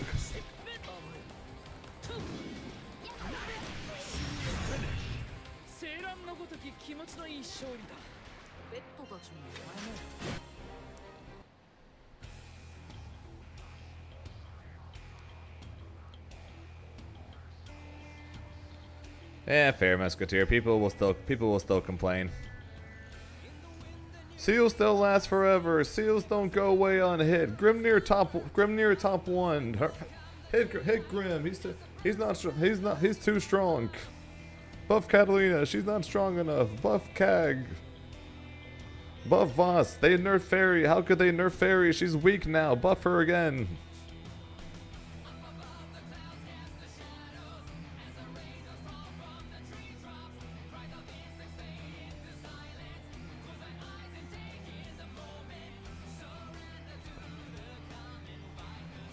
I know she does. That's a joke.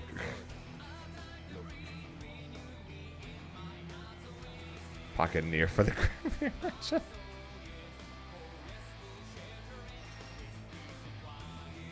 Grimnir. No, I was being sarcastic. Fairy is still very strong.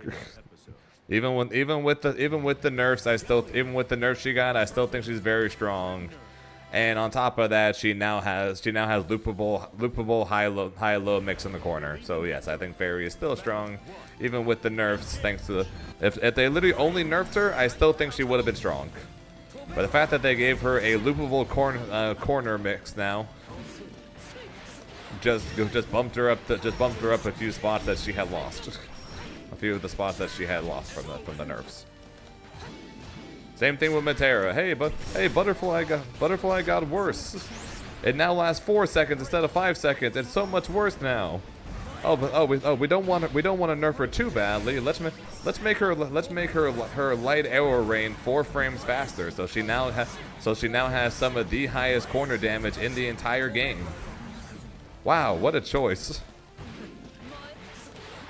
Meanwhile, let's get rid of all of Grimnir's mid-screen combos. People complain about him too much. Let's get rid of his mid-screen combos. People complain about that, right? But we're buffing everyone else though. We should give him some buffs in return. Okay, let's make his J214U go further. let's make his J214M be faster. That'll totally help account for the fact that he doesn't have combos anymore. That totally won't screw up one of his few remaining corner Okies, so that you can't even do it. Not even including the tornado nerf, literally just the freaking 214M change made it where this Oki right here literally cannot work anymore because the tornado always hits them because it's freaking the 214U now goes forward.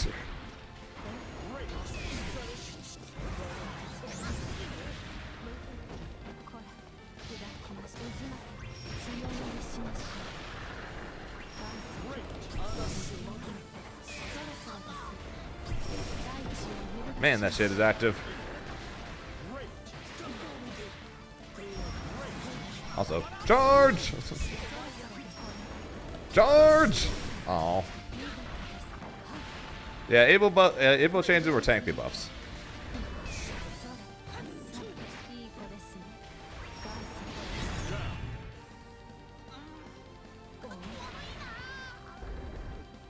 Battle 3. Engage.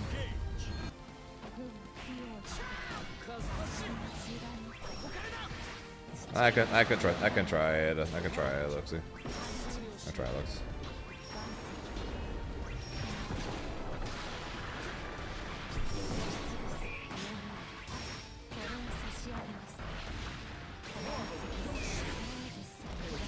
I might be trolling a bit too much.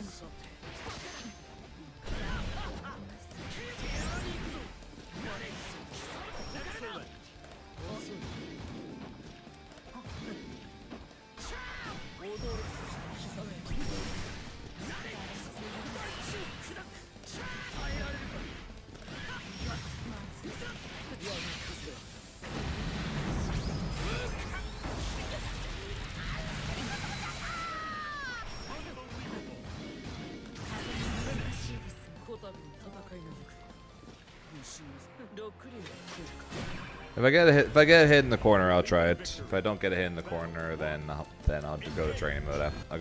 Then we'll try it in training mode. But yeah, these buffs, quote unquote, that Grimnir got to go with the nerfs suck.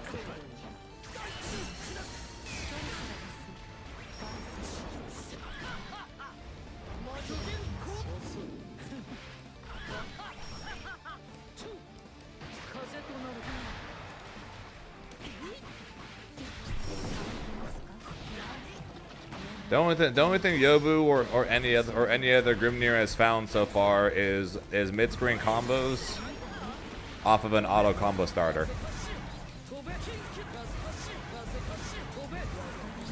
Unless you have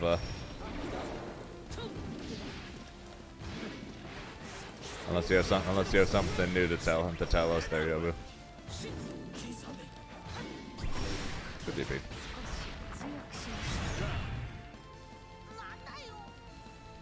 I've been trying to, because I've labbed a bit trying to figure out literally anything, but nothing freaking connects.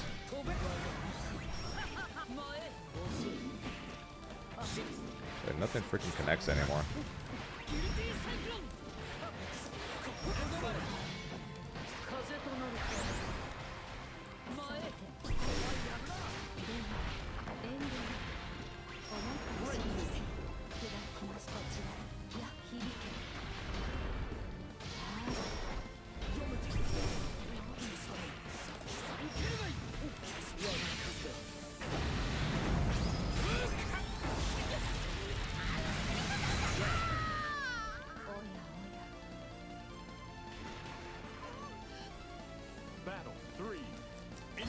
Light, if you do the light version and they DP, they'll punish it because it takes longer for you to recover.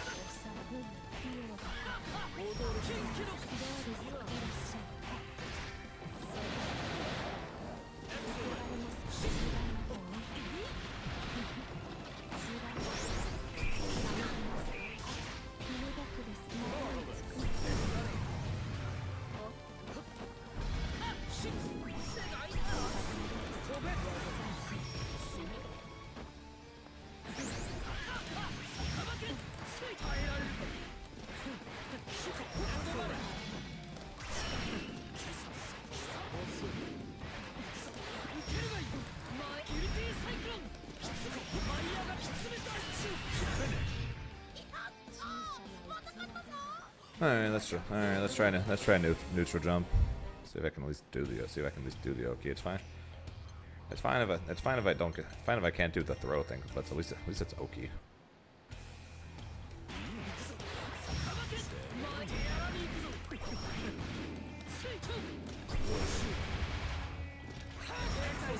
Nope. Fuck you, Psy Games. Fuck you.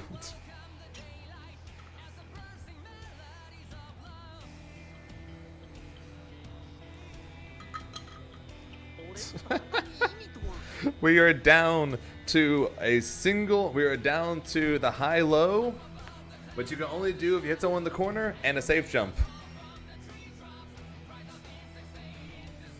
Kind of. So here's the thing with that setup, right?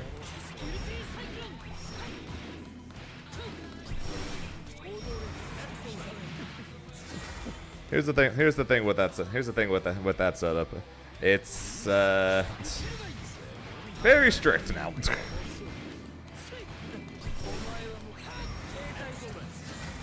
It's very strict now.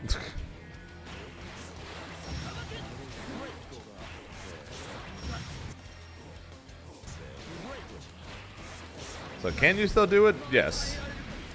Is it a massive pain in the ass now? Yes. Is there a threat of the throw after? Is there a threat of a throw? Not at all.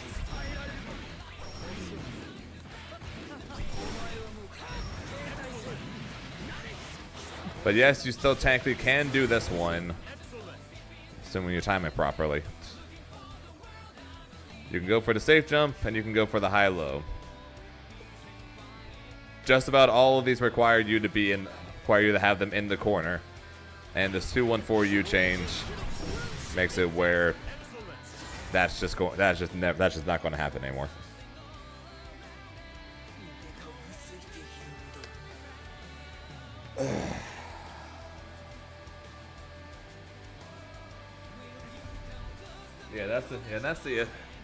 That's the issue. The only way to go corner to corner now is to get an auto combo starter. Not a 6XL into an auto combo. Oh, that's on crouching. There you go. So apparently, on crouchers you can still do it off the 6XL at least. I guess that's good to know. But yeah, not this. Not this. And not that. Only this. Do that.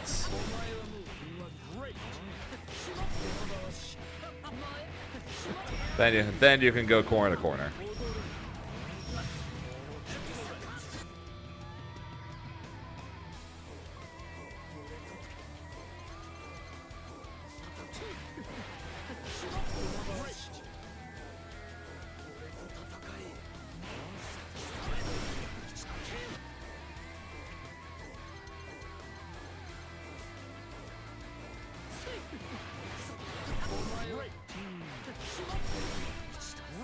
Okay, yeah, if it's a counter hit on crouching, which it basically always will be, then yeah, that doesn't work either. Thanks, Tanya.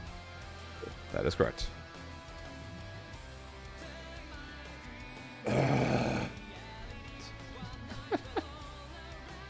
Man.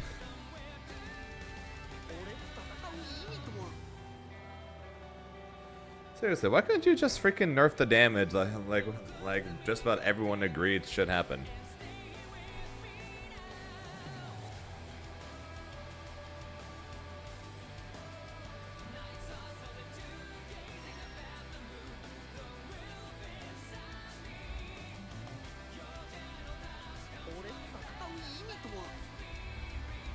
Six XL doesn't work because 2-2U won't reach. The tornado nerf is fine. If they did tornado nerf plus damage nerf, I would be a-okay, still maining Grim. Losing this sucks way more than losing this. Losing this sucks way more than losing this. Not being able to convert this into anything sucks. Cause this does not reach. So if you catch someone with the far end of this into conversion, you will not get anything. Except that. You cannot hit anything besides that. And because there's no combo anymore, you get nothing from it. Except the loss of 50%. Spend 50% for 30% of the screen and 2,000 damage.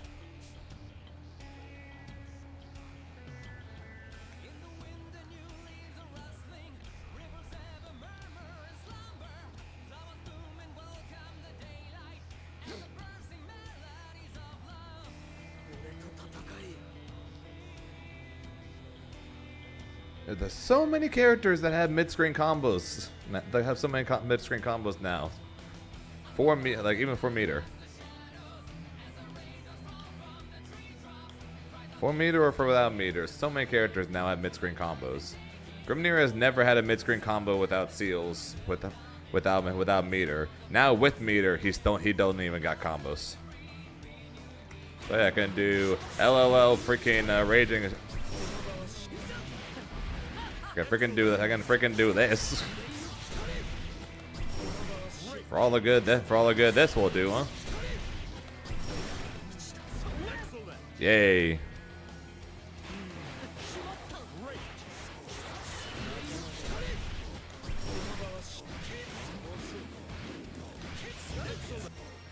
Yippee.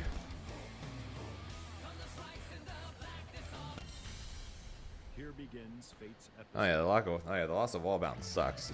Grimner versus People are jumping for joy about the tornado. Meanwhile, I'm crying about the lariats. Battle 1. I tried that too. Look why it doesn't work.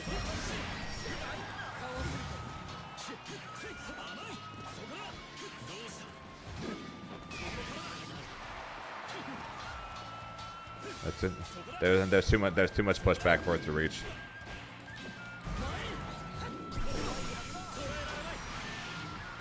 Nope. Our mid-screen finisher is gone too. So our mid-screen combo that we would use to put people in the corner, that's gone. Our mid-screen finisher is gone. Our mid-screen combo now at 100%. LLL Raging Strike, H Raging Strike, H Tornado upwards, Ultimate Lariat, done.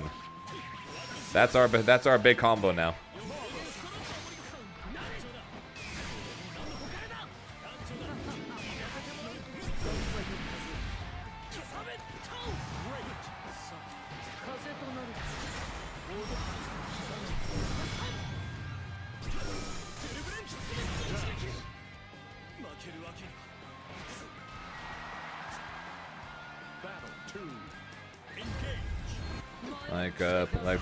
Like Pule Robot did. Figured out if you do Tiger Knee, Seal Dash into medium into straight landing, then JM immediate 2-2U, you can do that.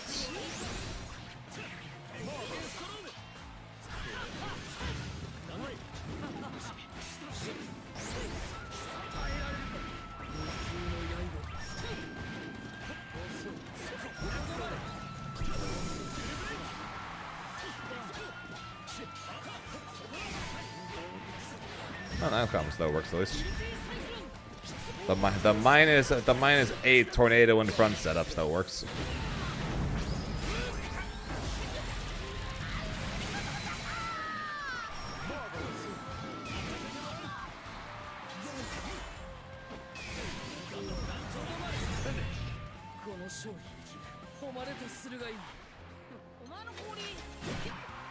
Believe in victory. If they increase the hitbox to 2-2U, I'd be more fine with it, because at least we'd have a combo that doesn't require us to spend BP. Which hey, guess what? Our defense is still bad, by the way.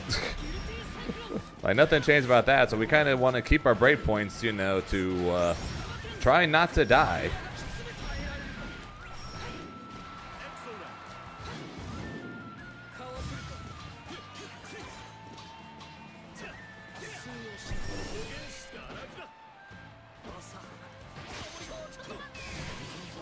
Charge! Charge!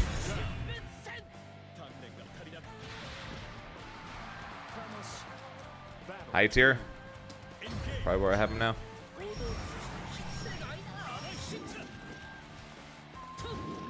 He's probably. I think I probably have him top 15 now. Just because his damage, just because his projectile is still good in the corner, he's still good.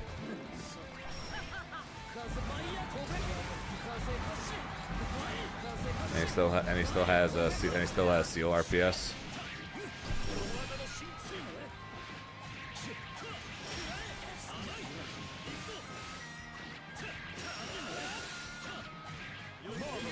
Big issue. One of the big issues now is the fact that Grim is at his strongest when he puts people in the corner, since Grim isn't really scary mid-screen anymore. And the issue with that is the fact that Grimnir no longer has the ability to put people in the corner.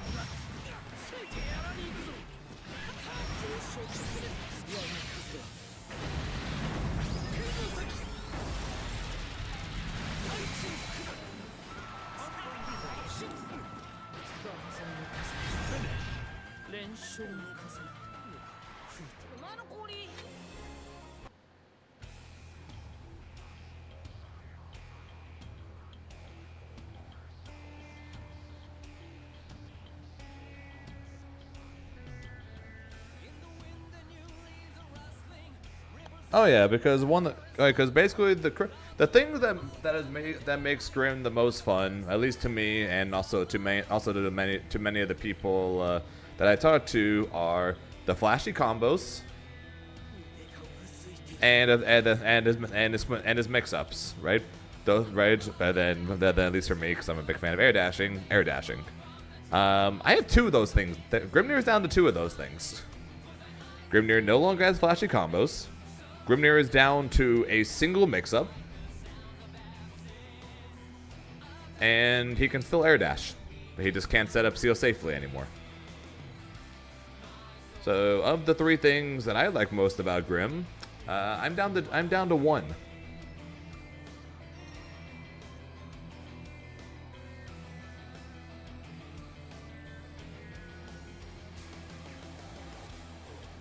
He's never really had mid screen mix, although he had mid screen fuzzies. They were just hard to do, but he did have the what I call the block button check.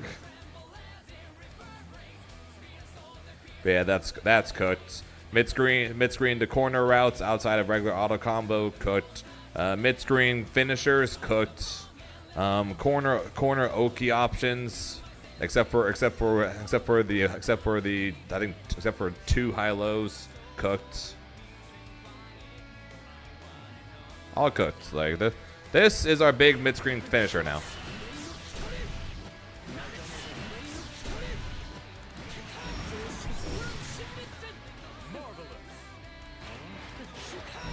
Okay, hang on, actually I can do a little better than that, sorry. Let me actually check how many buttons supposed to do for that. So 1, 2, maybe.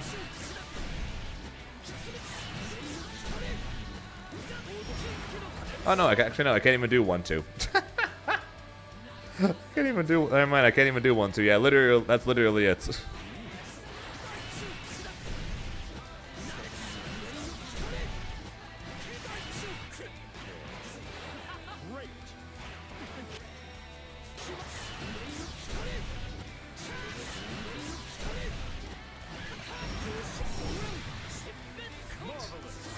Yay.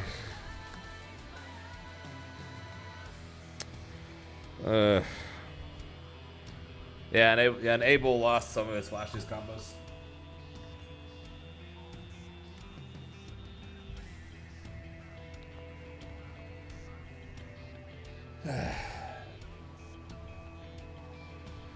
Yeah, it's definitely a rest in pepperonis situation for Grimnir, to say the least.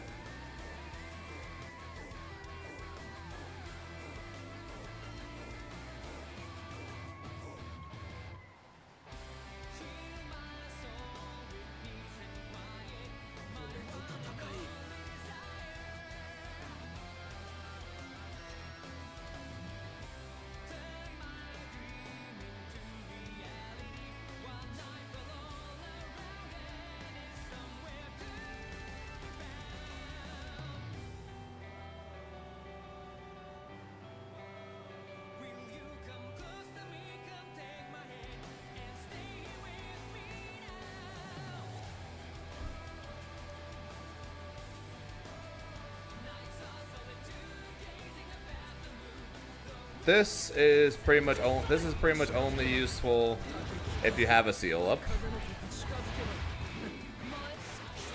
And this honestly, I think actually hurts more than it helps, because it actually cooks one of our Okies. I think that change actually hurt more than helped.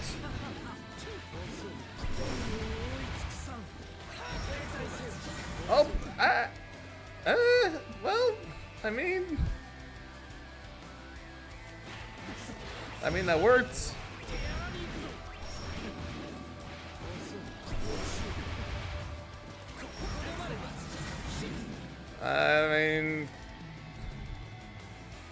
Okay. I guess the tornado disappears before you literally do anything, but I mean, it's something. Yeah, I jumped backwards there.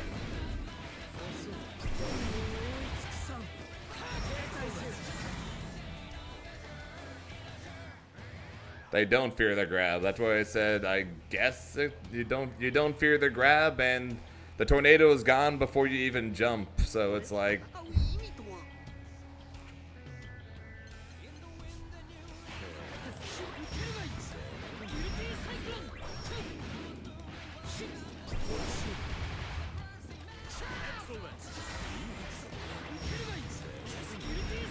this is just a dead Oki. Even if this does work on standing opponents, which it does, it's still a dead Oki.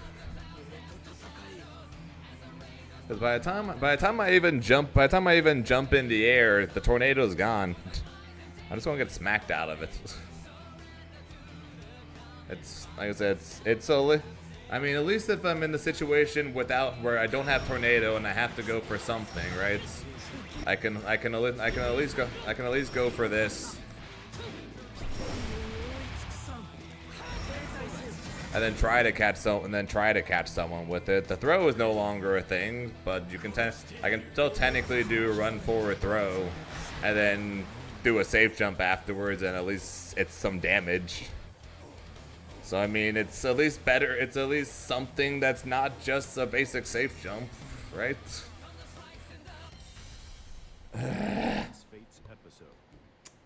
Christ, dude.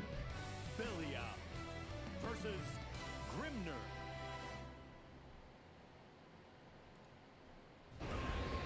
Believe in victory. Battle 1. Engage.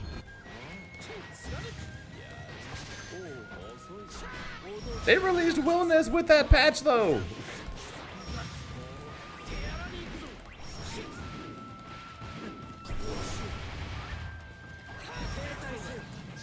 Aha!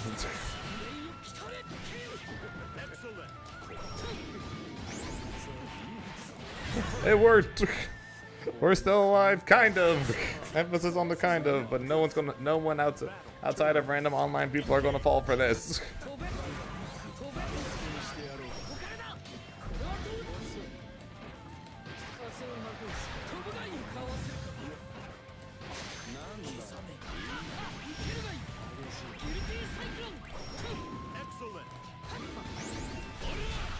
To H.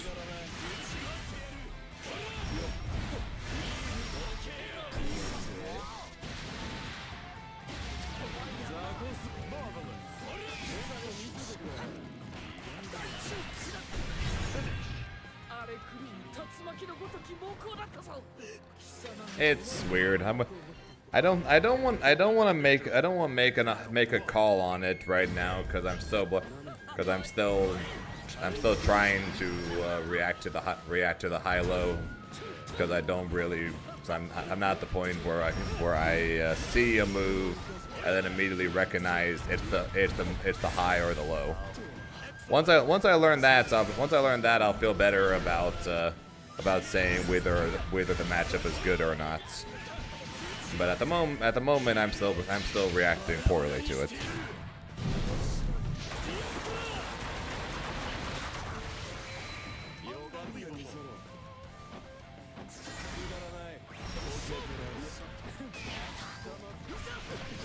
Give me a wall bounce. How do I not get a wall bounce there?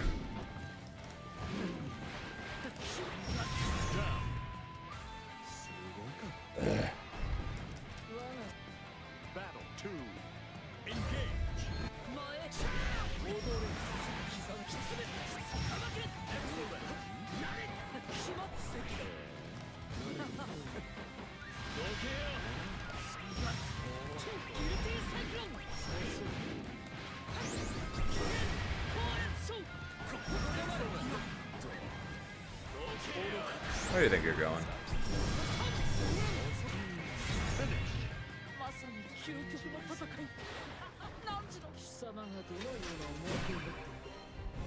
That was good, Colonel.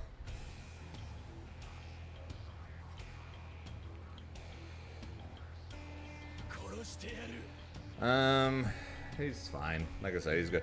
He's still a good character. They didn't kill him with these nerfs or anything.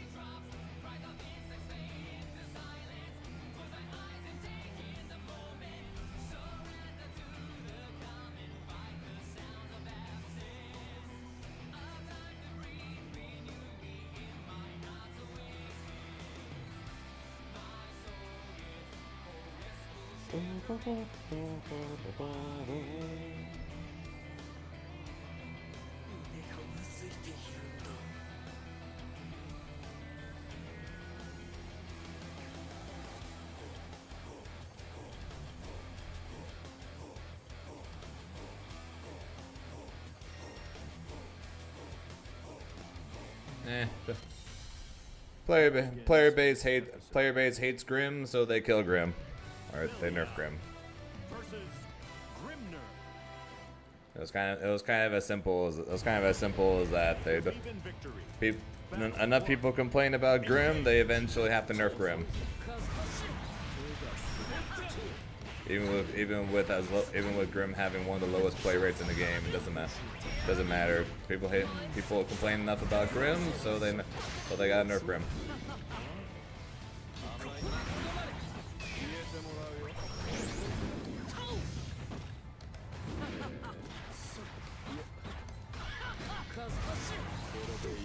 Charge!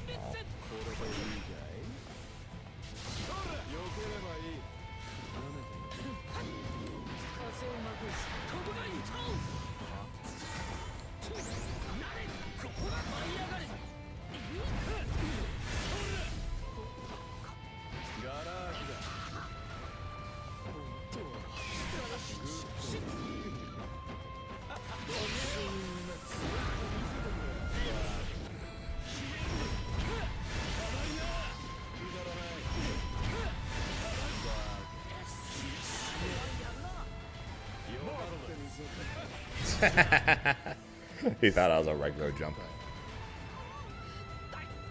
Battle 2. Engage.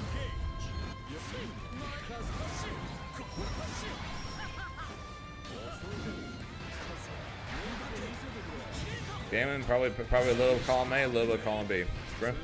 Grim was 100% a very strong character, but literally me and Zenith are literally the only ones making any top 8s, and I'm the only one winning any tournaments with the character. So was Grimnir really strong and deserved nerfs? Yes. Does he deserve anywhere close to the amount of hate that he gets? I honestly don't think so.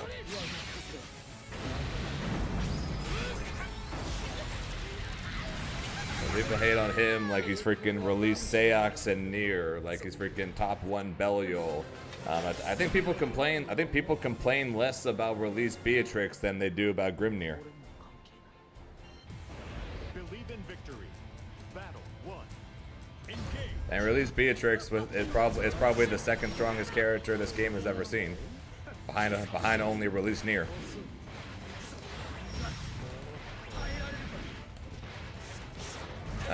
Jita EX is probably better than regular Jita, but but probably still not great.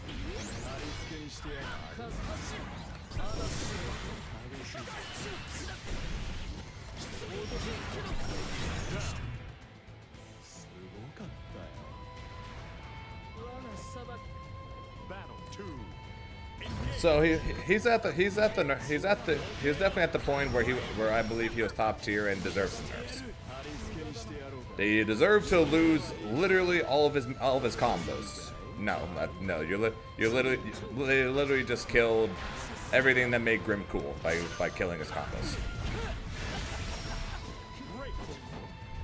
Well, see, he definitely. I don't believe he was at the too strong must kill character point that so many people have in that. Looking at you, Elsa.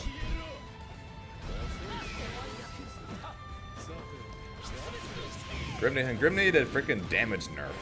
That's what he needed. Grimnir needed a damage nerf. He needed the tornado nerf that he got. He definitely needed that nerf. 100%.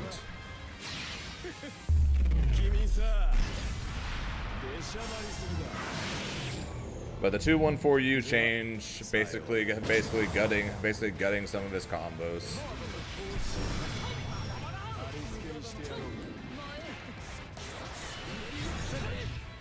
Or the J2-1-4-U change basically gutting some of his corner combos. The 2-1-4-U change in general literally gutting all of his combos. That he didn't need. Tournament viable, yes. Solo tournament viable? No. I was already on the fence that Grimnir is a very difficult character to solo a tournament as. With these changes, is he still tournament viable? Yes, I do not believe he's solo tournament viable at all anymore. If there was any part of me that thought so before the nerfs, that's all gone now. Because characters that can turn stray hits into big confirms do very well in tournaments. Grimnir's ability to do that now is gone.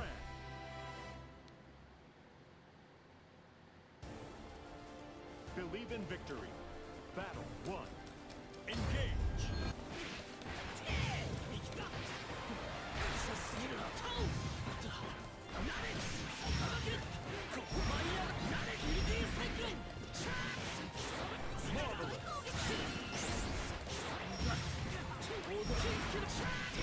I mean, it'd be fun. It'd be fine.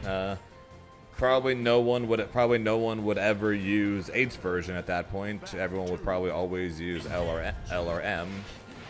But I mean, that nerf would have been fine.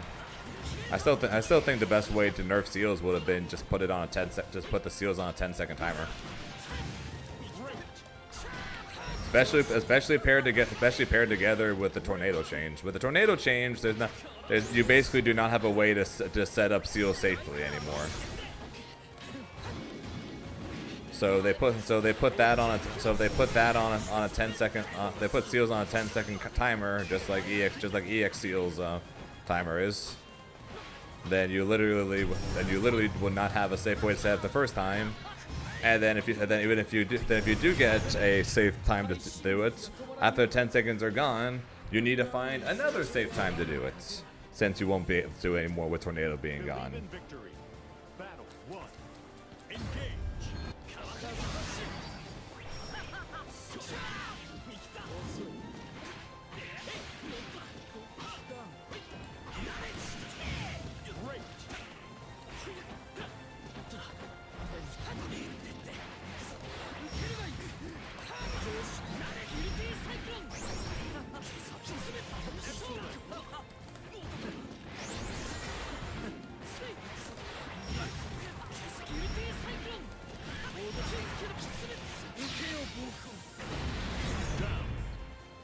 Well, the 2-1-4. Well, the grounded 2-1-4-U is legitimately just ever really used for mid-screen combos.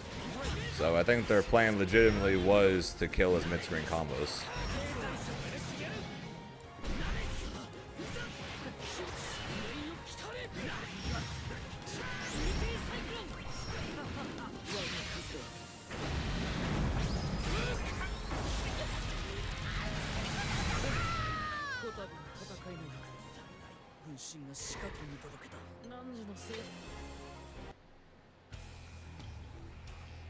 Let me pull up the patch notes again. I want to see what the heck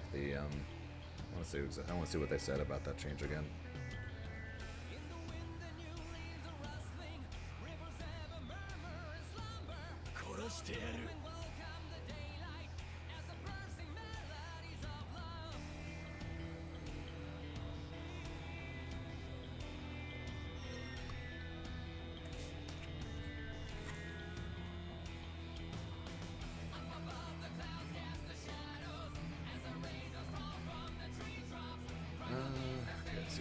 Grimnir. You Desperate Tempest no longer causes wall bounce from the middle of the screen. Recovery has been reduced. It should change its usage cases, including in combo routes. Is what it says. Should change its usage cases, including in combo routes. So you mean the removal of it in combo routes?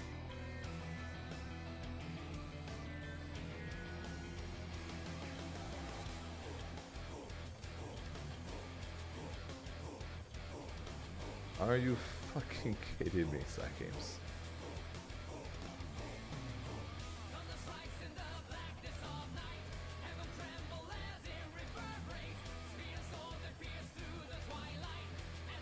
So yeah, they knew exactly what they were talking. They knew exactly what they were doing. Actually, you know what? You know what? No. Full screen.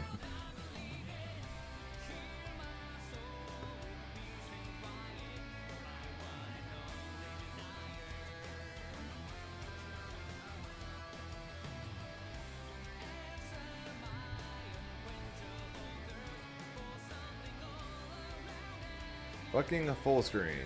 This should change its usage cases, including in combo routes. They removed the ability to use them in combos pretty much, but no, change in usage cases. Yeah, now all you do is throw it out from time to time to either hope to punish something or just to try to catch something, because why not? Okay, what do we do now? What's the new usage case for 2-1-4U? Data not found. Okay, so what combo routes does it use now? Data not found.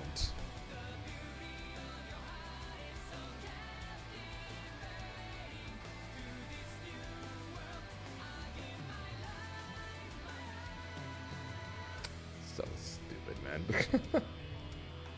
So stupid, man. How's that, Dawson?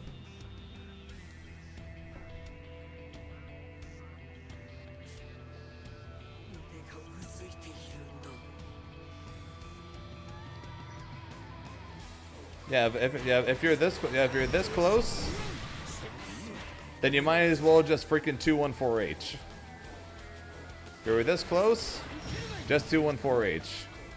Because guess what? If you do it too far away,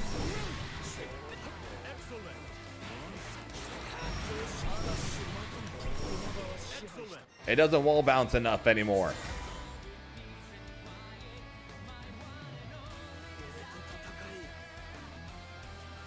Only if you're basically close enough to 2-1-4H do you get a wall bounce that you can actually confirm off of.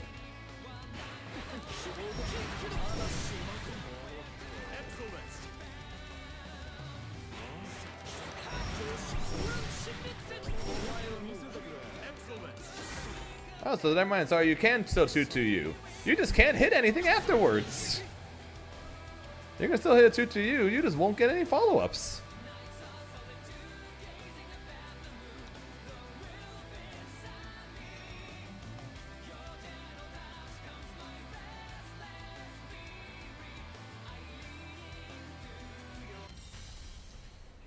Way to take the coolest character in the game and fucking ruin him. How's that, Lowry? sorry for all the sadness going on from me. I have a hard time holding that in right now.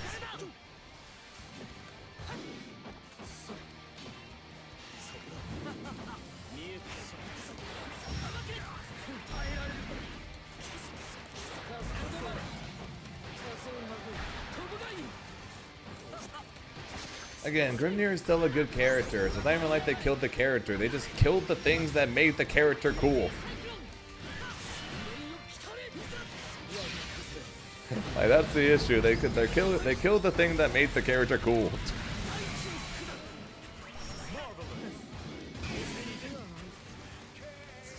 Whoa. Cool, thanks, lag. Freaking just does the stupidest jump in ever. Screen stutters like mad, and then I just get hit. Cool, thanks.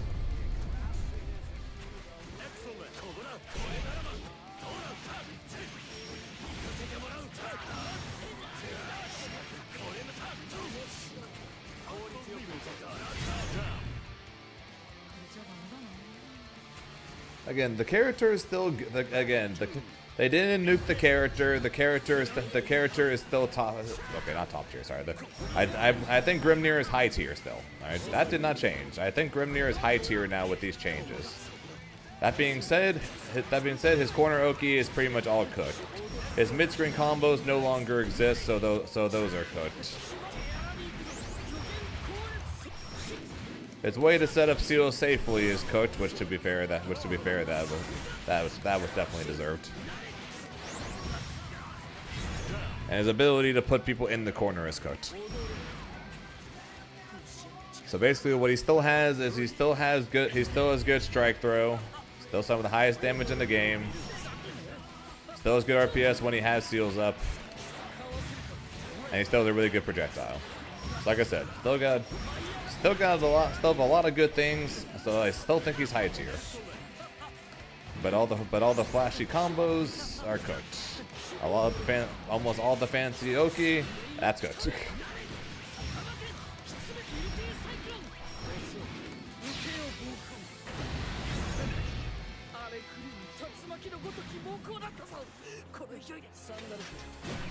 Yeah, Abel on paper is a buff. Because his damage got increased.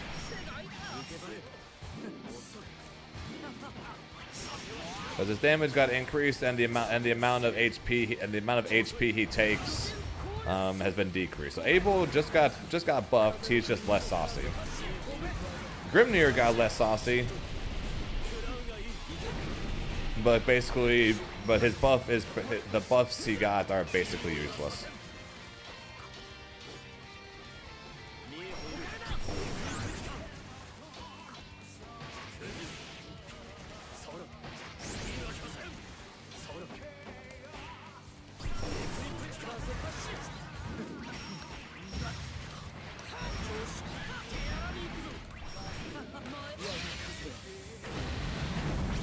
Yeah, then meanwhile, Matera's ultimate butterfly went from lasting for 5 seconds to lasting for 4 seconds. And in return for that, she now has some of the highest corner damage in the game. Okay. So they do the same thing to Matera that they did to Grimnir. They made something that stays on the screen for way too long survive for 1 second less. Except from Grimnir's, it went from 120 seconds to 60 seconds. Matera's went from 5 seconds to 4 seconds. Grimnir lost all of his combos, and then the buffs did not save it. Matera lost no combos and actually got better combos. And Matera was arguably just as strong as Grimnir. Sending it. Hey, guess what? He'd have died if this was last patch.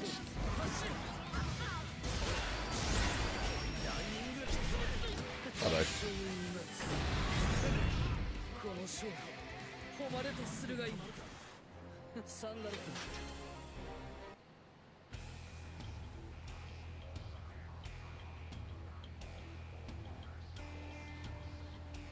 Yep. Hope you guys like Tornado gameplay, because this is his new gameplay. Seals?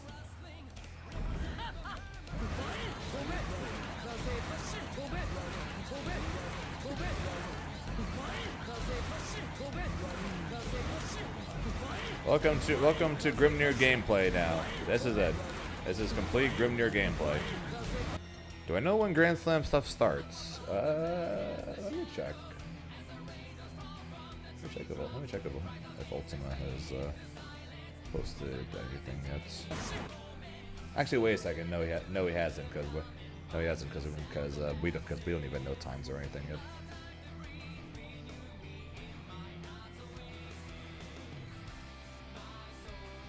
Let's see here.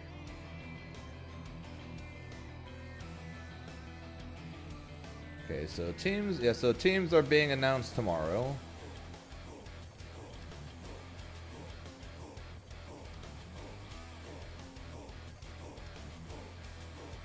I don't think days or anything have.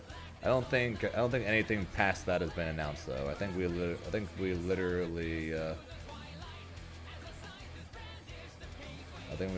literally only have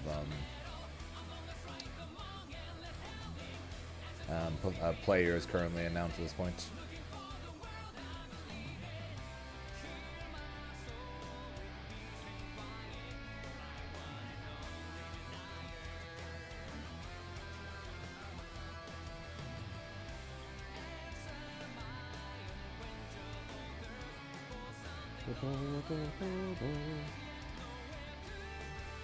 Yeah, that's what it looks like. No, so players have been picked. Teams are being finalized today, and then teams will be announced tomorrow.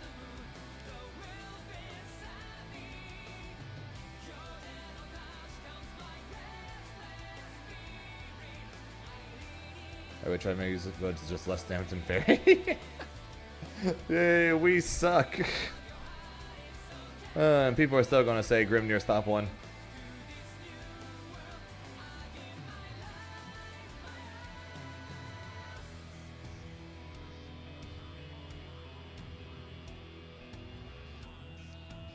So yeah, so basically teams are going to be announced, and then assuming it goes the same way as Sage Amp Slam, pretty much basically every week there's going to be a round robin. And so during said times, or before then, pretty much.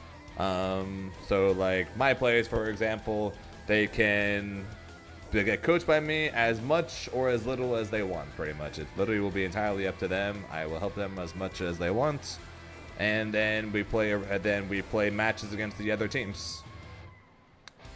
I'm not sure if it's during the end of the week or if it's in the middle of the week or how the heck it's going to work. I'm honestly not even fully sure exactly how the times are going to work. I don't know if they know either. I think that's one of the things that still needs to be figured out, is exactly when all the matches are going to happen.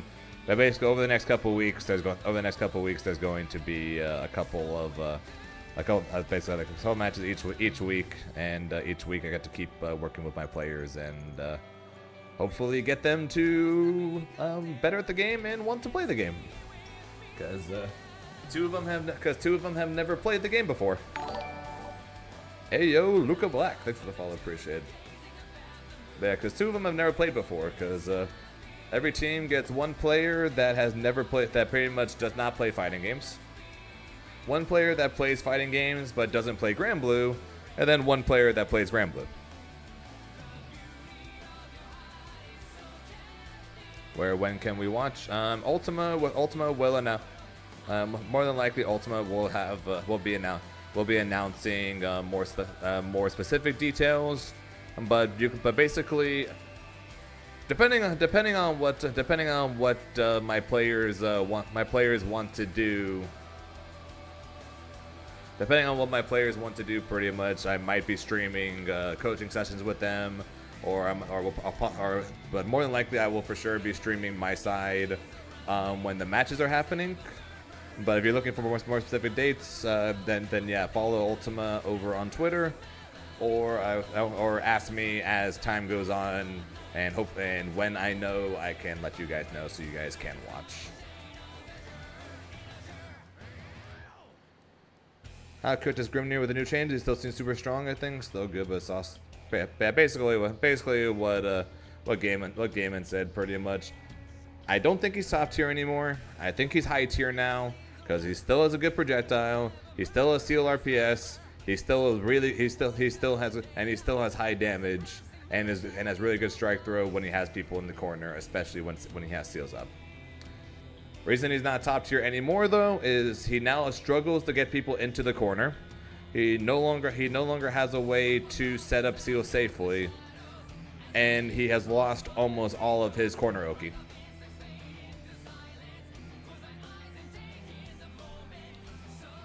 He still has the hard to block high camera mix, yes, but you can only do that. Yeah, but the only way you can do that is if you hit someone when they're in the corner already, because you have to start with 623H. If you want to do the best version of it, and the hardest to react version of it, you have to start with 623H. So you have to hit them while they're in the corner, and Grimnir has lost his ability to put people in the corner.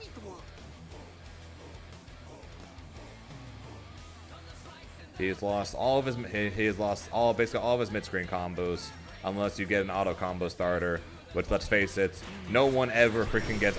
Like the odds of getting auto combo starters as Grimnir is not great. The only thing he's left with is a good projectile, seal RPS, good strike throw in the corner with seals, and good damage. So that is still better than most characters, which is why I say he's high tier, because he's still good, but he lost a lot. He only got 2 nerfs, but he lost a lot with those 2 nerfs. Appreciate it, game, and have a good rest of your day, right?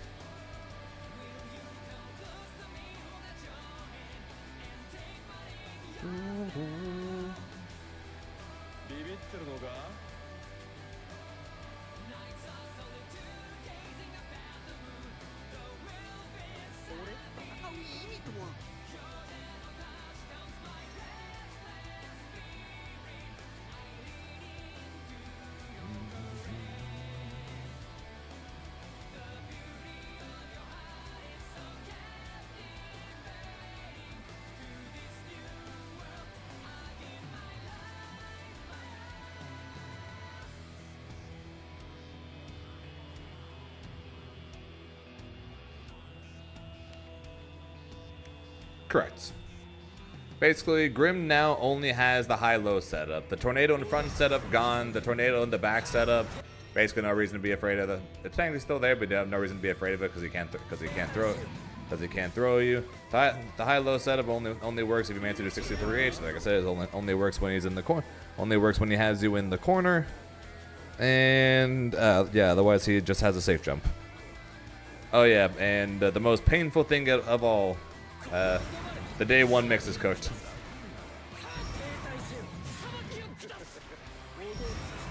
I can no longer safely go for 66M, and I can no longer get a combo from it. They removed the day 1 mix. Those bitches. But yeah, so that's Grim now. So still gotta be scared of his damage. Still gotta be scared of him when he puts you in the corner. Still gotta be somewhat scared when seals are around, especially if you don't know how to deal with them. But you have to be way less scared of him now than you once were. Yeah, so it used to last 120 frames, so 2 seconds. 60 frames, so 1 second. It's time. The tornado now lasts for now. The tornado's time got cut in half.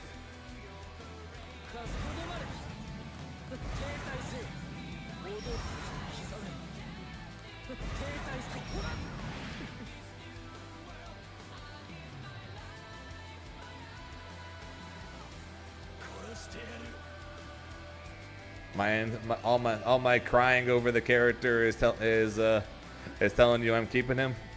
Okay, that's fair. I'm probably keeping him. That's good, Professor. I'm probably keeping him because no one else in this game makes me want to play the game like he does.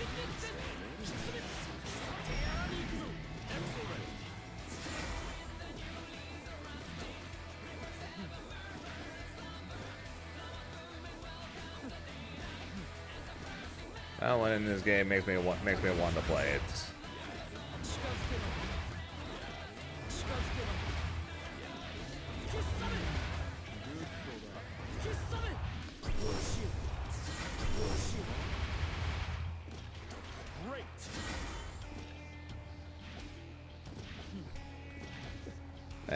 And my soul says 2x KO.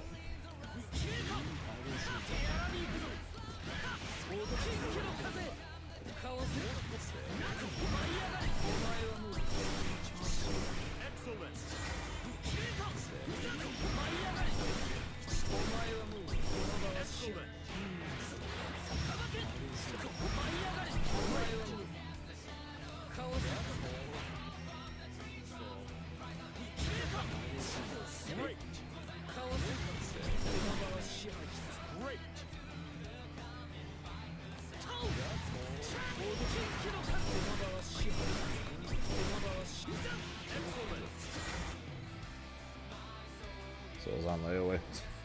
Yeah, my soul is slowly dying, and the only way to fix it is 2xKO. Marvel Tokon, that's next year, unfortunately.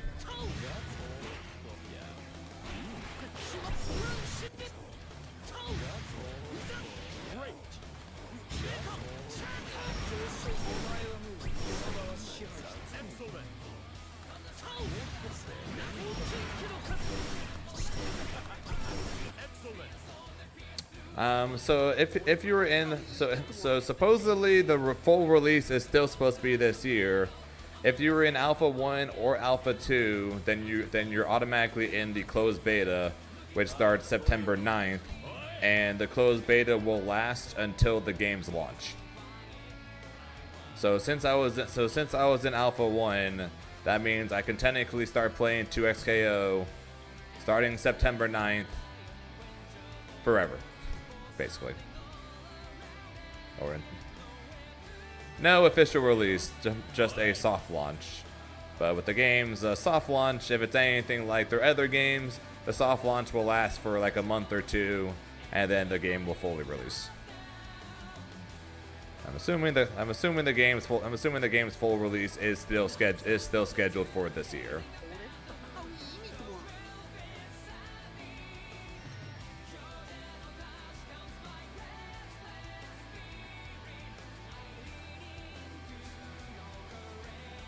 But the soft launch or closed beta means that the game will. Oh yeah.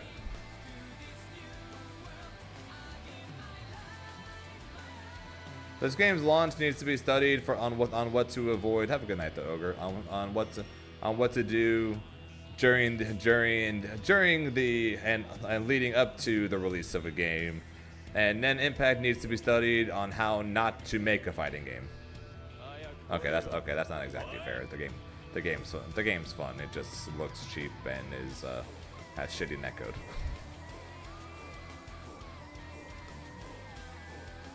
But yes, I am excited for Marvel Tokon, but that's not till next year. And since that's not till next year, I can only be excited for one thing at a time, or a couple things at a time. So right now that's Meg in October, and 2xKO soft launch September 9th. So I can be excited for those things.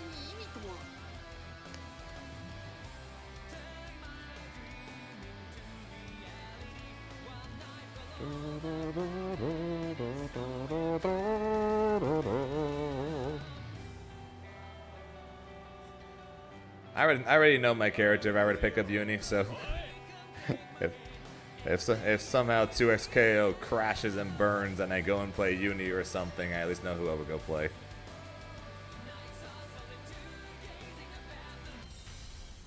Here begins Yep, second, first, second for my four tournaments this year.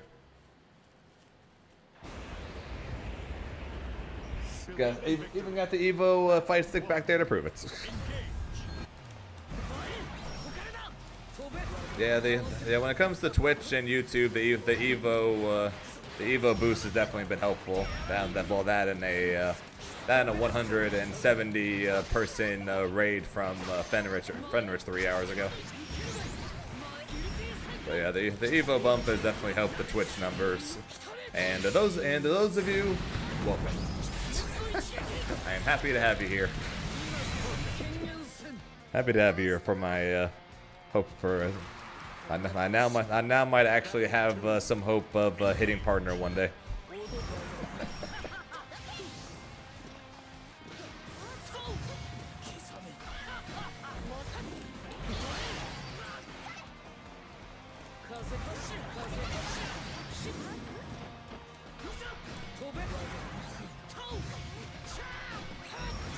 YouTube going well, Twitch going well now. What the hell? Jesus Christ, the professor with the 10 gifted. My God, man. Very much unnecessary, but I appreciate it.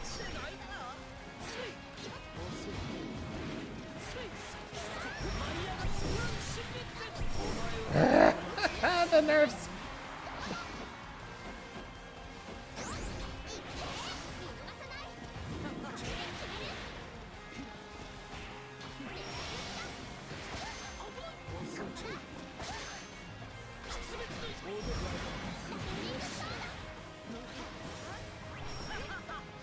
I'm all right.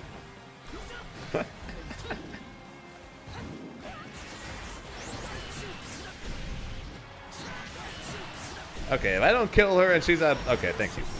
Honestly.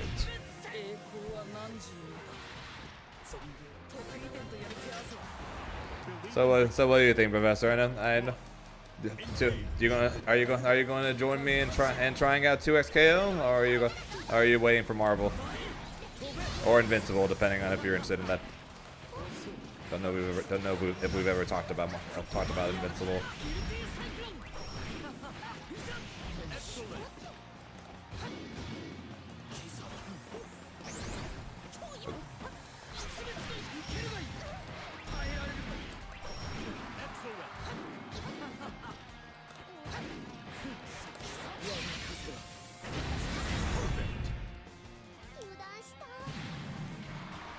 We've been trying to learn Loveless all week with Wellness, and now that's going to translate with go back to bed. Let me play. What the hell? Gifted 10 subs, wasn't even subbed himself. Hey, can I come and save his life? I mean, you're not wrong. I mean you've been around 26 plus months at this point, and so you should be used to that by now.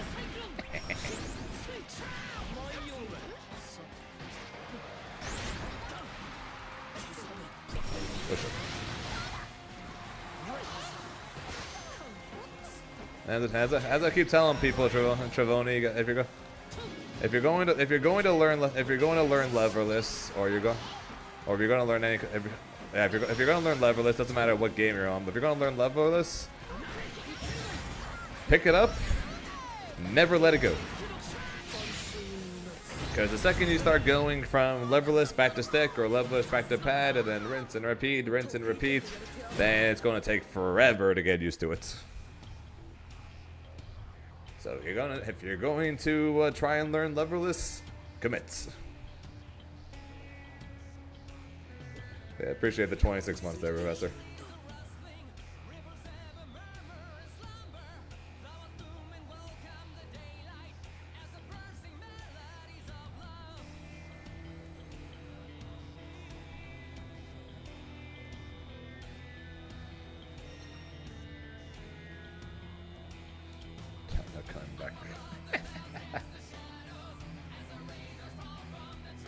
Yeah, when I swapped from fight stick to hitbox, I was told that it typically, on average, would take about 2 months to fully switch over to hitbox. And I was told, pick up hitbox, don't let go. In doing so, I ended up getting pretty used to hitbox within about a month. And then over the course of that second month, I actually got better at hitbox than I ever was at fight stick. Oh shit! What did they do? What did they do to Abel? They made his combos better by increasing his damage, but at the same time, and also made it where he doesn't have to do as many EX moves anymore to do damage. But he's a lot less saucy now.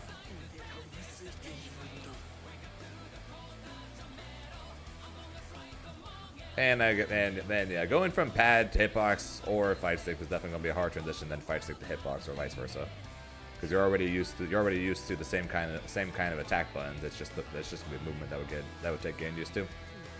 Why is Kat so insane? Because she is. Because her normals are great. Her projectile is really strong. She's got a 9-frame DP. You can't really brave counter her without risking your own life. She could send you corner to corner off of any hits.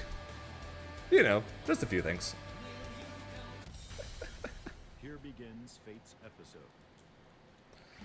Who thought this was okay? Thank you. Very. And yes, Professor, there is definitely something about playing on fight stick compared to playing on any other controller. Battle 1. Engage.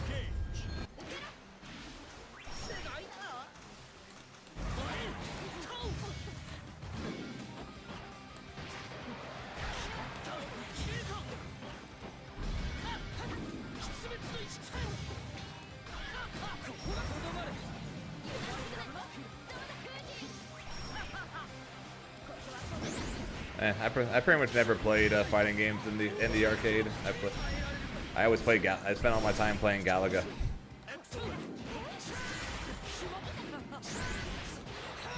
I played Soul Calibur 2 at the Fuddruckers. Otherwise I was always on Galaga.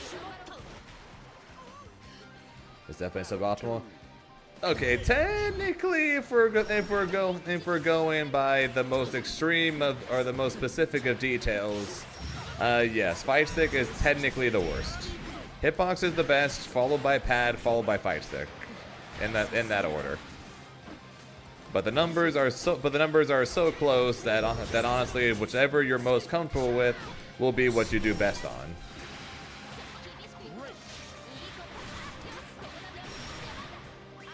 Charge!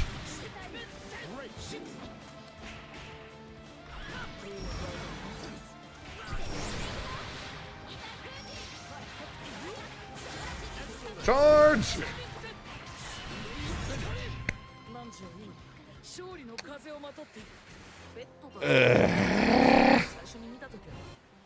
Believe in victory. Battle 1.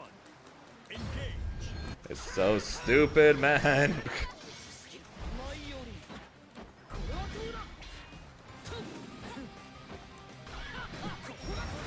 Why?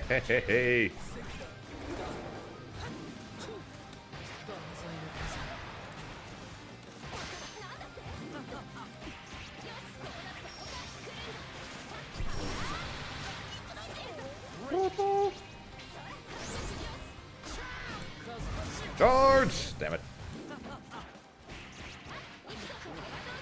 I got jabbed out of the charge.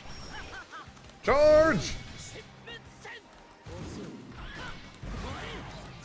Was there any rhyme or reason to be doing that? No! Did I do it anyways? Yes. Why? I don't know. That was funny. Oh shit.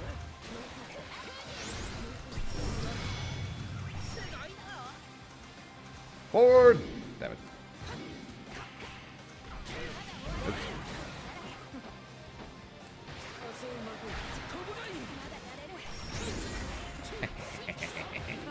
Sucker.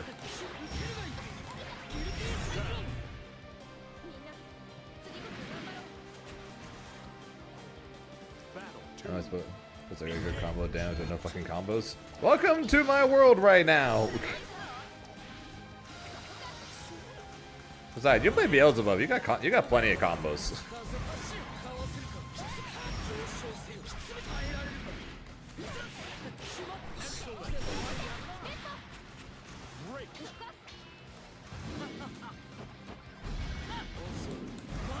I'm back.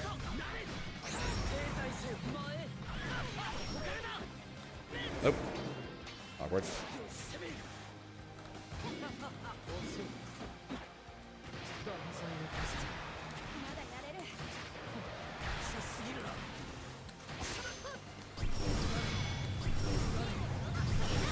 Fair enough.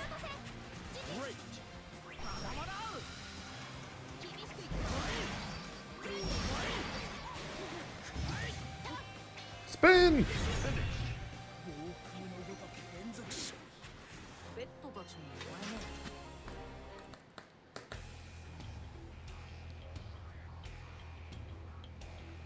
I didn't play a ton of games on PS2. I also don't know what Konoha is.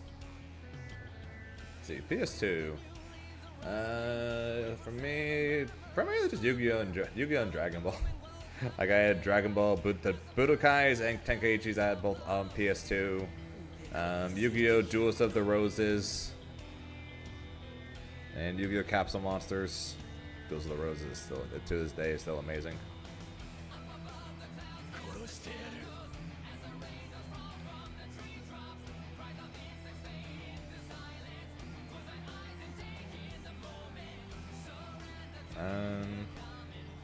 What other games did I have for PlayStation? I legitimately did not have many for PlayStation 2 or 3, to be honest, or 4. And just PlayStation in general. I was definitely a Nintendo kid growing up. That's for sure. Definitely a Nintendo kid growing up.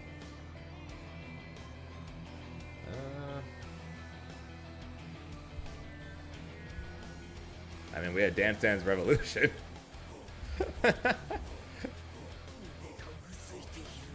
And Guitar Hero 2. I had Guitar Hero 3 on the Xbox. I had Guitar Hero 2, I'm pretty sure, on PlayStation.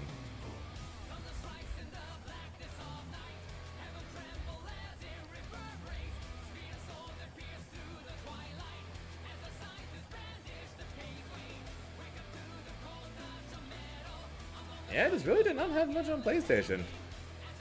Also, what is Klonoa there, Lost? How am I doing, Fatal Fury? I'm fine. I think I got did I get 49th at Evo? I think I got 49th at Evo. I beat Coach Steve.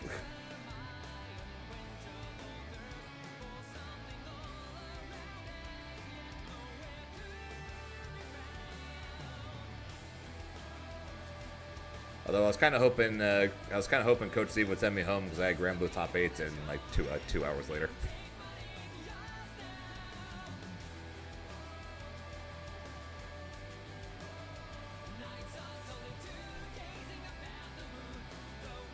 Yeah, I got 49th at Evo. So 49th out of 1500.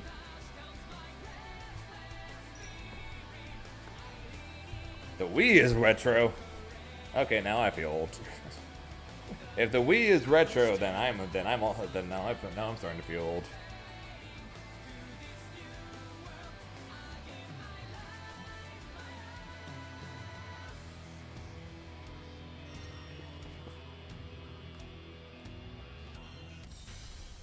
Here begins Fate's episode. Zoe versus Grimner. What the fuck? Battle 1. Wasn't the Wii U literally like the most recent system before the Switch?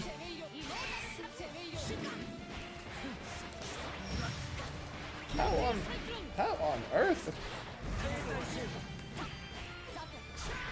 Oh, you just noticed that, Dirk? Yeah, Side Games got me my my Evo second place badge for Grand Blue.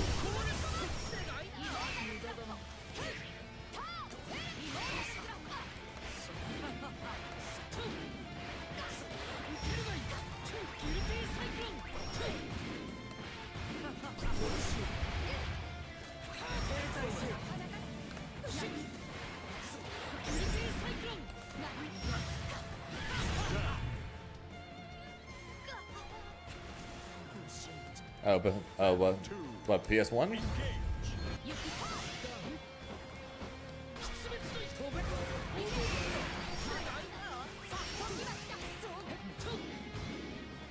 I actually never owned a PS1. PS2 seems retro. If the PS2 is retro, then I guess we're officially at the point where the systems I grew up with are retro, I guess.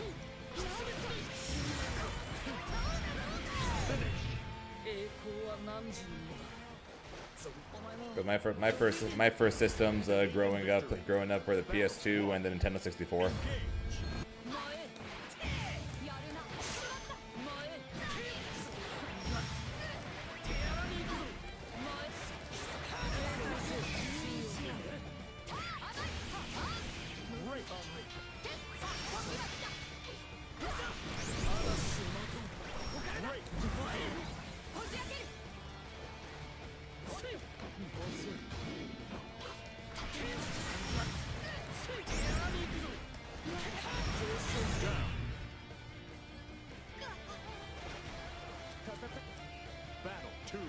Yeah, we did. We knew that.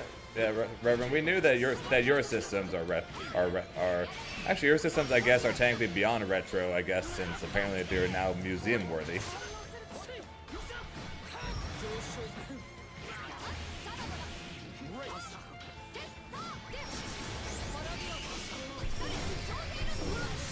I can't even punish that anymore.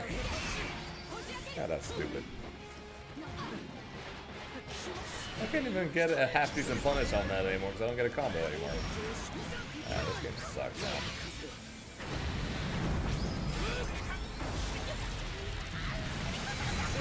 This game sucks now.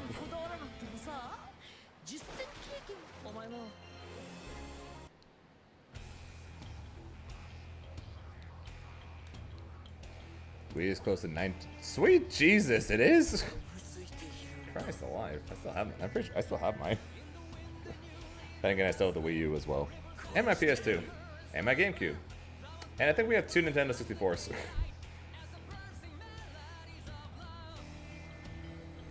I've said this many, many times before, and I stand by it. The Nintendo 64 systems will never break. You can toss that thing off of a roof, and it will not. And then you can plug it in and immediately start playing it. That shit does not break.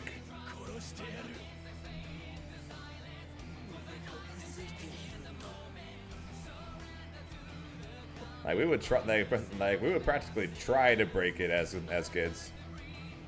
Was this some Nintendo 64? Yeah, I don't think I ever had an SNES. We still have 2 Nintendo 64s though, because as a kid, the thing, so like whenever the cartridges wouldn't work, basically we would do 2 things. We would blow into the cartridge, we would put it in, and then slam that shit into the slots. Never broke ever.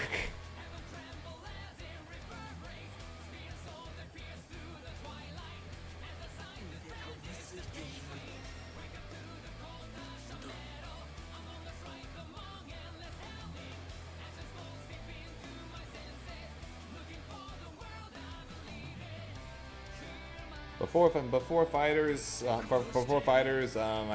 favorite Dragon Ball game before that was Budokai 3.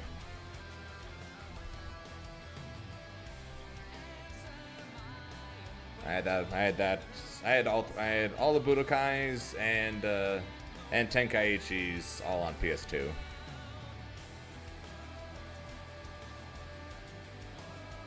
Totem. I also had the Legacy of Goku games on my Game Boy Advance. Those were fun.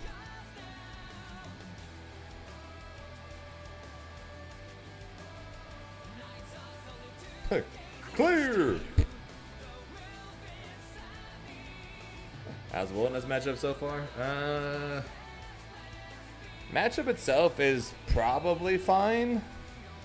It's just that me as a player right now, due to lack of sitting in training mode and actually looking to learn what the heck his moves look like, I still get hit by the high and the low. Because I am yet to sit in training mode to actually recognize which is which. Once I recognize which is which, I will probably do better into the matchup. But odds are, I think the matchup's fine. It's just kind of early to tell since the character's only been out for a few days.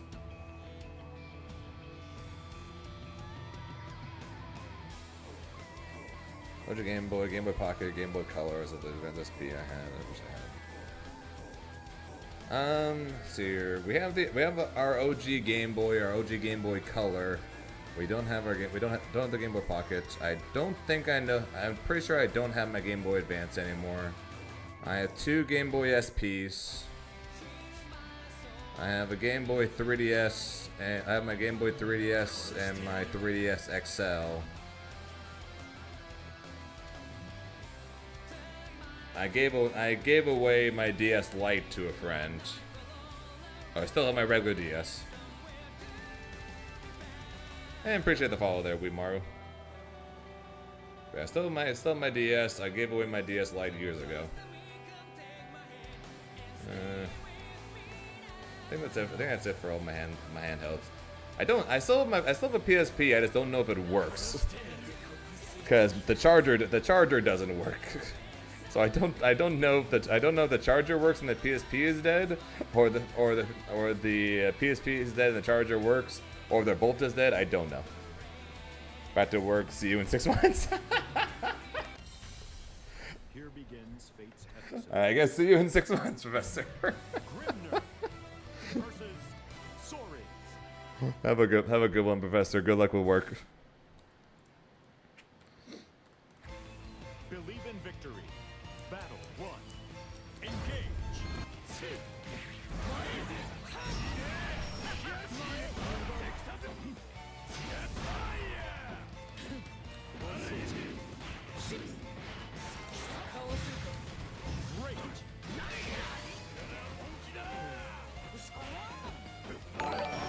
Yeah, pretty much the one thing basically the one thing I never gave away was systems. I gave away all my Yu-Gi-Oh cards when I was younger, to someone who actually would want them. The Pokemon cards we just straight up never found again. Sucks too, because I got so. There's probably so much money in a Pokemon card literally just buried somewhere in the boxes. Because my sister collected Pokemon, like OG Pokemon. So we had Charizard, we had Blastoise, Venusaur, Mewtwo, Raichu, Dragonite, all the originals.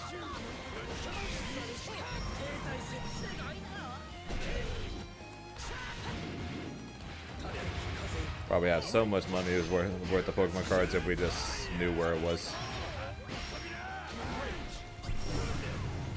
But we don't, so I don't.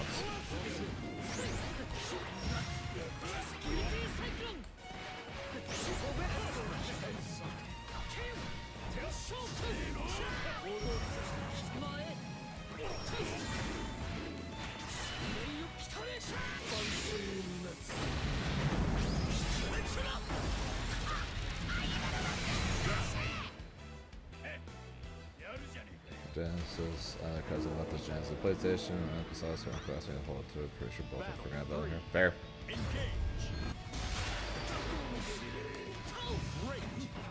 I still have my friend's copy of Bloodborne for the PS4. Otherwise, I think that's the only thing I have of my friends.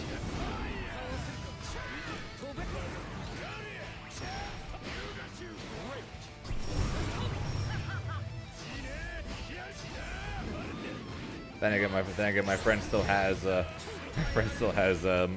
two of my 5/6 and my hitbox, and one of my hitboxes. So I think he has a bit more stuff of mine than I do of his.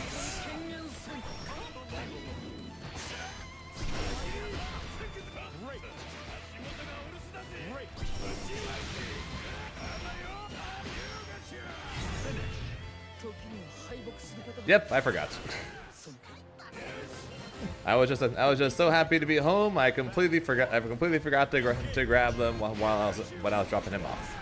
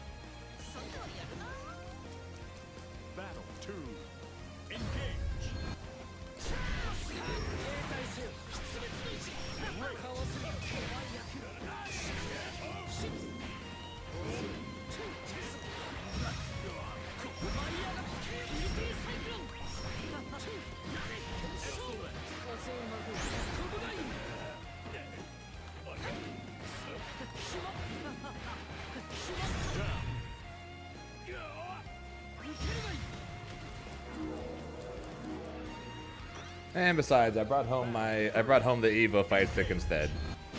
That was figured that would suffice for now. Especially since I technically don't even know where the heck I would even put the other fight sticks at this point. I would probably literally would just take them home and then they just go on the floor somewhere, I guess. Right now.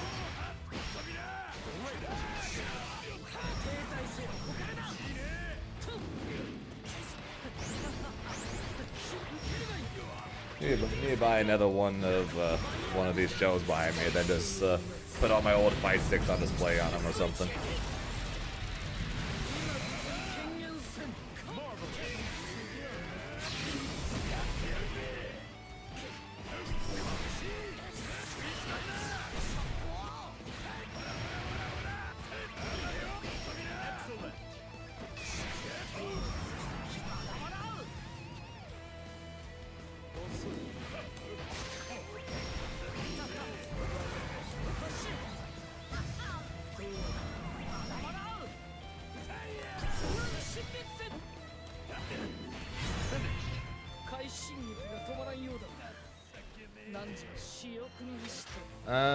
Frosty? Yeah, Frosty. Yeah, Frosty was determined where my hitbox just straight up stopped working, and then I ran to the hitbox booth, stole one of their hitbox ultras, and then used it to play the game 3 on stage. What's up, Lily?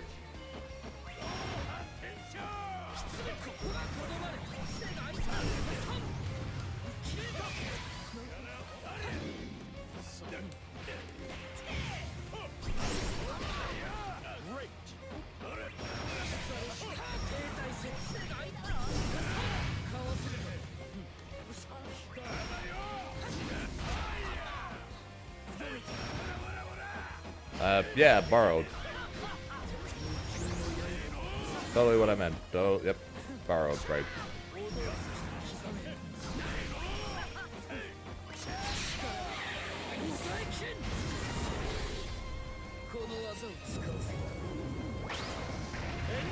Yeah, borrowed, 100%.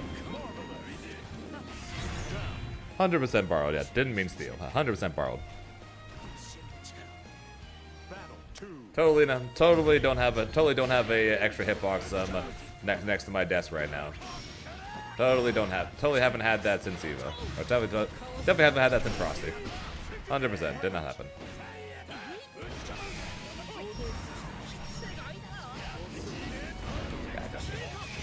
Obviously,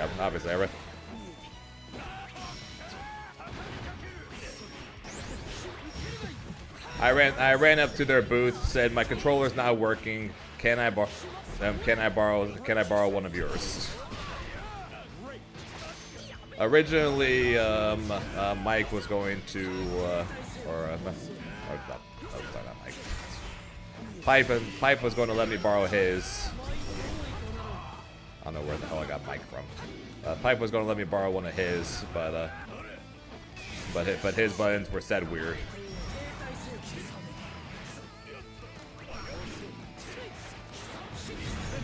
So they let me. Because they weren't busy, they let me take one of their hitbox ultras that they were letting people demo at their booth.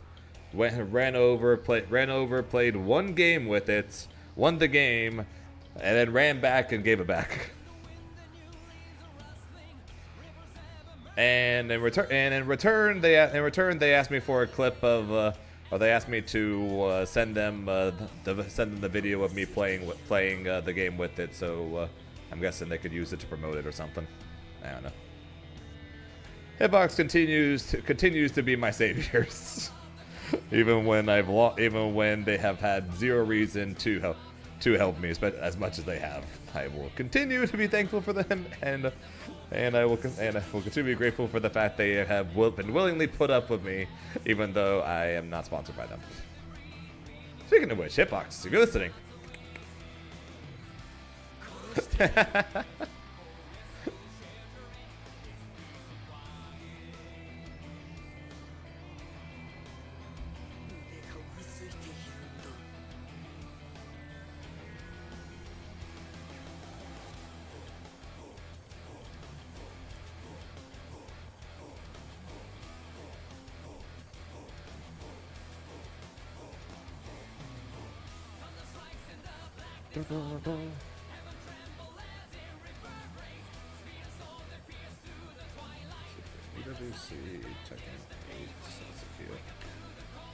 I think the top 8 for the EWC LCQ has been decided. So the question is,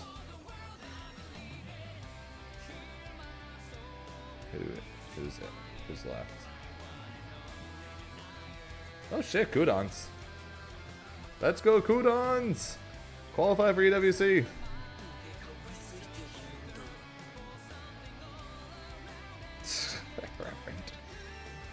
What? Hey, I'd be willing to swap off my current hitbox for a hitbox ultra if hitbox sponsors me. I'm willing.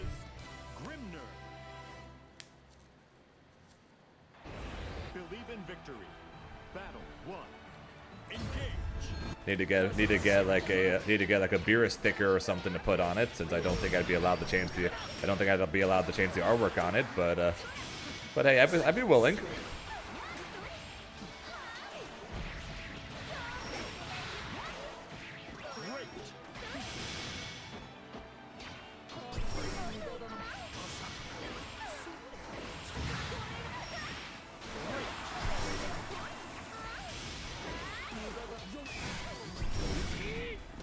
Man, this character totally feels nerfed, doesn't she? That ultimate butterfly seems so much weaker. Side games.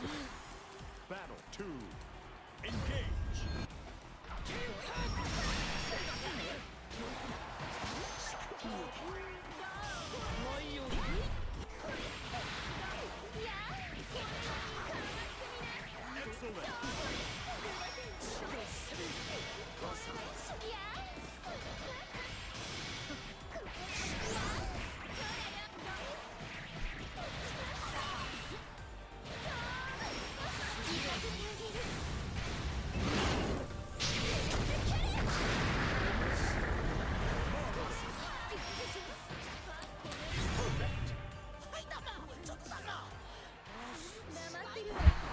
Believe in victory. Battle 1. Engage. Great.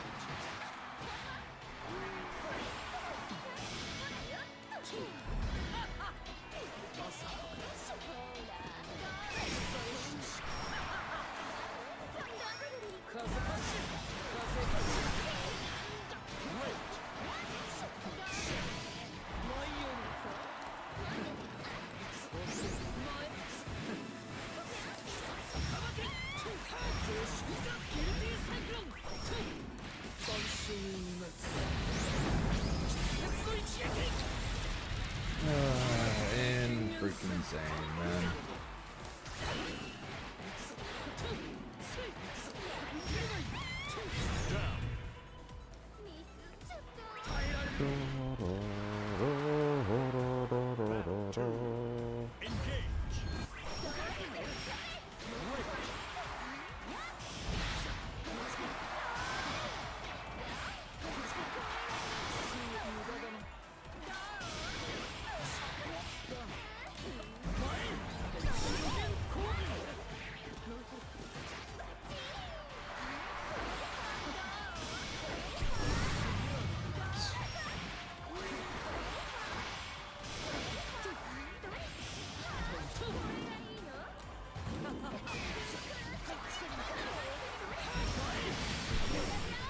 Really?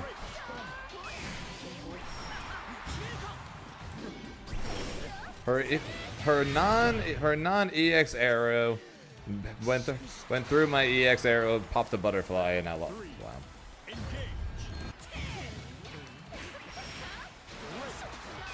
Anyone who thinks this character is not minimum top 3 at this point is out of their fucking minds, dude.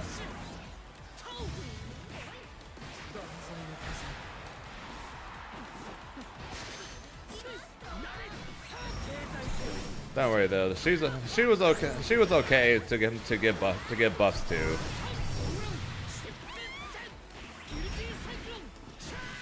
Nope, not even Monarch.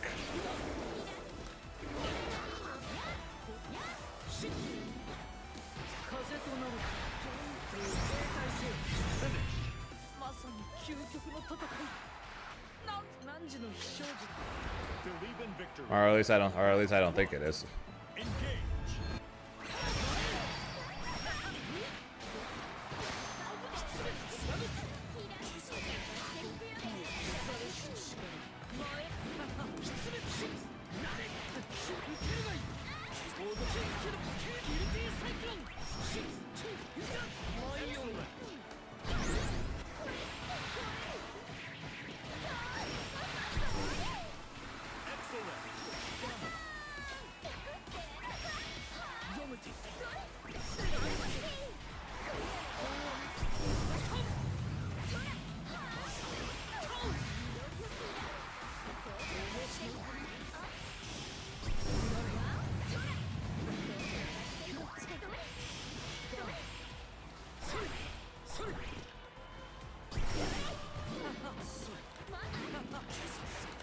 Really? Sprint forward DP. Really? Battle 2. Engage.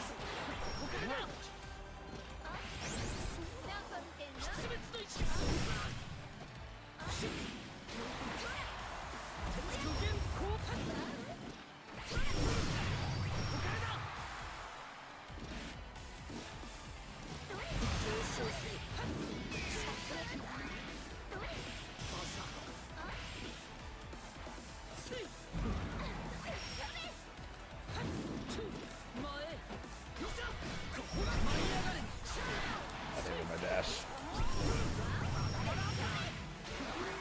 Okay.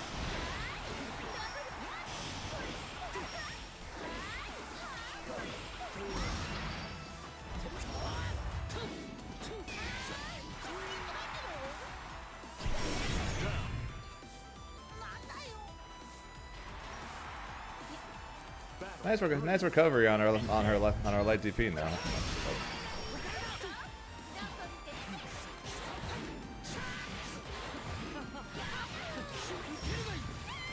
So fucking stupid, man.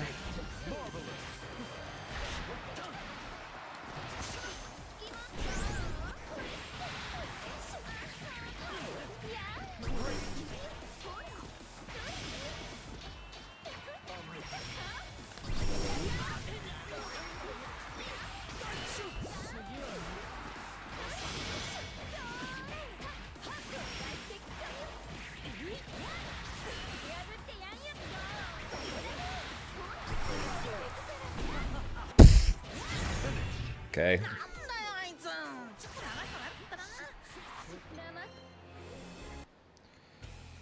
Buff her and nerf Grim. Okay.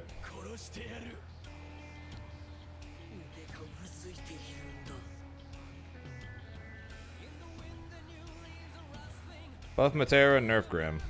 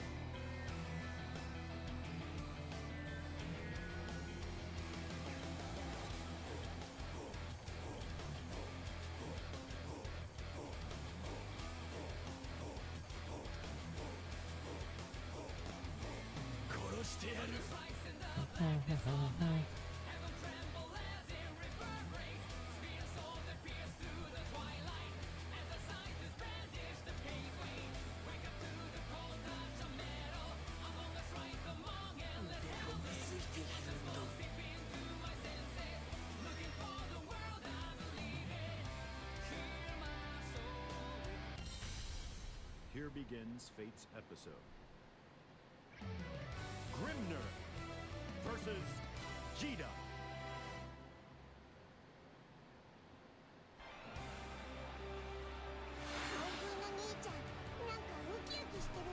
The EX version? Yeah. Battle 1. Engage.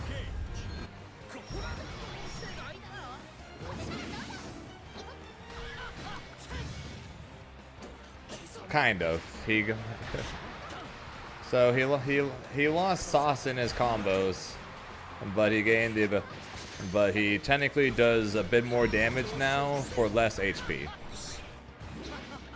So he's basically reworked.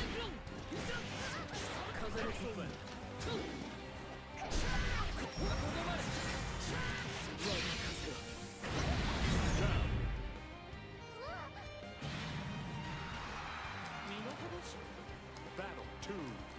Engage.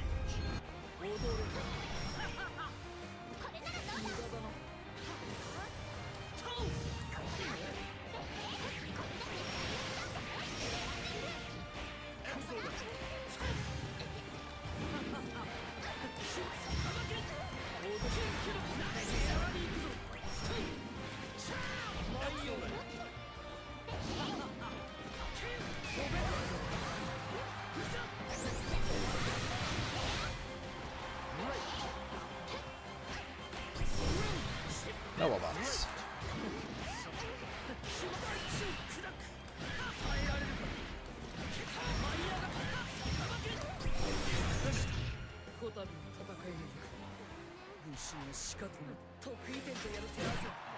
Believe in victory. Battle 1. Engage. I'm gonna say that every time I get a hit that should be a combo, but it's not.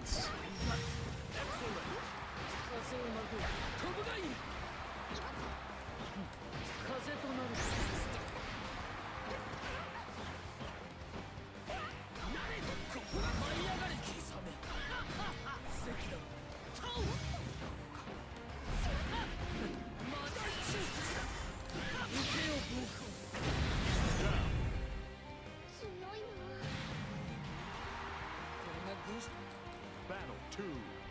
Engage.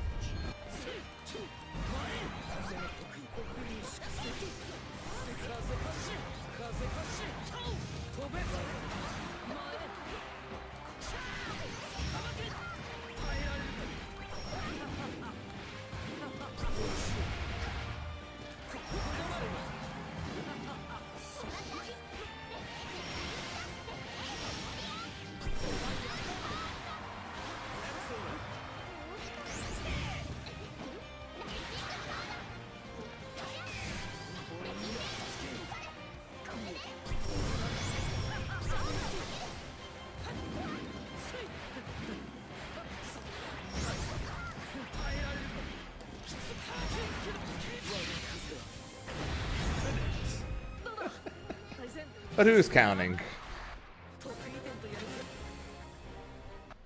Who's counting though, right?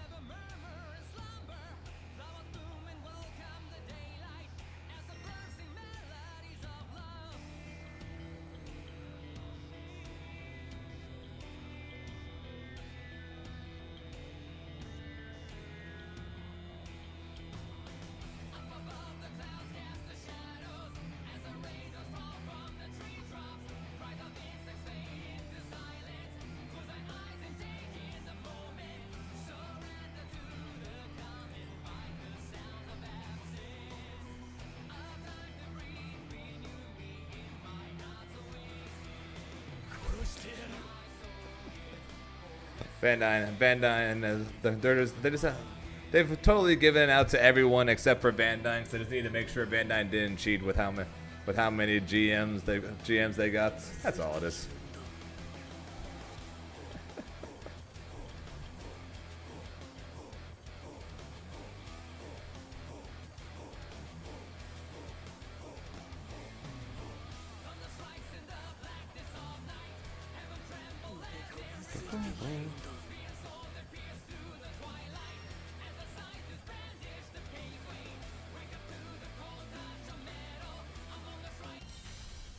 Here begins Fate's episode.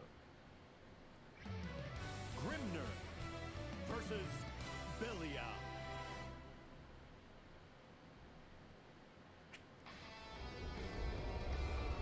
Believe in victory. I know I'm messing with you, and the reason and the way I know is because of the fact that you kept updating on us and kept having us check over and over again throughout the season.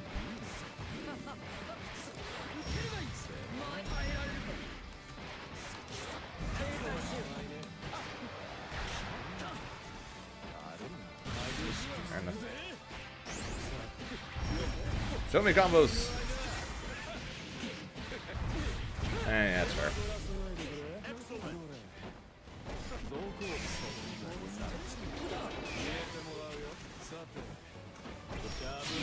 No!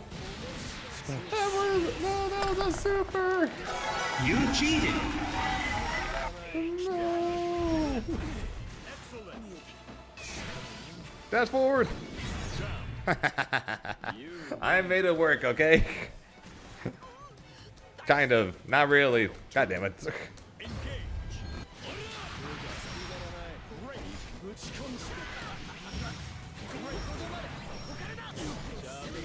Ole! Damn it.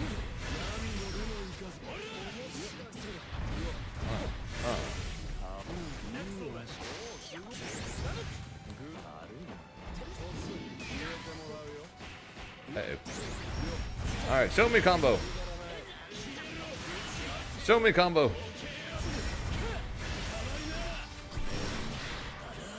Wow, that was disappointing.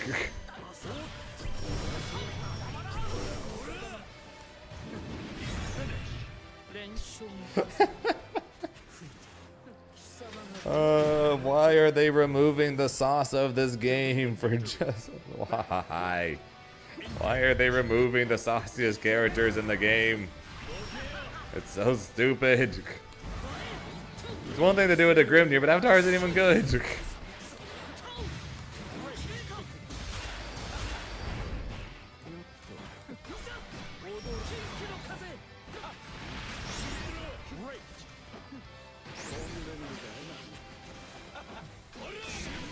Okay, still a super jump. What?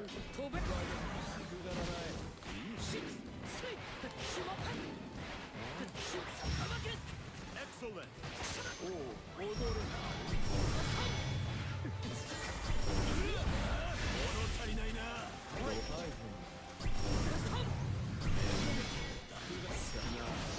Spin! Aw.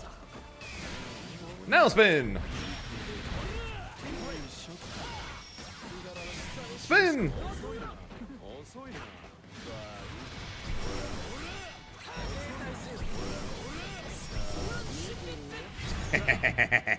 Sucker. Battle 2. Engage. That was a little stupid. That was a little stupid ending.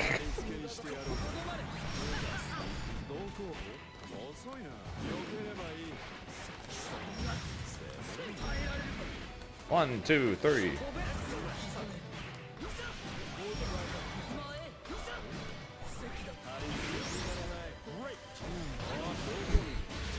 I suck.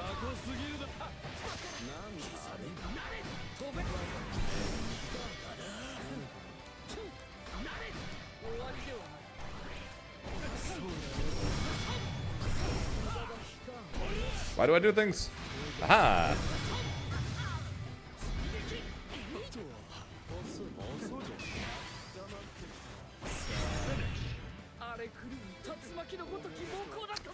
And empty jump, EX flight. Okay, it's an option. Wonder if that actually beats throw there. I wonder. I don't know. It's 5:30. One more win. As far as I'm aware of, Gus, yes, every character, except for the ones who've never been able to do it, can still super jump lights.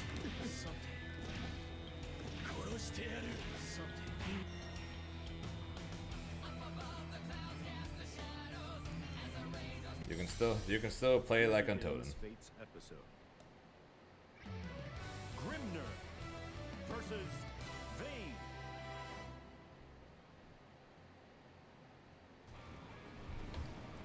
Believe in victory. Battle 1. Engage. And just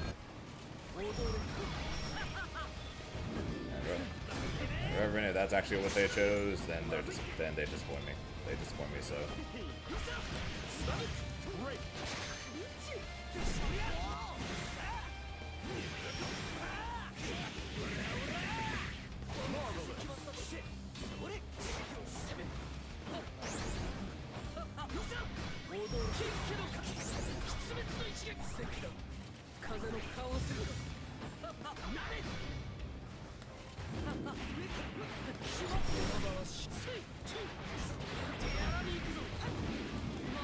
Oh my god, I was allowed to do a combo!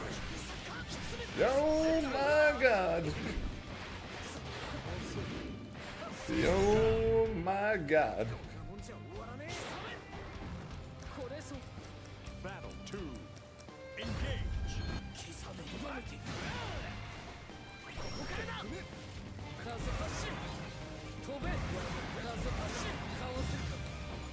What character are you thinking there, I guess?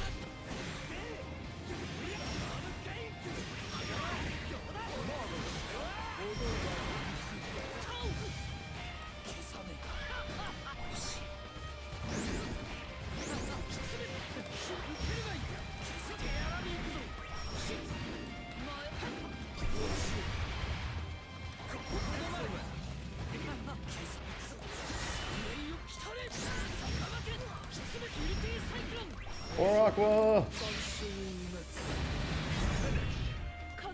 Yes, I still say that. Believe in victory. Battle 1. Engage.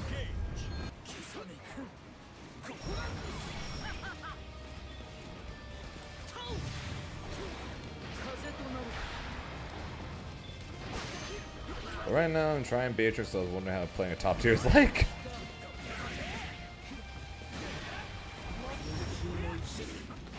Well, you're off to a weird start for that one because Beatrix has like half a fireball.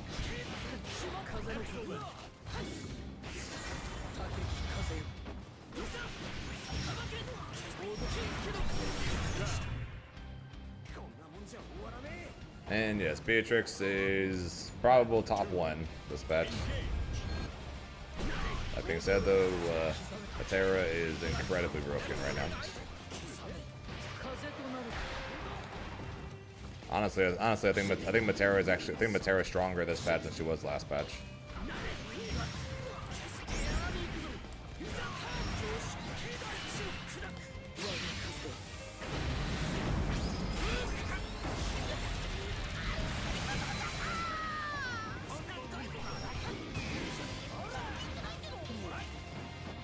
I think it's Beatrix, Boss, and Matera for top 3, and honestly, I think Matera might honestly be top 1 with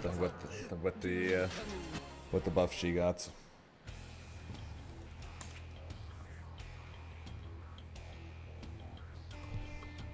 She lost 1 second off Ultimate Butterfly, though it still lasts for a full 4 seconds.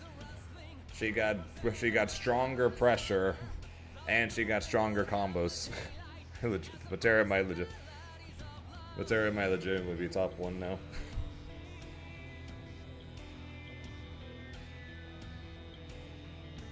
We'll see what comes out for Wilness. If Wilness does end up having a unseeable high-low that leads to combos in the corner, then odds are he'll end up being a top tier. That being said, though, what I've seen so far, I don't think he's Beatrix, Nosaraga, or Matera. So I still feel comfortable even this early on in saying that those are the top 3, and Wilness will not be unseating one of them.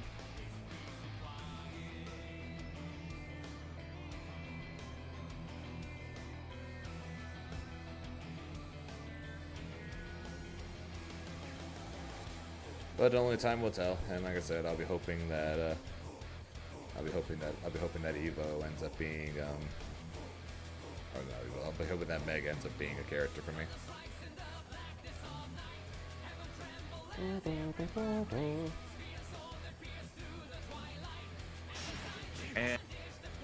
But like I said, that's going to be, I think, my last match of the stream. So I'm going, and because even though I didn't enter it, doesn't mean I'm still not going to raid them.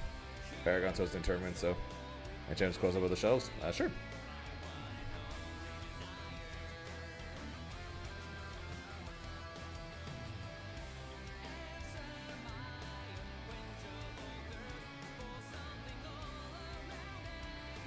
Be warned, Giant Zane incoming.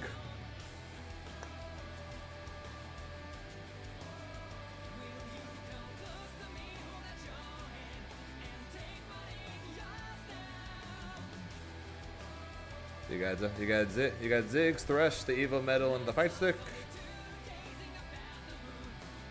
Couple new ones I got. Madoka, Angel Madoka, and Devil Hamura next to Ashe and Ezreal.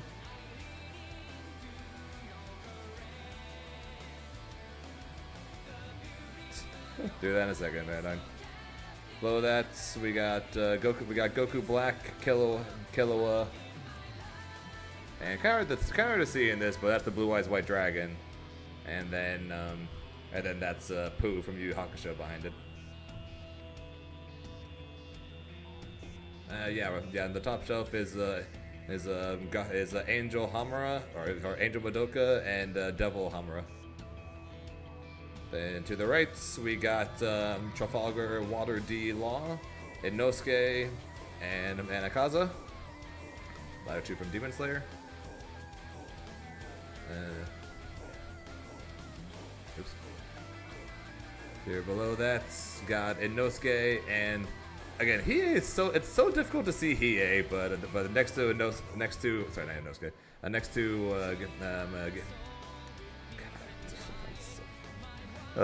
not Inosuke, Giryu, sorry, not Inosuke. I'm so stupid, I'm sorry.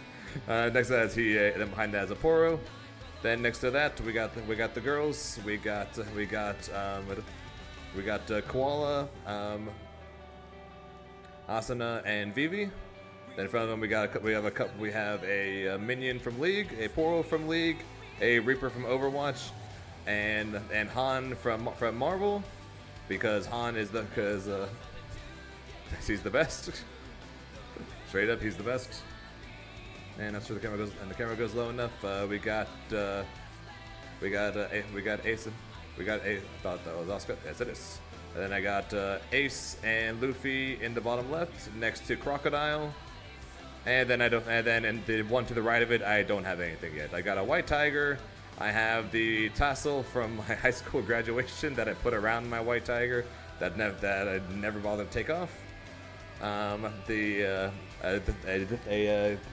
disc case of a bunch of games, and then a water bottle that I used to use. And that's all the figures on my shelf at least.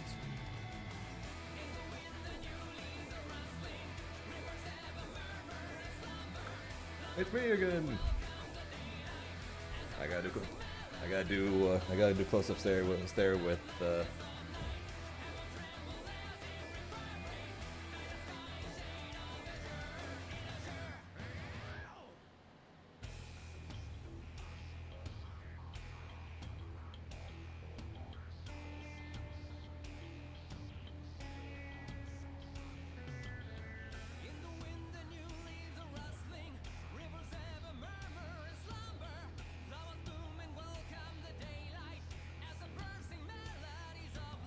There you go. And yes, I'm very excited for the new Madoka movie. I remember the percentages. Go back to normal, then I can try and fix it.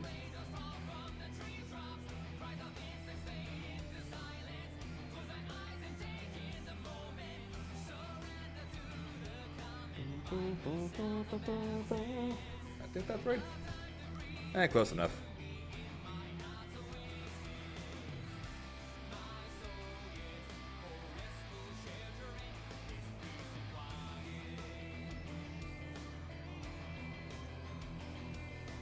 Demon Slayer movie?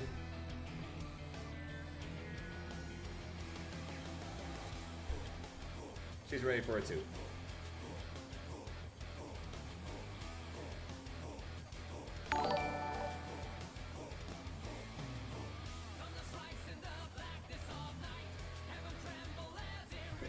I got Tiny Nezuko because she's the most adorable thing alive.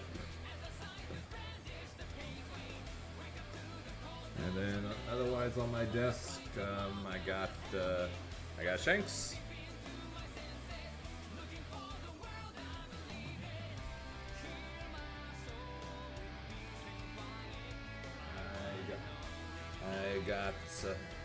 I got Sabu.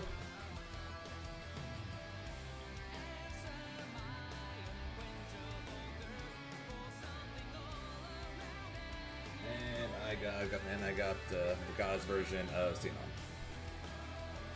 And that's basically all the figures I got.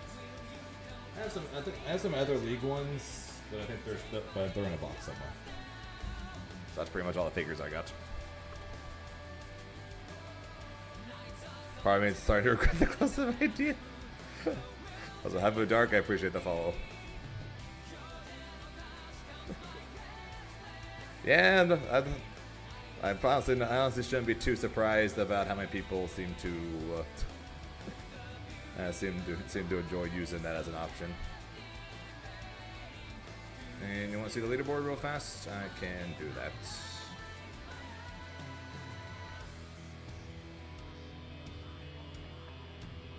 So here's the leaderboard. So we have our three auto qualifiers. Kasasagi, Koji Koko, and Zerom. Two of which I have lost. Two of which are the two which beat me to do it. Then you have the 8 current qualifiers. Myself in first at 595. And the cutoff is currently at 115, which is Incendiate. Yeah, Kusasagi winning Evo Japan is the only current auto qualifier who didn't beat me in the finals. Evo Japan champ, Evo champ, Combo Breaker champ, Combo Breaker, and Evo runner up. I suck. Miri only one head stomper, correct?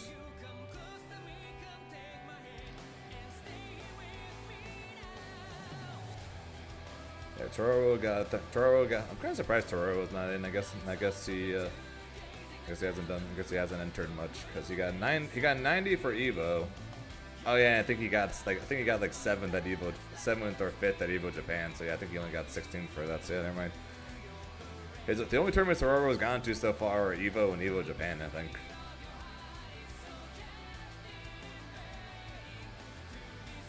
Meanwhile, Skill, Fitizen, Saki have just been destroying everything in Europe. And then the next 2 weeks have tournaments in Europe, including a Gold Plus event. Because Europe just has everything. Fortunately, but I'm complaining like I'm not guaranteed to be in it, so it's fine. But that's qualify anyway, so it's fine. And I've got 3 more tournaments on my radar anyways. 2 golds and one plats. But yeah, so that's where that's the current point leaderboard. Zerom's like I'm not going to enter any tournaments. I appreciate that, Nino. Yeah, Zerom's like, I'm not going to enter any tournaments till the end of the year. Shows up at Common Breaker. Okay, this is my last tournament until the end of the year. Just wins it, auto qualifies, and now doesn't have to worry. And now just doesn't have to worry about it.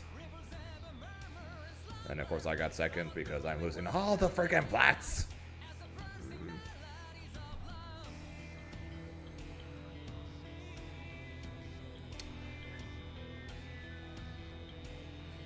Anyways, though, now I'm going to say that's the end. Since I had said that like 20 minutes ago. Then went on a tangent talking about all my nerd stuff, pretty much. But like as I was saying before, though, I am going to send you guys over to Paragon, who is currently hosting their weekly tournaments for Grand Blue, so go ahead and make sure to show them some support, since they, of course they are my sponsor. So that them sponsoring me allows me to do more stuff like this with you guys. So we want to show our support to them. Until then, but before I clicked raid though, I gotta say thank you guys for watching. I appreciate it. Before I go, of course, quick shoutouts as always to the GOAT. Fenrich with the raid of 175. That's a lot of goddamn people. Those of you guys who stuck around, God bless you. Besides that, of course, quick shout outs to Pazzy with the 29 months with Bethesda, with the 26, as well as the 10 gifted. I appreciate the support. That's going to be it for me. We'll be back tomorrow, though. We're doing more Grand Blue as per usual. The German event starts tomorrow, so we will watch that, see who makes top 8s, and then we will be playing Grand Blue like usual. So until then, hope you guys have a good rest of your day. Never talk to you guys because time zones, as always, are a very weird thing. Until next time, I will talk to you guys later.